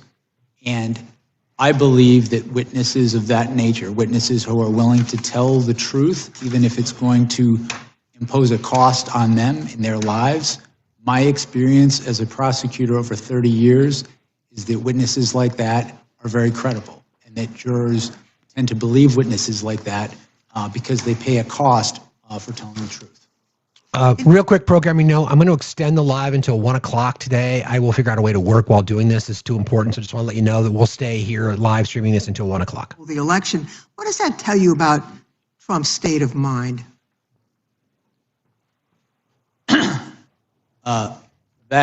That statement is consistent with what we found in our investigation, in that our investigation revealed that Donald Trump was not looking for honest answers about whether there was fraud in the election. He was looking for ways to stay in power.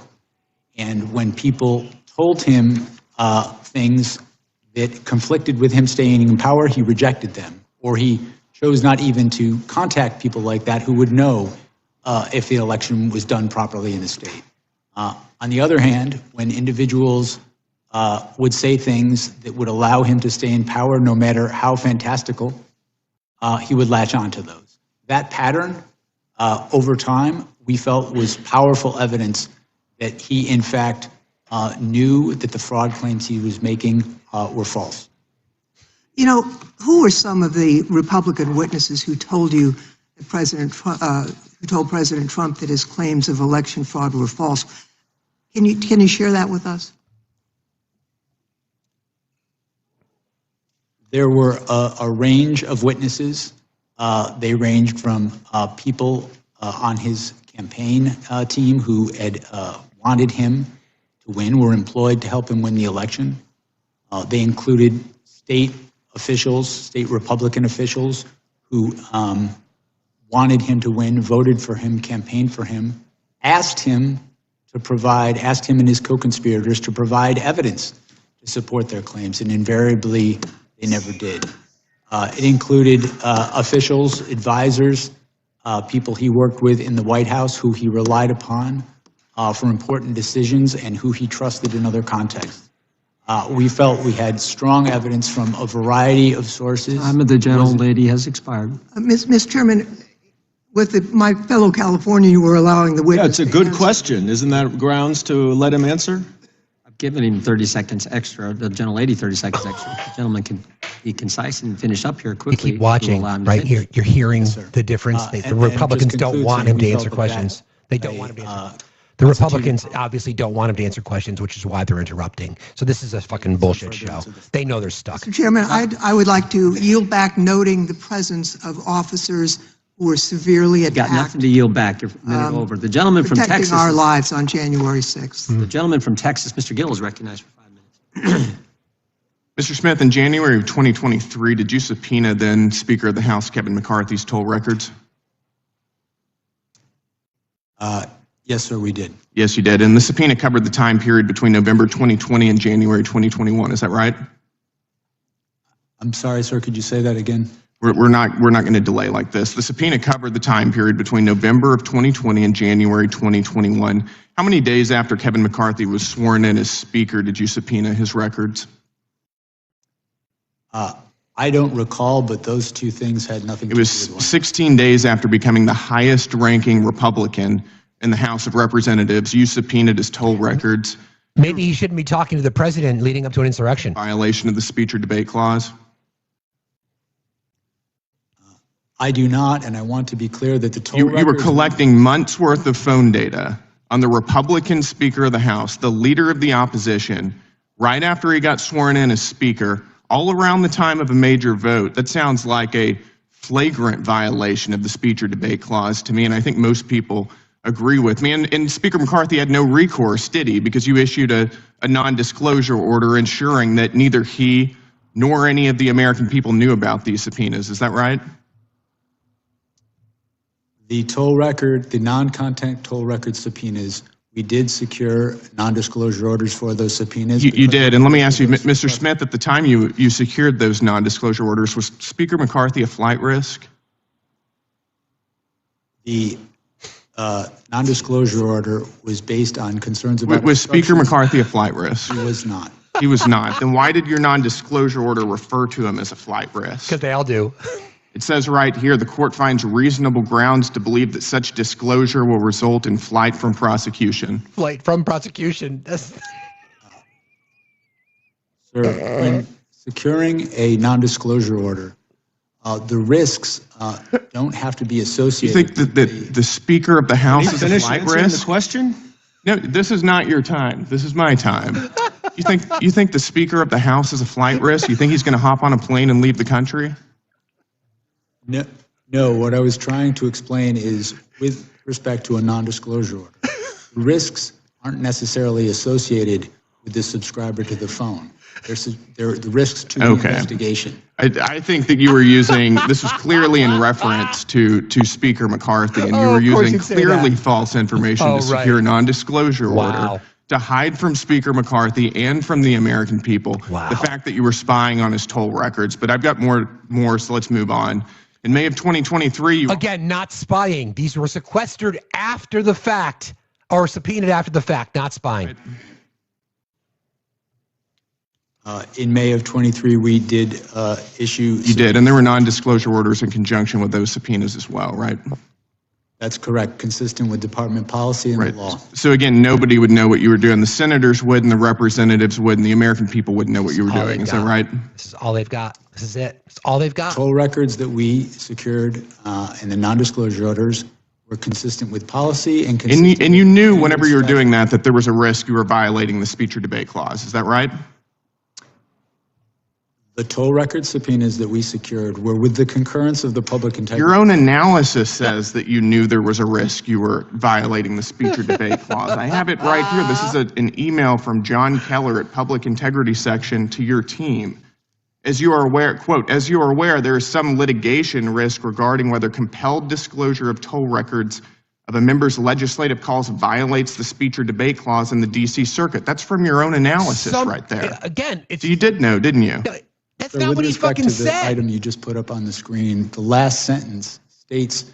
we're going to get to the last sentence. Okay. We're going to get to the last sentence. And you cite case law in here, quote, the bar on compelled disclosure is absolute. Is that right? Or do you think that you didn't have to abide by that precedent?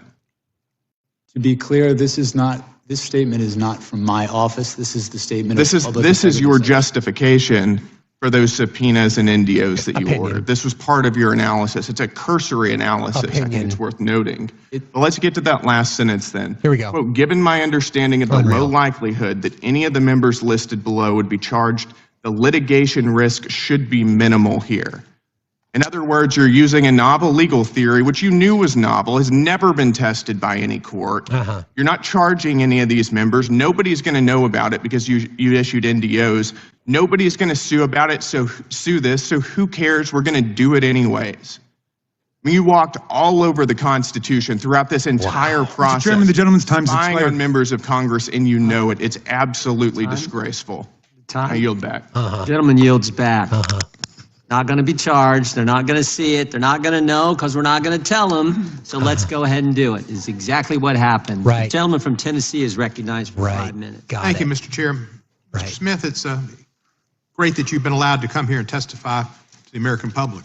Is there anything you'd like briefly to discuss that Mr. Gill brought up on the reasons why? This is Mr. Cohen, from the Democrat from Tennessee. That you thought might have been on you and the prosecution because of to risk the investigation. Sure, and I would begin by pointing out that the email that was referenced wasn't a justification from my office. It was an email from the Public Integrity Section to my office approving the subpoenas. What do you know? Subpoenas that we secured with non-disclosure orders from a judge because I had grave concerns about obstruction of justice in this investigation, specifically with regards to Donald Trump. Not only did we have the obstruction of justice that we were investigating in the classified documents case, but I was aware during the course of our investigation of targeting of witnesses during the course of the conspiracy itself. There were election workers who had their lives turned upside down and received vile death threats because they were targeted by Donald Trump and his co-conspirators. I had a duty to protect witnesses in this investigation. That risk, that threat to witnesses was only confirmed when we went forward in this case and Donald Trump suggested that one witness should be put to death, and then also issued a statement to the effect of, if you come after me, I'm coming after you. In my mind, I can't think of a more direct threat to witnesses and individuals involved in that proceeding. Given that sort of threats, it was, in my view, completely appropriate to protect the integrity of the investigation, to protect against destruction of evidence, and to protect the witnesses in our case. And just make clear, you did not see any of the discussion. There was not any, it was just the content that they made a call to the president and vice versa, but nothing about any content whatsoever.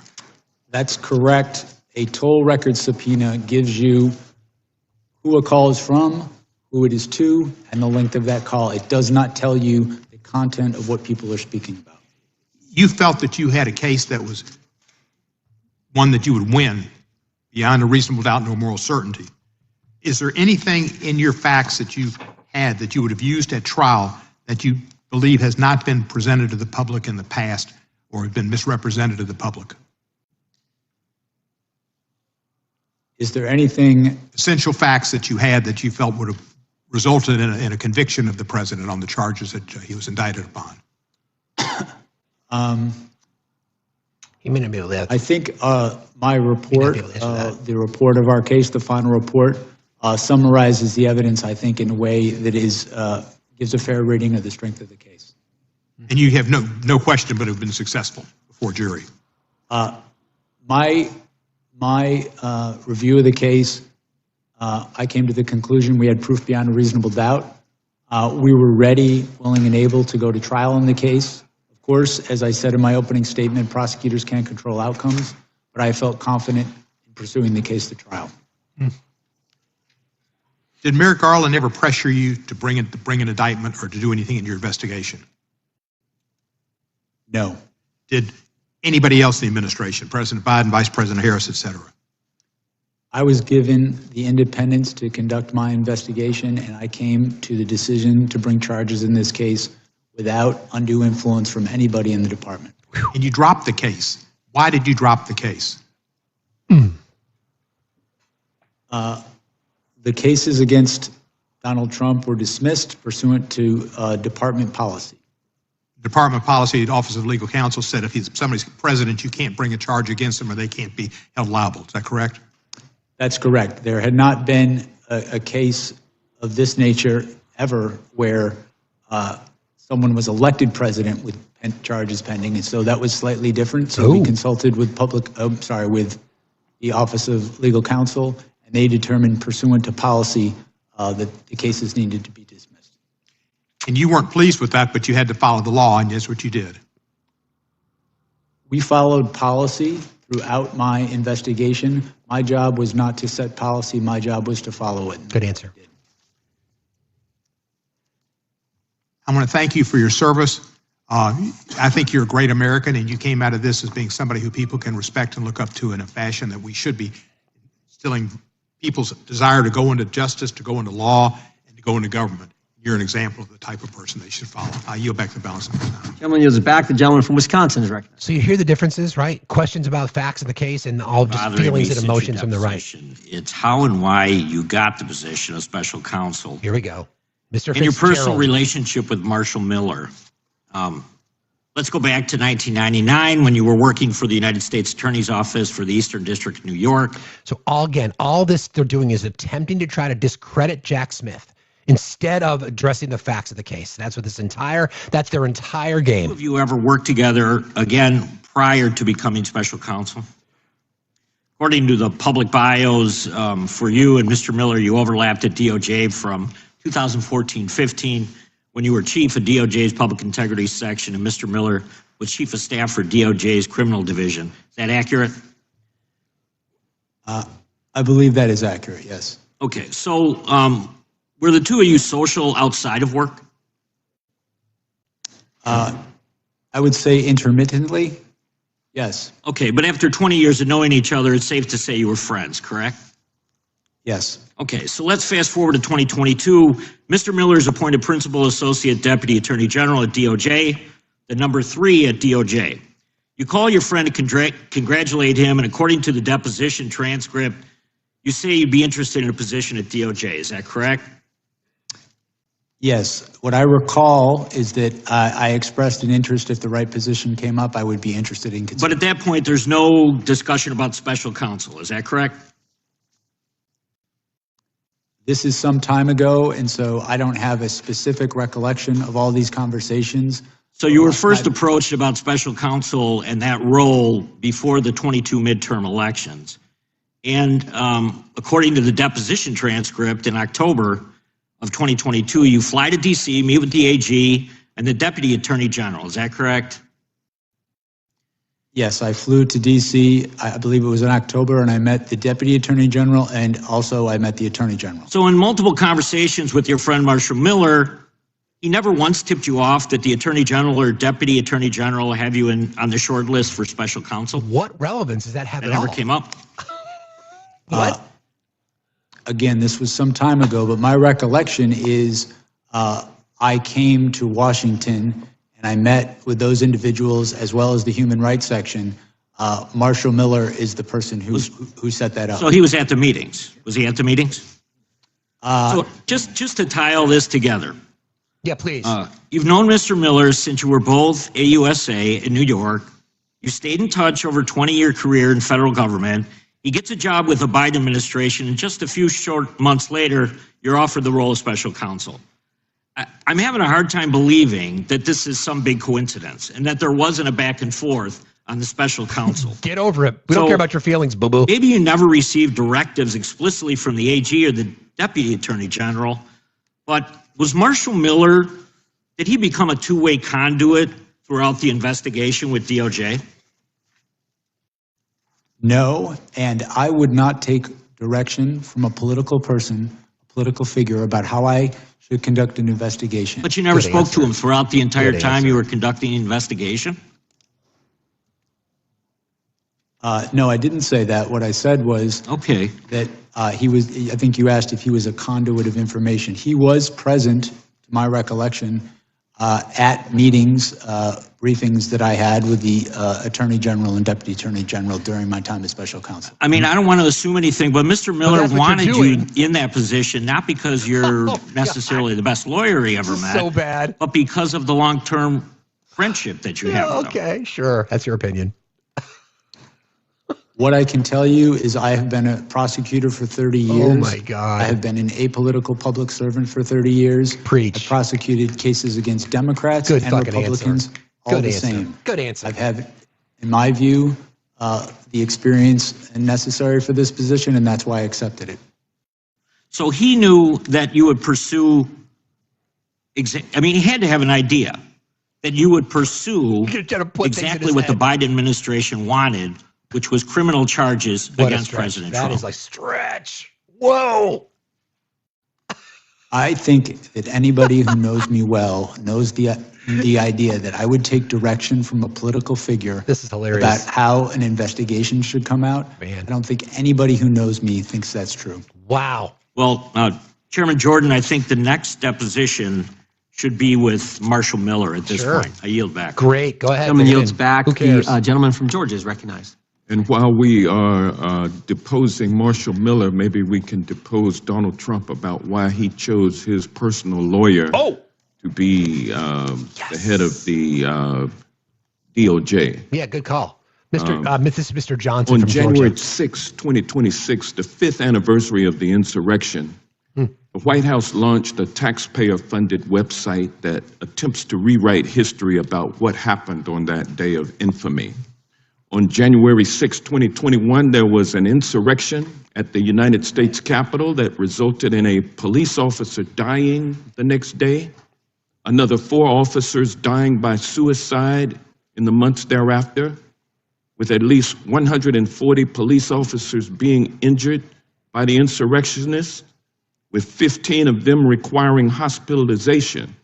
And I'm proud that we have 4 former officers as well as on-duty Capitol Hill police officers here today. Mr. Smith, I want to ask you about this website because the Trump administration is using taxpayer dollars to lie to the American people about the events leading up to and the events taking place on January 6, 2021. For example, this Trump propaganda site claims that the 2020 election was, quote, stolen. Mr. Smith, did your investigation uncover evidence sufficient to prove beyond a reasonable doubt that Donald Trump knew that his claim that the election was stolen was false? Yes, it did.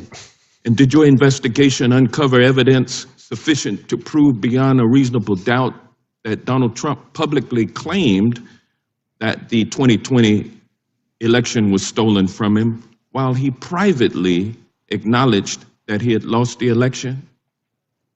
Yes, we cited instances of that during our in our case. Yep. But yet here we see that on the 5th anniversary of the insurrection, the Trump White House propaganda machine is still promoting the stolen election theory on this government webpage with a text box titled, quote, fraudulent election, stolen election certified, end quote. So real quick, friends, this is one of those things that sometimes gets lives in trouble. If by chance we go down, I know Danny is streaming this as well. Entrapment operation exposed. Mr. Smith, did your investigation develop any evidence to support the allegation that the FBI entrapped insurrectionists into committing crimes on January 6th? Our investigation revealed that Donald Trump was the person who caused January 6th, that it was foreseeable to him, and that he sought to exploit the violence. Preach. This website also accuses you of being a, quote, Biden prosecutor who brought, quote, weaponized charges against Mr. Trump. This is great questioning. Mr. Smith, were you a Biden prosecutor who weaponized the Department of Justice against Donald Trump? Absolutely not. Did Attorney General Merrick Garland direct you to prosecute Trump because Donald Trump was running against Joe Biden in the presidential election? No. There are also allegations that President Trump was the victim of, quote, lawfare, and accusations that the Department of Justice lawyers who prosecuted Donald Trump used, quote, fabricated indictments and rigged show trials. Did you, Mr. Smith, or the men and women working on your team work to fabricate indictments or put on rigged show trials? No, we secured indictments from grand juries, and we were prepared to prove our case in court beyond a reasonable doubt. Boom. Did you use your appointment as special counsel to conduct a politically motivated witch hunt, scam investigation, and prosecution of Donald Trump? I did not. We followed the facts, and we followed the law. Where that led us was to an indictment of an unprecedented criminal scheme to block the peaceful transfer of power. Oh! Woo! And those indictments have been dismissed. Can they be re-brought or resurrected after this, after Trump leaves office? They were dismissed without prejudice. So they can be refiled? And he can be prosecuted after he leaves office. Is that correct? I'm not going to speak to that. I can only speak to what we did, which was dismiss the case without prejudice. All right. The website put out by the Trump White House on the anniversary of January 6th is nothing more than a pack of lies. It proves that Donald Trump is hell-bent on misusing taxpayer dollars in a feeble attempt to rewrite his criminal history and the history of what happened on January 6, 2021. And with that, I yield back, but I would like to, Mr. Chairman, offer for the record unanimous consent. Unanimous consent. A statement from Cybersecurity and Infrastructure Security Agency released on November 12, 2020 that states the November 3rd election was the most secure in American history. Objection.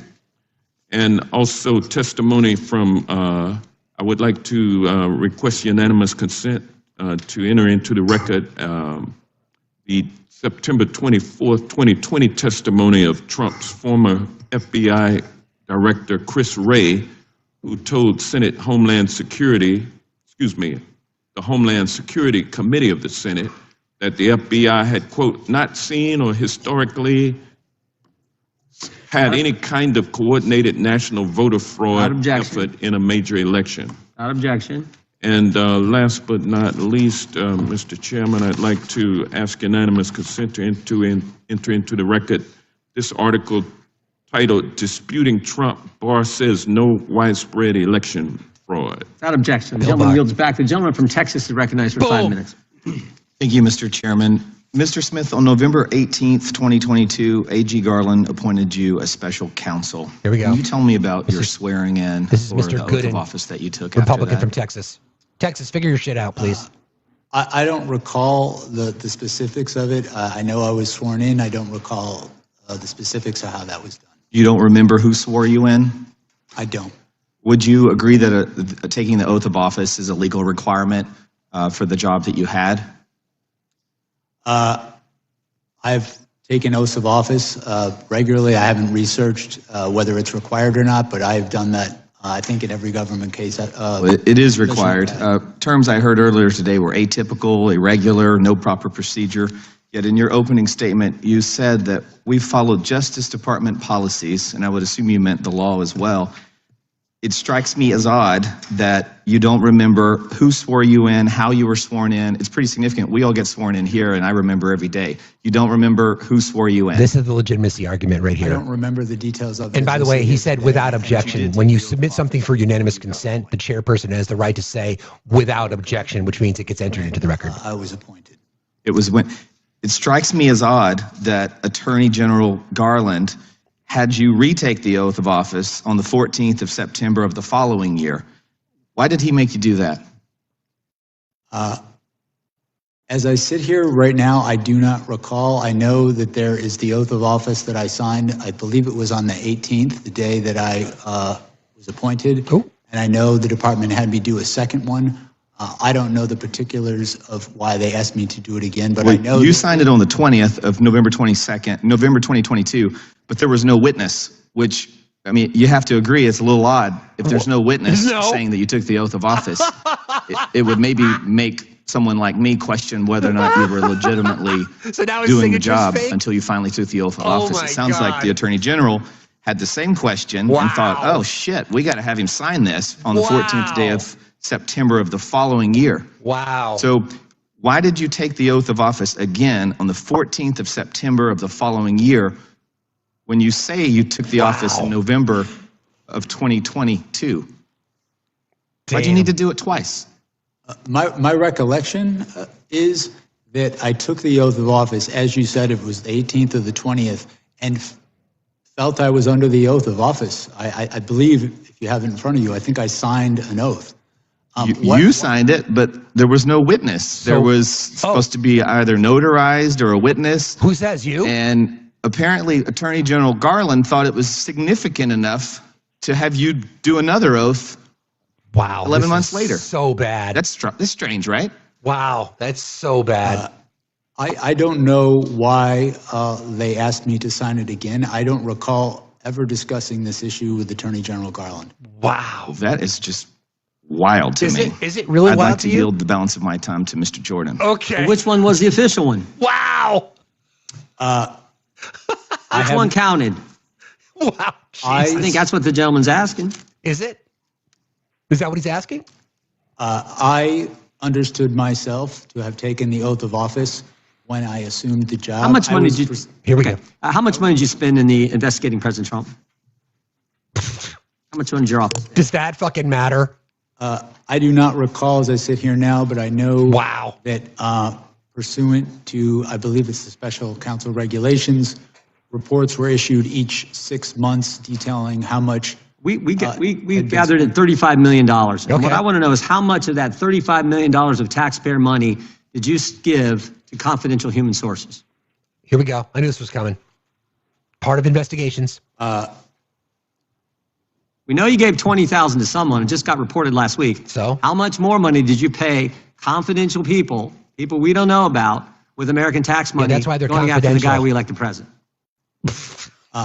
My recollection regards the $20,000, which was not a payment from me. It was me approving a payment by the FBI to a confidential human source who was reviewing video and photographic. Who's the source? Confidential human source, I dumbass. do not know the identity of the source. How many other payments went to this source or other sources? They're so desperate. Oh my God. They are so fucking desperate. As I sit here, I do not know the answer to that question. My role as special counsel, $35 million, and you're giving money to people the country doesn't know who they are, and you're giving their hard-earned money to these folks? The main question I have, too, with this is, why'd you have to do it? You subpoenaed bank records from the RNC, phone records from members of Congress. You got subpoenas for bank records for people sitting right there in the front row. Why did you have to pay people for information when you could subpoena them and get it? Time has expired. Time has expired. You can answer the question. Country'd like to know why you had to do it.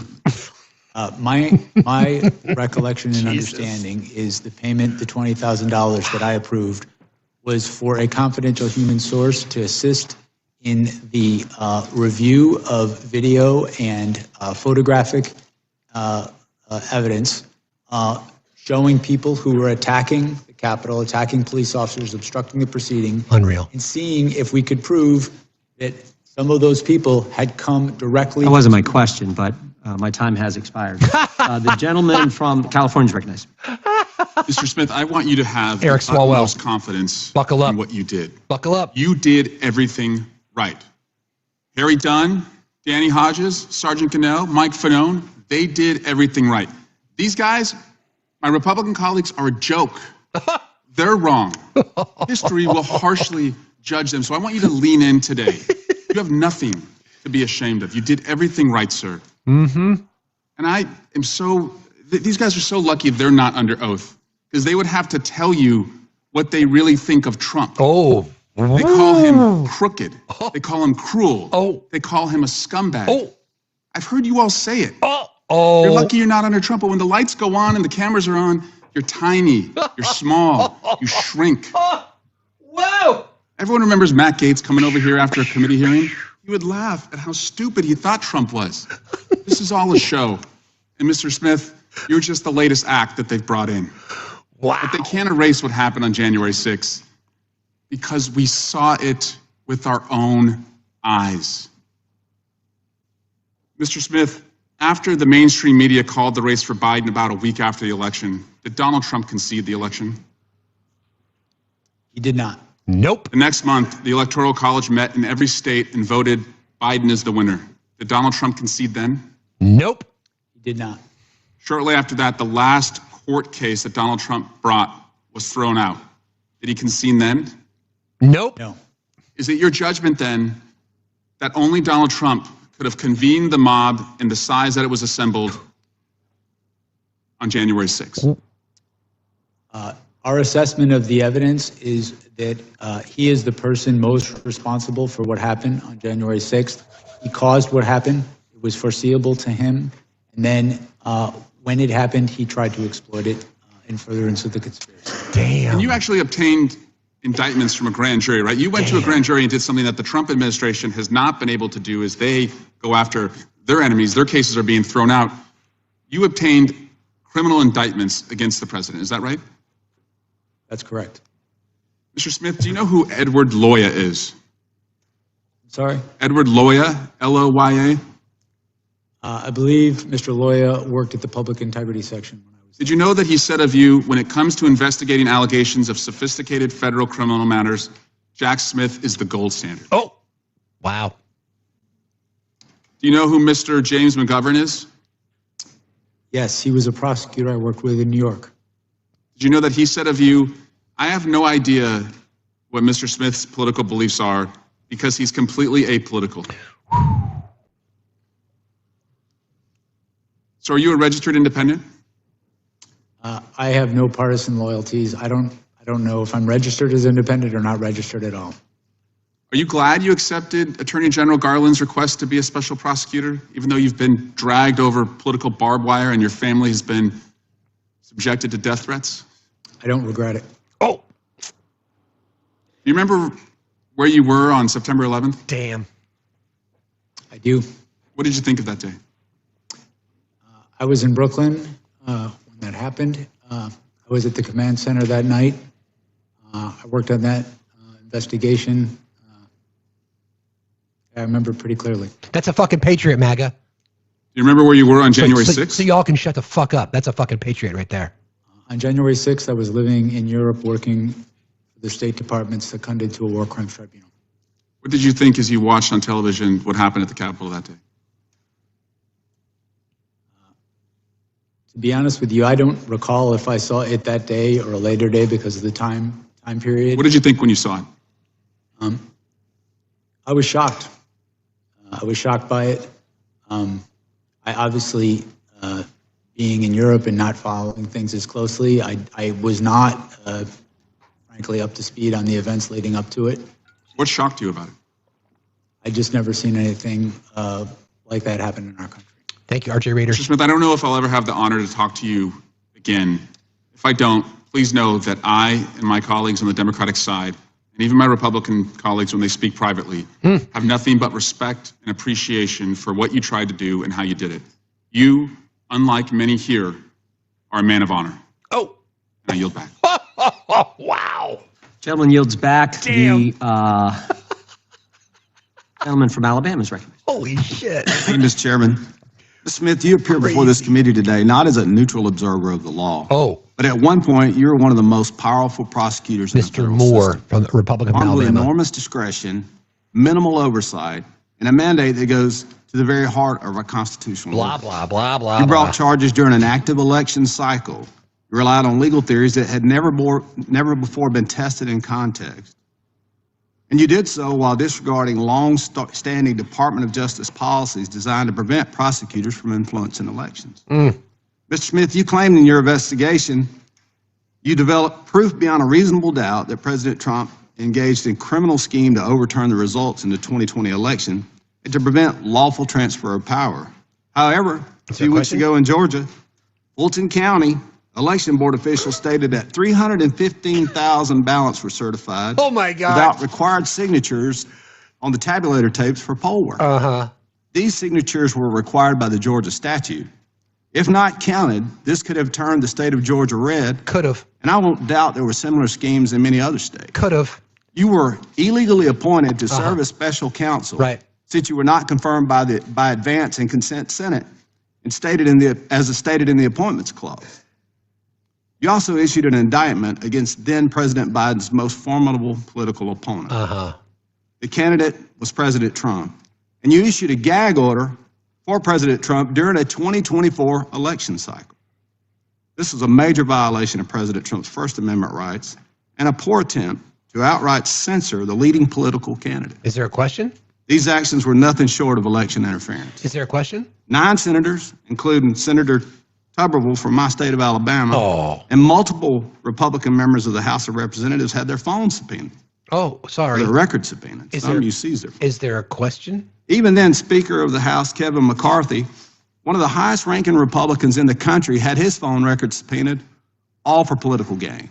Of course, sure. These subpoenas clearly violated the speech and debate. No, they didn't. As John Keller of the DOJ's Public Integrity Section addressed this issue in an email dated May 17th of 2023, D.C. Circuit President stated that the speech and debate clause, and the bar is this, bar on compelled disclosure is absolute. These instances are not only the tip of the iceberg about you and your team's flagrant disregard of the Constitution. Mr. Smith, your actions have changed and damaged confidence in our justice system. Oh my God. Today, this committee will determine whether that damage was a result of reckless judgment, political bias. I'm sorry, that's damaging the justice system, but not the fact that Pam Bondi and the DOJ currently is violating federal law by not releasing the Epstein files? Okay. Email that Mr. Gill highlighted a few minutes ago. This is the justification from the Public Integrity section. If you look at the bottom, John Keller, Public Integrity section, for going and getting the phone records, toll records of members of Congress.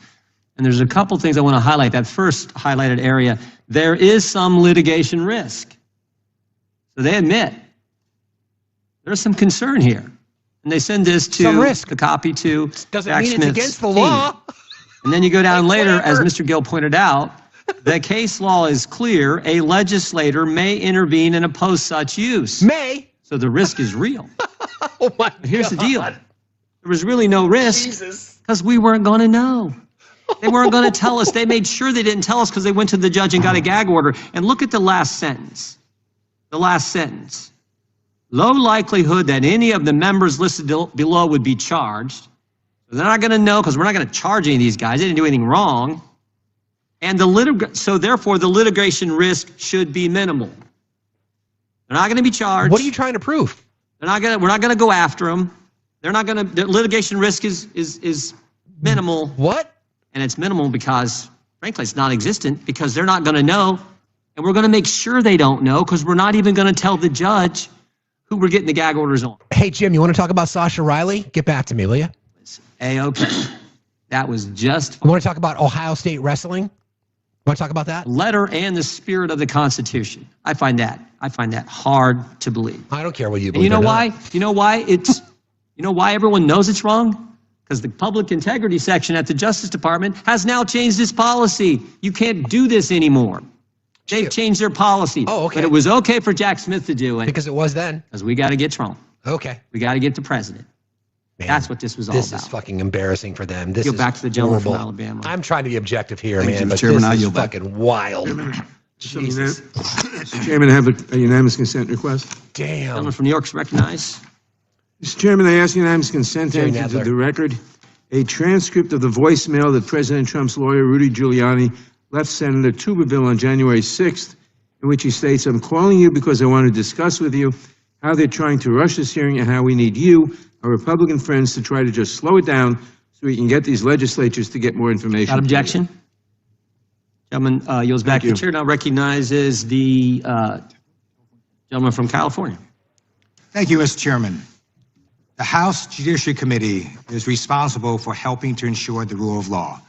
Unfortunately, Ted Lieu, the chairman of this committee, ignored a bipartisan congressional subpoena directed at him.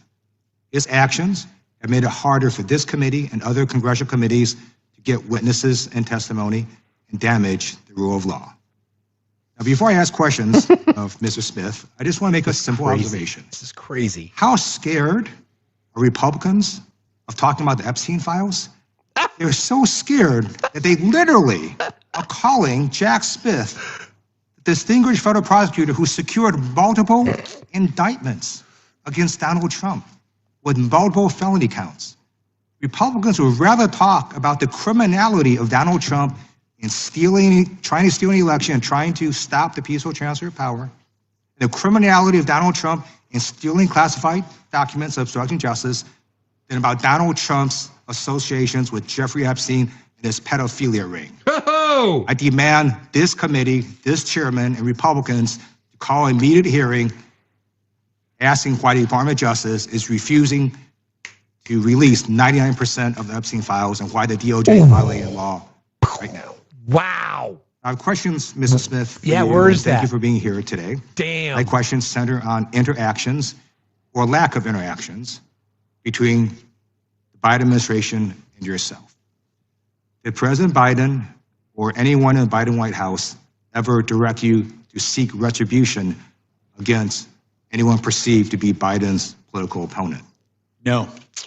Did the Biden administration or President Biden or anyone in the White House ever write a social media post directing you to seek retribution against any particular individual? No. That's great. Did President Biden or anyone else in the Biden White House ever direct you to take any prosecutorial step whatsoever? No. Donald Trump made it clear he wanted to seek retribution against New York Attorney General Tish James. Trump relentlessly attacked her, saying, quote, she should be prosecuted and, quote, arrested and punished, because she dared to hold Trump accountable for Trump's fraud in New York. Trump weaponized the Department of Justice, and the Trump DOJ opened a sham investigation into her alleged mortgage fraud. We know it's a sham investigation because they couldn't even get twice grand juries to secure indictments against her. When interim U.S. Attorney Eric Siebert, who Donald Trump himself appointed, spent 5 months investigating Tish James, he concluded there was not enough evidence to go forward. What did Trump do? He fired his own U.S. attorney. Wow. Mr. Smith, did President Biden or anyone else in the Biden White House ever tell you that Donald Trump should be, quote, arrested and punished? No.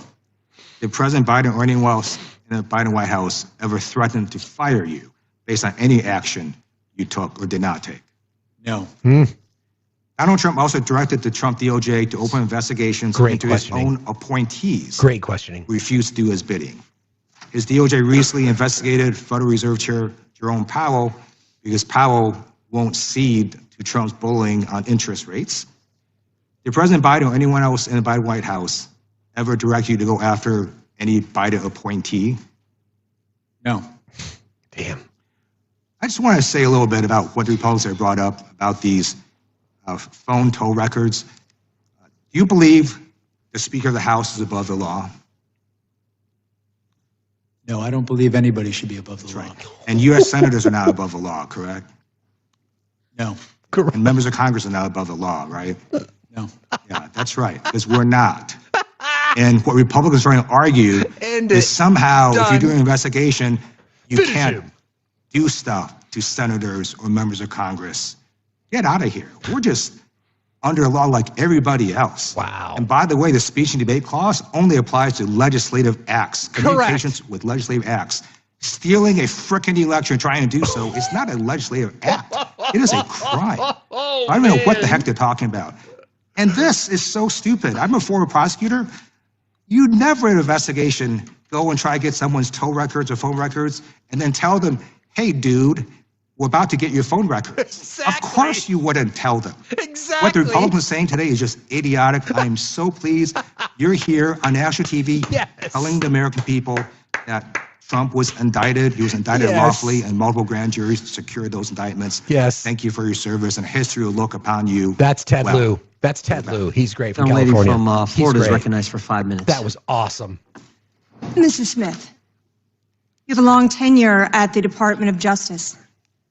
Would you agree that the statement that DOJ charging policies require prosecutors to bring charges only where the admissible evidence is expected to be sufficient to obtain and sustain a conviction?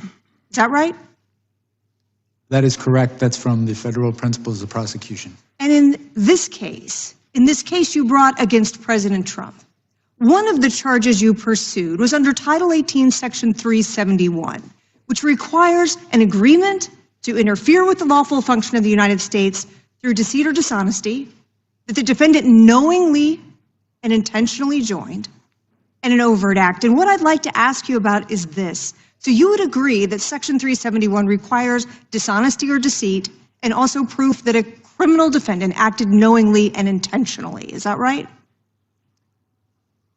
I believe that's correct. It requires knowing deceit targeted a lawful government function. So you would then also agree, would you not, that opinion, disagreement, or even mistake is insufficient to satisfy the burden of criminal intent set forth in that statute? Holy shit, they're desperate. A mistake certainly would. We needed to prove and intended to prove at trial that the false statements that Donald Trump made were knowingly false. That they were false and that it was done knowingly. So even under your theory of the case, even if we took your facts as true, you still would have been required to prove that the president said something false and that he or did it knowingly. So going on to your next charge, let's talk about obstruction. She didn't bother to go back to that. There too, oh my God. That charge requires proof of wrongful intent, does it not?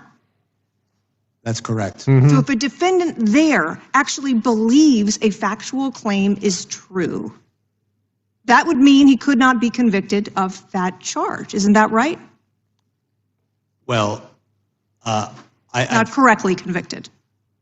The defendant for that charge would have to behave corruptly. And corruptly could include seeking an unlawful benefit, seeking a benefit to benefit themselves, in this case, to stay in office when they had, in fact, not won the election. But there, too, there's a requirement of intent, that this conduct must be knowing and intentional. Isn't that right?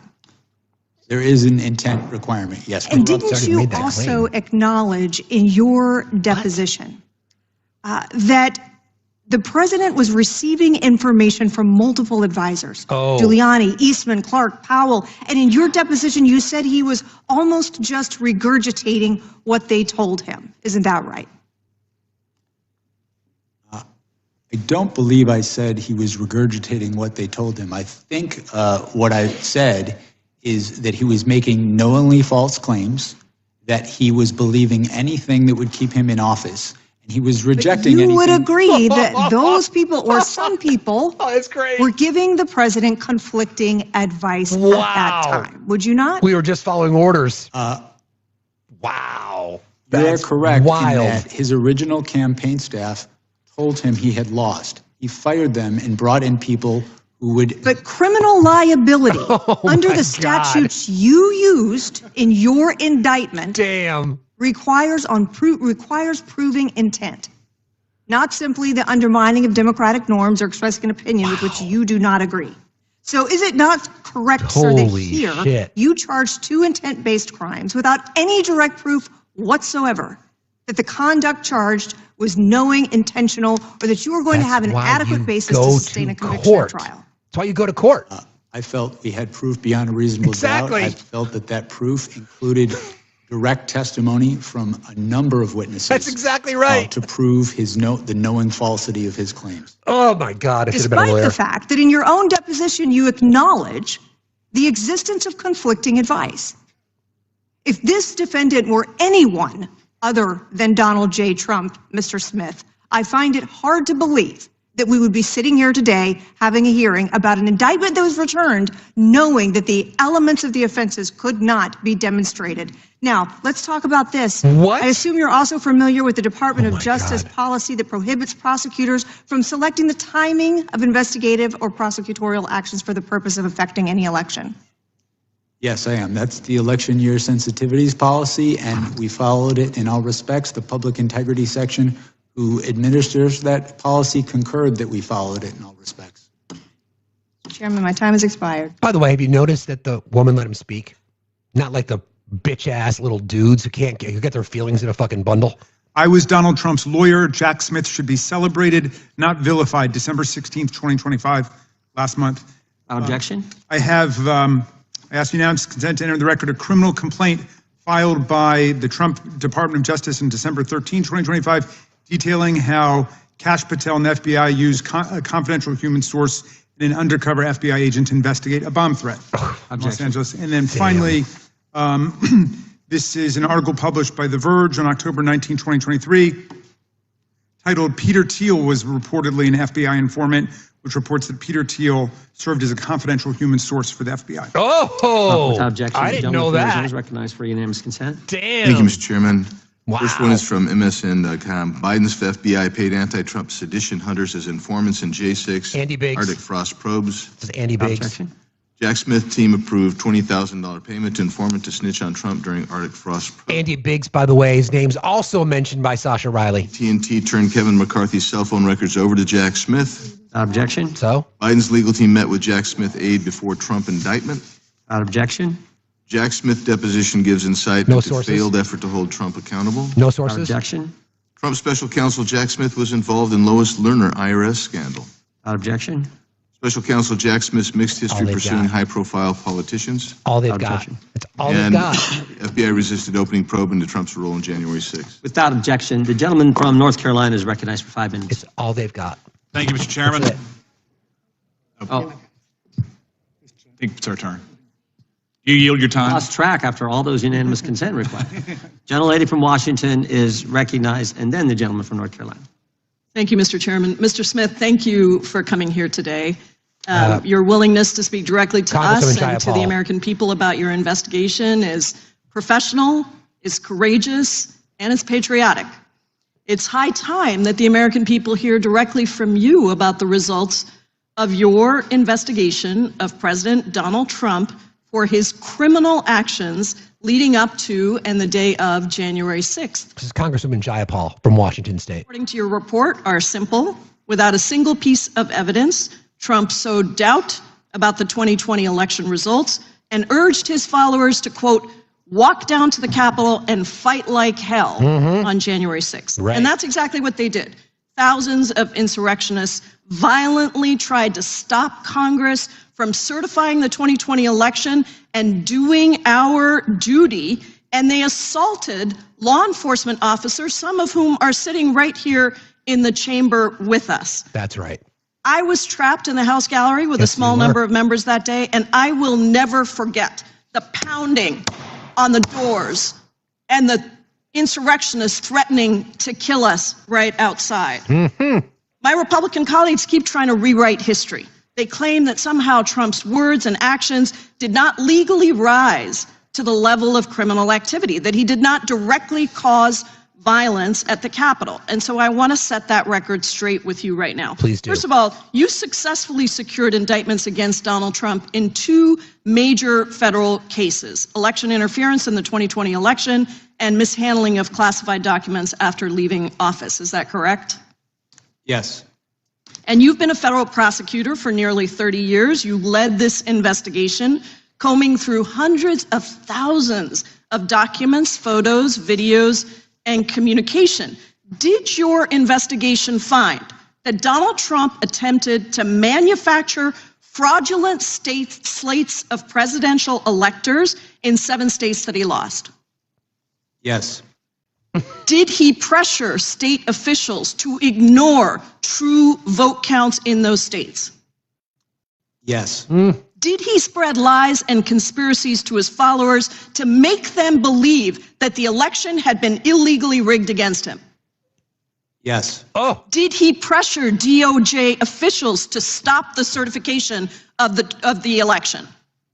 He did. Did he pressure his own vice president, Mike Pence, to stop the certification against the oath of office that he had sworn to the Constitution? He did. And when all of this didn't work, did he, Donald Trump, motivate and inspire an angry mob to the U.S. Capitol to stop the certification? Our proof showed that he caused what happened on January 6th, that it was foreseeable, and that he exploited that violence. Damn. Did Donald Trump know that his allegations of election fraud were lies when he spread them? Our proof was that he did, and we intended to prove that at trial. In fact, as the quotes from your report behind me show, he even privately admitted that he lost the election, correct? Yes. He said, quote, "It doesn't matter if you won or lost the election, you have to fight like hell." And he said, "Can you believe I lost to this effing guy?" During your closed-door deposition last month, you and I had an exchange about the impact on our democracy, the toll on our democracy, for not holding a president accountable for trying to steal an election. Do you remember that exchange? I do. I want to return to it because I think what you said in the closed-door deposition is important for the American people to hear right here in your public testimony. How would you describe the toll on our democracy if we do not hold a president accountable for attempting to steal an election? My belief is that if we do not hold the most powerful people in our society to the same standards of the rule of law, it can be catastrophic because if they don't have to follow the law, it's very easy to understand why people would think they don't have to follow the law as well. And so Preach. I think the law should be applied equally to everyone. And what do you think the toll is for future elections and future presidents who try to steal an election?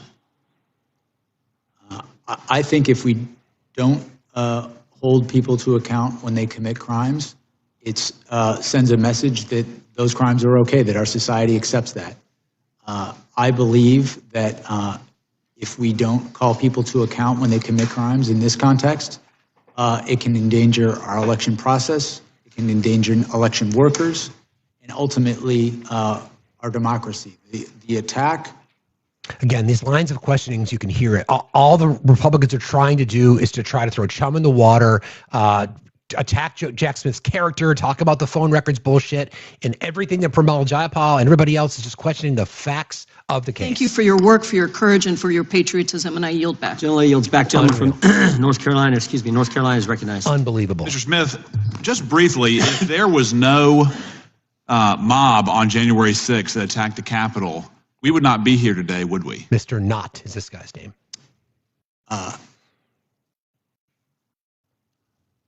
I can't speak to hypotheticals. The case I investigated involved a mob of supporters of Donald Trump's supporters. Sure, I understand that. I understand that. But had there not been a mob that rushed the Capitol, if they had just stayed in the original speech, if they had obeyed the instruction, go peacefully and patriotically, oh my God, make your voices heard, we would God. not be here. Isn't that correct?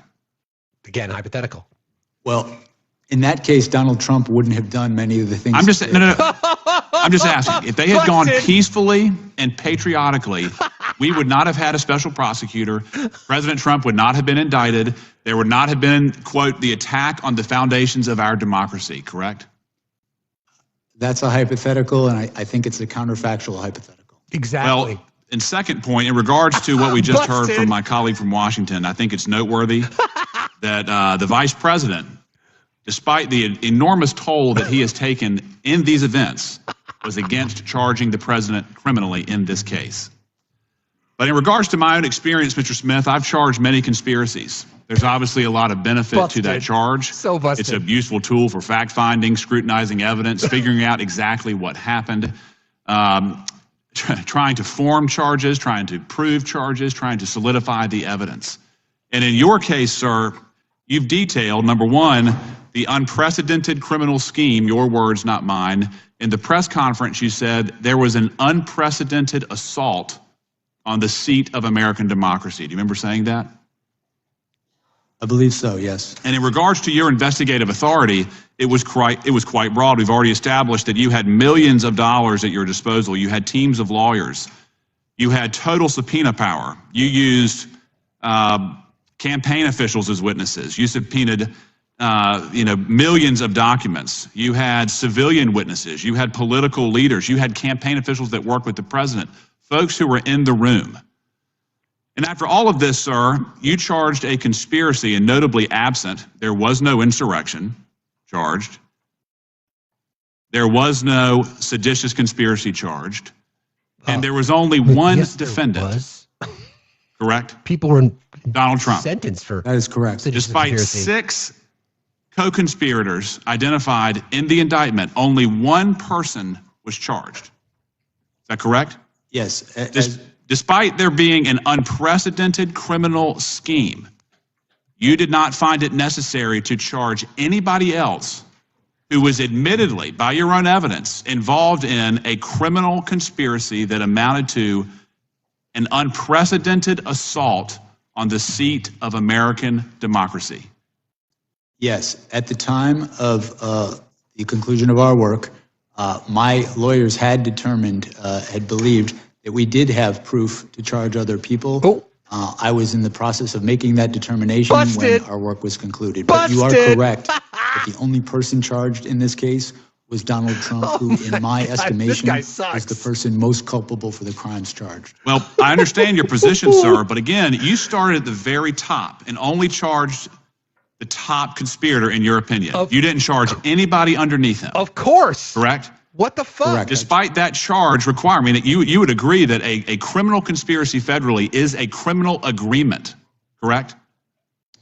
Yes. So by extension, people, under your theory, people besides the president were involved in the unprecedented assault on American democracy, but you didn't find it necessary to charge them criminally. He just answered that question. I have not yet charged anyone besides the president. Exactly. You decided not to charge anybody but Donald Trump in that indictment. No, not yet. Consistent with the federal principles of prosecution, which emphasize the degree of someone's culpability in making a charging decision, Donald Trump is the person that was charged. I understand that. I understand your position, but you made the decision to charge one person and nobody else. What's your correct? point, dude? I made the decision to make the charges in this case. In regards to the way that the case handled from there, sir, I just want to get this on the record. In regards to your press conference, politics played no role, correct? That is correct. The charges you brought, politics played no role. Correct. Correct? Correct. The expedited trial date played no role. Politics played no role, correct? I followed the facts and the law, department policy. The speedy trial request, there was no role in politics, correct? That's correct. Supreme Court precedent emphasizes that. And even your brief that the court found atypical, politics played no role. Mr. Chairman, the time's expired. The time the gentleman's expired. The gentleman from Pennsylvania is recognized.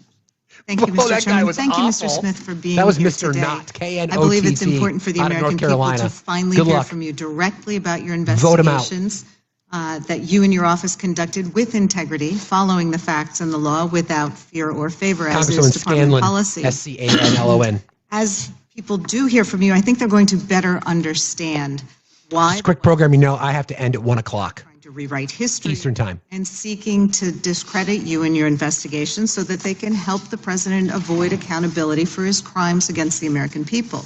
So I'd like to move on from some of these baseless conspiracy theories we've been hearing and focus on your actual work as special counsel. In volume 1 of your report, you concluded that when it became clear that Mr. Trump had lost the election and that lawful means of challenging the election results had failed, he resorted to a series of criminal efforts to retain power. Chief among those criminal efforts was Mr. Trump's dissemination of demonstrably and often obviously false claims of election fraud in key states, claims that Donald Trump himself knew weren't true. In order to pressure officials to ignore vote tallies and submit fraudulent certificates of fake electors to Congress, he repeated these false claims and ultimately used them to direct an angry mob to attack the Capitol.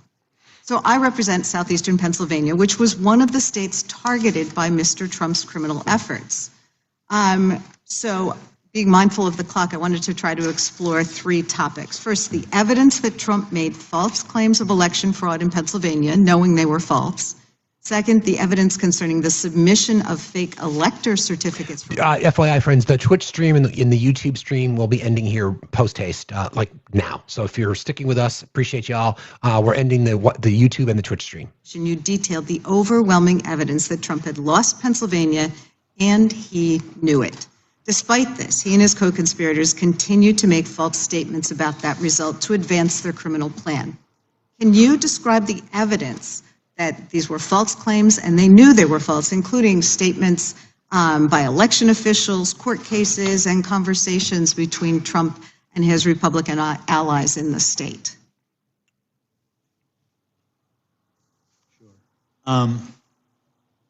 What springs to mind most immediately is I recall one particular claim that there were more votes than ballots that had been sent out.